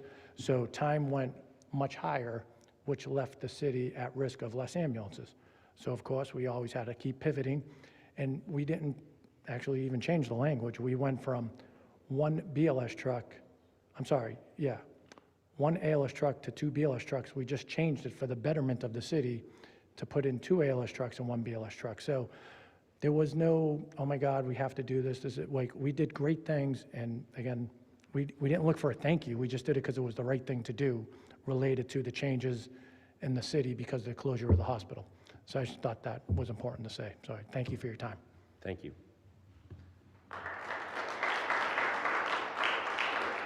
Sure, you can come to the podium. And if there's anyone on Zoom who'd like to speak, you can raise your hand on Zoom. Just if you give your name and address for the record, and you'll have 3 minutes. Tyler Farley, 25 Morrissey Boulevard in Boston. I lived in Medford for years. I worked on the Medford ambulance. One thing I will say that's very different than the competitor, we do not shut down trucks. Armstrong will not shut down a truck to alleviate a staffing issue. So what I mean by that is the competitor, 7 a.m. hits, your shift's over, they will leave, the truck may be shut down. That would never happen at Armstrong. And I think that's one of the reasons why we all collectively like it so much. We know that the city is protected. The biggest thing about being a unionized company is we have good benefits. Like, we could all leave, we could go to Cataldo, but it doesn't look like that's happening, and we wouldn't because of the union. We really, yeah, so, yeah. Thank you. Not always easy to get up here, but we got your message. Thank you. Anyone else who wants to speak in this public comment period? Come on up. If you just give your name and address, you have 3 minutes. My name is Eliza Gassam. I live at 8 Sorrel Place in Burlington, and I'm a paramedic with Armstrong Ambulance. I've worked here for 4 years. I wanted to take this opportunity to thank all of my colleagues for coming out tonight and the week before. I think you can have people with the same certifications, you can have the same ambulance, but what really truly makes a difference is my colleagues and the dedication that they put into this city. So not to put too fine a point on it, but I just wanted to say that it's been an honor to serve you. It's been an honor to work with all of you. And when you lose this contract, unfortunately, you are losing us.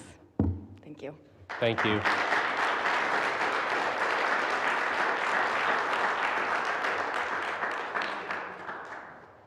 All right, if there's no further public comment, I'm going to close public comment at this time. Thank you all. We'll go to Councilor Scarpelli. I do have one from Ron Givino. Sure. Unfortunately, he says, Councilor Scarpelli apologized and not being able to stay at the meeting. I would like to ask you to read this email to the record with regards to community impact made over the years by Armstrong Ambulance. My name is Ron Givino. I'm the president and co-founder of Medford Invitational Tournament, Inc. We're a 501c3 based here in Medford.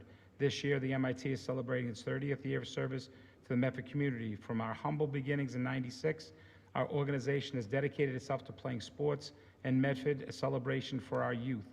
Approximately 20 years ago, the direction of MIT turned to focusing on children in Medford with mental and physical challenges. The reason for our success, reputation in Medford has been created through the assistance of our local and state government, the many great volunteers, amazing challenger families, and the local businesses, communities, which include organizations like the Teamsters Local 25, Avellino's Restaurant, National Grid, Medford Family Network, and so many more. I'm writing to tell you about the men and women of Armstrong Ambulance and how they became a proud partner of the MIT more than 20 years ago. I've been listening all night to the discussion. I'm compelled to mention what a fantastic neighbor Armstrong has been to our children. In 2006, when MIT first established, Challenger Day baseball tournament. We were in need of medical coverage at the events. From my first call to Armstrong, they agreed to send the ambulance to the event. The Armstrong staff was there for emergencies and care for some overheated children. I wanted to talk tonight not about the professionalism, but the amazing spirit and energy Armstrong team brought to the event. The team opened the ambulance and showed our kids what it can do to engage the children. They stayed beyond an end of the event and helped us serve lunch, and they always want to do more. They ended each event thanking us for the invitation. This great spirit continued each year in the event. Each year, whatever different personnel showed at the event, they all took pride in the event and their role helping children smile. Each employee was respectful and shared the pride they had in their job. In addition, Armstrong always supported us financially, making donations and helping us raise money at our fundraising event. With all the talk tonight about this contract, I'm one Medford resident who felt the need to rise and express my disappointment and how this seemed to be handled. I wish and thank Armstrong Ambulance for generosity and for being a great corporate partner of the Medford Invitational Tournament. Ron Giovino, President, CEO, Medford Invitational Tournament. So that was from Ron. If I can, Mr. President, something that the Armstrong people didn't say or didn't share with us, and I'd like to share the things that you don't know what Armstrong does. In 2025, Armstrong, on their own, supported the Medford Business Trick or Treat event, the Medford Overcoming Addiction Kickball Tournament, the Medford Oktoberfest, the Run for Medford 2-day road race coverage, McGlynn Middle School Medford donation, City of Medford Kids Fishing Day, Hoops for Hope Medford, City of Medford National Night Out, Medford Junior Police Academy, Medford High School Special Olympics, Medford High School graduation, City of Medford flag raising ceremony, Medford Fair and fundraising people with disabilities, City of Medford community inclusion, Medford High School sporting events, Medford High School varsity football season for 2025, all for zero. Didn't ask for a penny. That was over $20,000 in care that nobody knows about.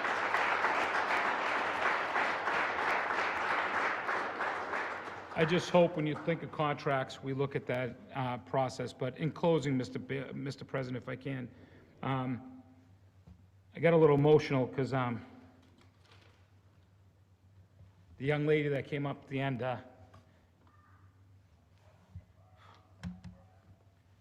you remind me of the young lady that came to my mom.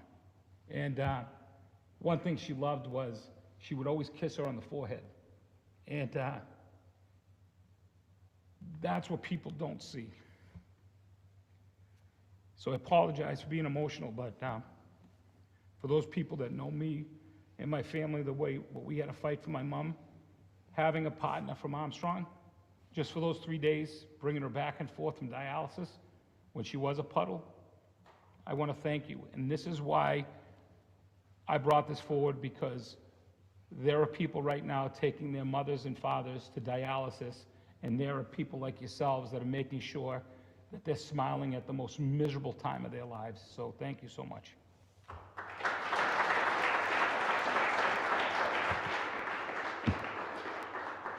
Thank you, Councilor Scarpelli, and I'm usually the only one who cries at these meetings, so thanks for taking that.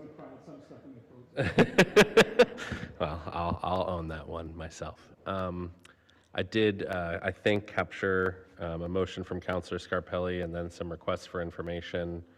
So I'll read those back, and then I can send them to the clerk, and I have them in writing, so that'll help. But I think I had a motion from Councilor Scarpelli to request that the mayor pause the transition of EMS services to Cataldo ambulance slated for January 19, 2026, and delay until such time that a transition plan is published and shared with residents, and the administration provides the information requested by the city council.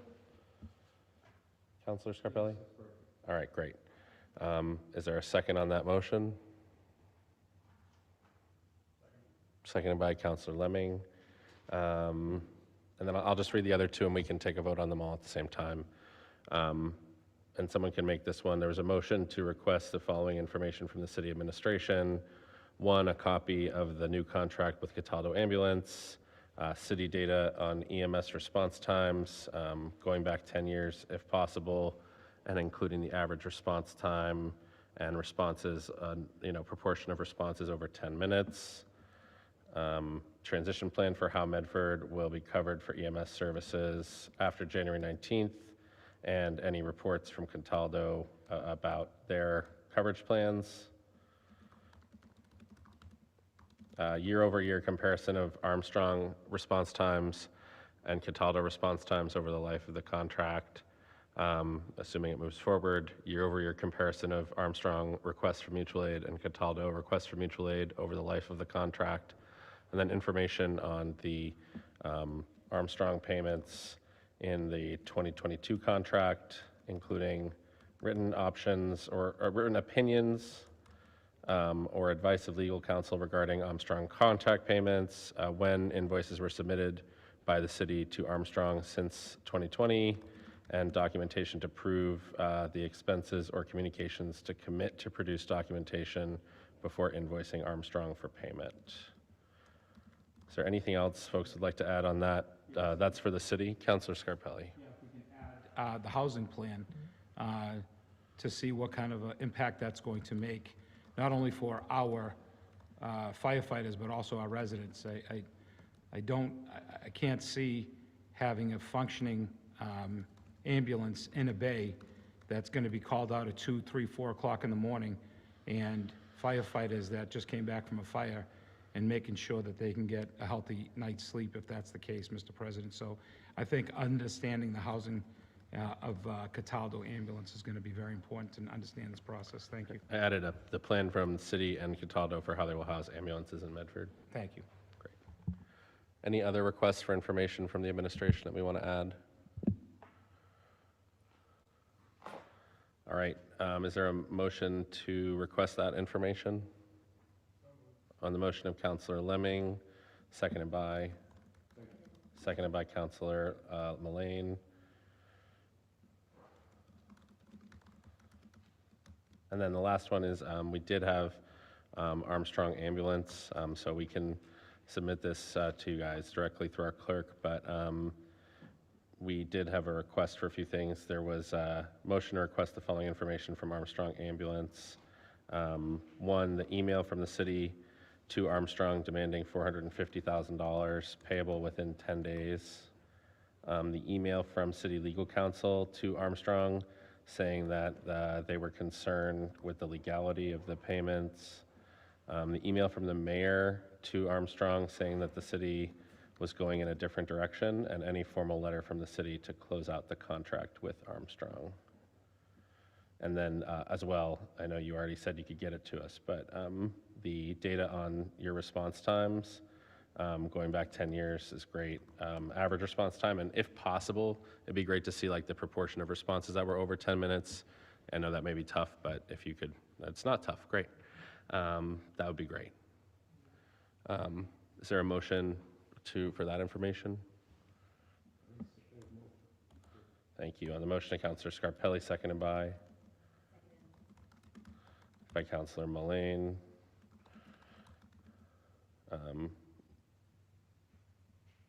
Mr. Clerk, please call the roll.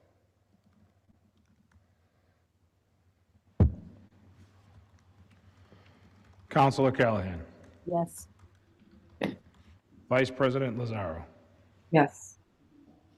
Councilor Lemming. Councilor Mullane. Councilor Scarpelli. Councilor Singh. Yes. President Beers. Yes, 7 in the affirmative, none in the negative. The motion passes. All right. We will try to get that information, and we have requested that the mayor delay this transition until that information is provided and until there's been a publication of the transition plan. We got one more. 25149, resolution to establish our recruitment and hiring process for the city clerk. We do have an update on that. Recognize Councilor Callahan or Councilor Vice President Lazaro, whoever would like to go. I'm seeing Vice President Lazaro, so I'll recognize you first. Thank you. The hiring of the city clerk is the position that the city council can oversee, I'm sorry, I'm not feeling very well, and it's quite late. And so we've been trying to take this process very seriously and be very thoughtful and thorough about it. We were having a difficult time reviewing all of the resumes, and we felt it was important that we have the full access to every resume that was submitted. And in our conversations with the Human Resources Department, over the holidays, things were delayed. So my proposal is that we interview from the pool of applicants from before the holidays, um, from our smaller subset of the city council, which is me, Councillor Callahan, and President Bears, that we choose from that pool the standout applicants, but then that we also ask the Human Resources Department where the posting was listed and repost the listing again without a minimum requirement so that we can see if we, and to perhaps a wider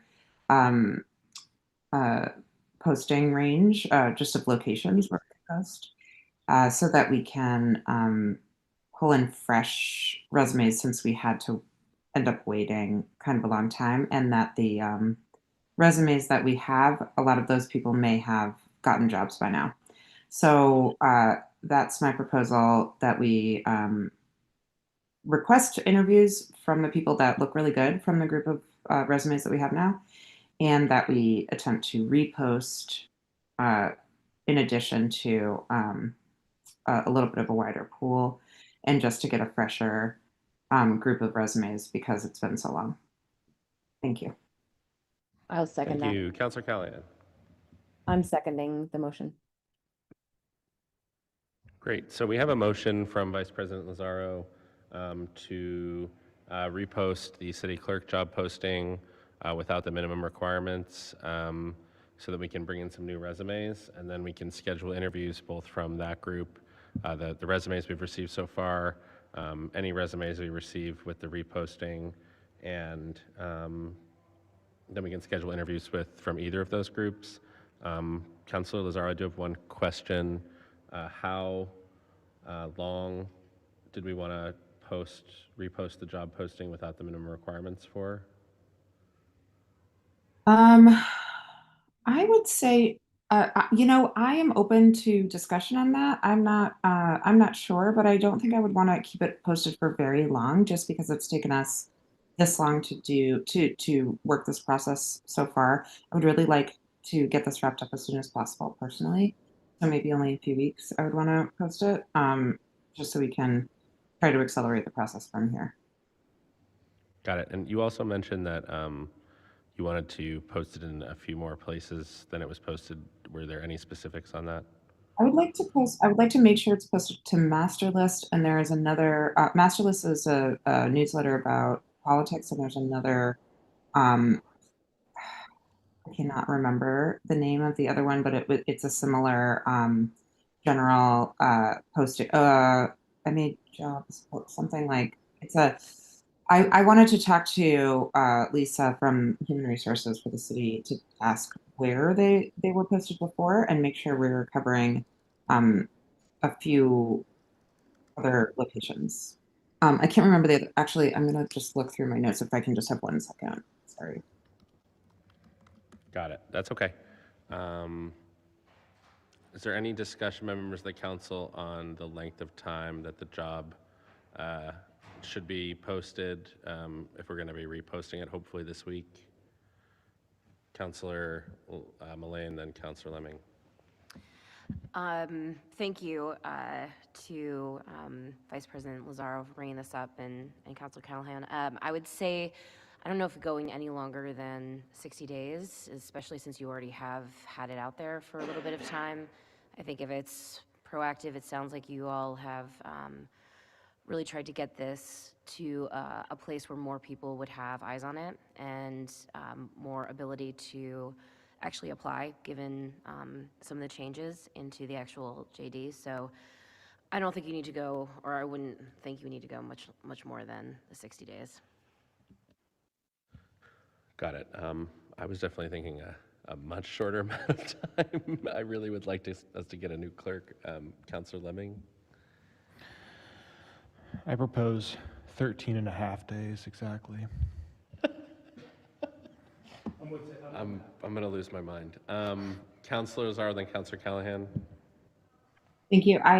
Yeah, I was thinking like 2 to 3 weeks, like 21 days would be like a max for me. But the locations I was specifically thinking of were Master List and MMA Jobs Board as good locations to make sure that we posted out. But I think I would really like to just verify where it was posted before, what common practices for the city job postings, and then to make sure that those two areas, just because I know when I'm looking for jobs that are, something, or people that have similar backgrounds to somebody who we'd be looking for in the city clerk, that would be where somebody would be looking for a position like this. So I think that's important to know. Thank you.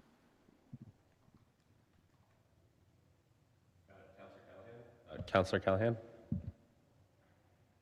Yeah, I think once we actually get it up, then we should give people 3 weeks.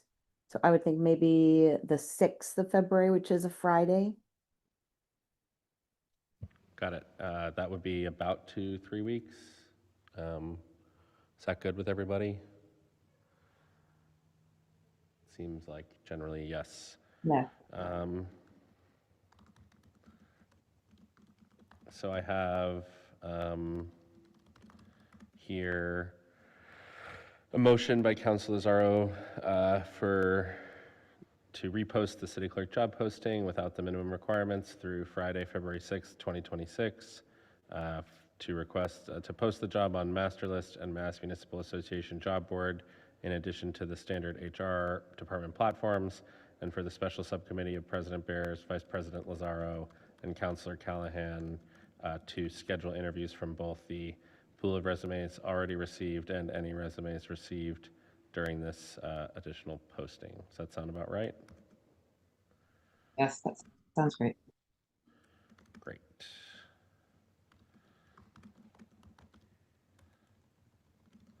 Do we have any further discussion by members of the council on that motion? It's seconded by Councilor Callahan.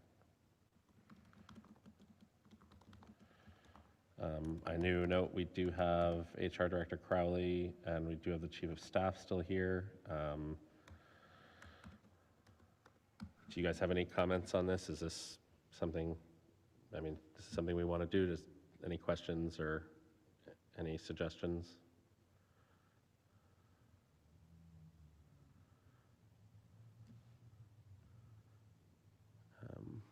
Not seeing any from the Chief of Staff. If you want to raise your hand, Director Crowley.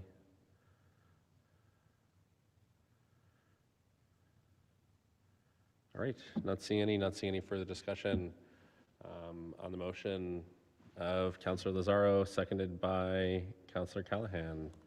Mr. Clerk, please call the roll. Councilor Callahan. Yes. Vice President Lazaro. Yes. Councilor Lemming. Councilor Mullane. Councilor Scarpelli. Councilor Singh. Yes. President Beers. Yes. That's 7 in the affirmative, none in the negative. I do see Director Nawaje's hand. We did vote already, but I will recognize you for any comment. Yes, hello, good evening, everybody. And we're already 2 weeks into the new year, but happy 2026. I just wanted to share that I am listening, and I do have to bring up the equity concerns around looking at current applicants and then looking at possible new applicants if you are removing the criteria. Because what that has done, it has eliminated over 100+ current applicants, right? Because there would have been people who would have looked at the posting and said, oh, gee, I don't meet the minimum entrance requirements. I also want to make sure that you're aware that we don't just post in one place. We actually use a portal, and that portal posts to over 100 job boards. And we also post on the MMA. I'm not familiar with the other sites that Councillor Lazaro had mentioned, but if somebody wants to shoot me an email so that I can look it up, that would be great. But those are my comments. Thank you, Director Nwaje. All right. I will forward this resolution along. That's the end of business tonight. Sure. Madam Chief of Staff. I received a message from HR Director Crowley that she's having a hard time with Zoom. Perhaps you could... Got it. I can unmute her. Unmute her, thank you. You did vote on the resolution, but Director Crowley. Hi, sorry about that. Through you, President Beers, to the council. I just couldn't figure out how to raise my hand, and my screen kept going blank. I just want to confirm what Francis just said. We do post on over 100 sites and MMA. And for us to post without the mayors would be against our process that we do now. We're required to post the mayors plus also the range for the position. So I'd be happy to talk to the committee that's going to be on the interview panels about that. But I just wanted to let you know that that's something that we wouldn't normally do because then we would have people who are unqualified applying for positions, and especially that the city clerk title is somewhat misleading sometimes. I did send the full gamut of resumes to President Bears, and there was probably at least 80 names on there, maybe 60 to 80 names. And you'll see that a lot of them were not qualified because they didn't understand what the actual position was. So I think posting without the mayors may bring you more resumes for people that would not be qualified for this type of position. So thank you. Thank you, Director Crowley. I just have a question on that. We're happy to, I think the three of us are happy to do the sorting through on that. We were just trying to, we think that the minimum requirements upon kind of the process that, I don't think we realized that would mean that we wouldn't receive all the resumes, and that was an ongoing, I know we have received them now, but we wanted to make sure that we could consider everyone who applied and, make that determination ourselves. If there's another way for us to do that, I think, we'd be open to that, but this seemed to just be the easiest way to address that issue. And I think to Director Nwaje's point, we're really hoping to actually expand the pool and get more people applying, not restrict the pool. So I don't, that was kind of our goal with this, since we had an issue where people we wanted to kind of consider who, because of the minimum requirements on the last posting, the HR department was reluctant to have us consider or provide the application until kind of in December. So that was just the reasoning in the back and forth that we had. Is there a different way for us to go about that, Director Crowley, or are you comfortable if we, the three of us just take on the fact that we may get a bunch of applications from people who really aren't qualified? I'd like to probably just digest this a little because it is late. And then maybe we can talk offline so that I can figure out what plan of action is going to work best. Okay, got it. I will forward this along after the meeting, and we can continue to discuss by email or set up a meeting between the four of us. Thank you. Sure. All right. Any Okay, thank further you. discussion? Thank you so much, and thanks for staying at this late hour. Any further discussion on any matters before the council or any motions by the council?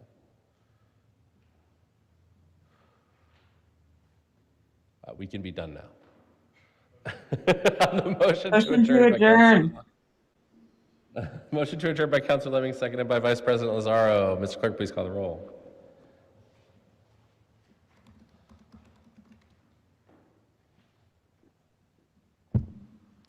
Counselor Kelly. Vice President Lazaro. Yes. Counselor Lemming. Do it, Mark, no. Counselor Mullane. Counselor Scarpelli. Counselor Singh. Yes. President Beers. Yes, 6 in the affirmative, 1 in the negative. The motion passes and the meeting is adjourned. Thank you.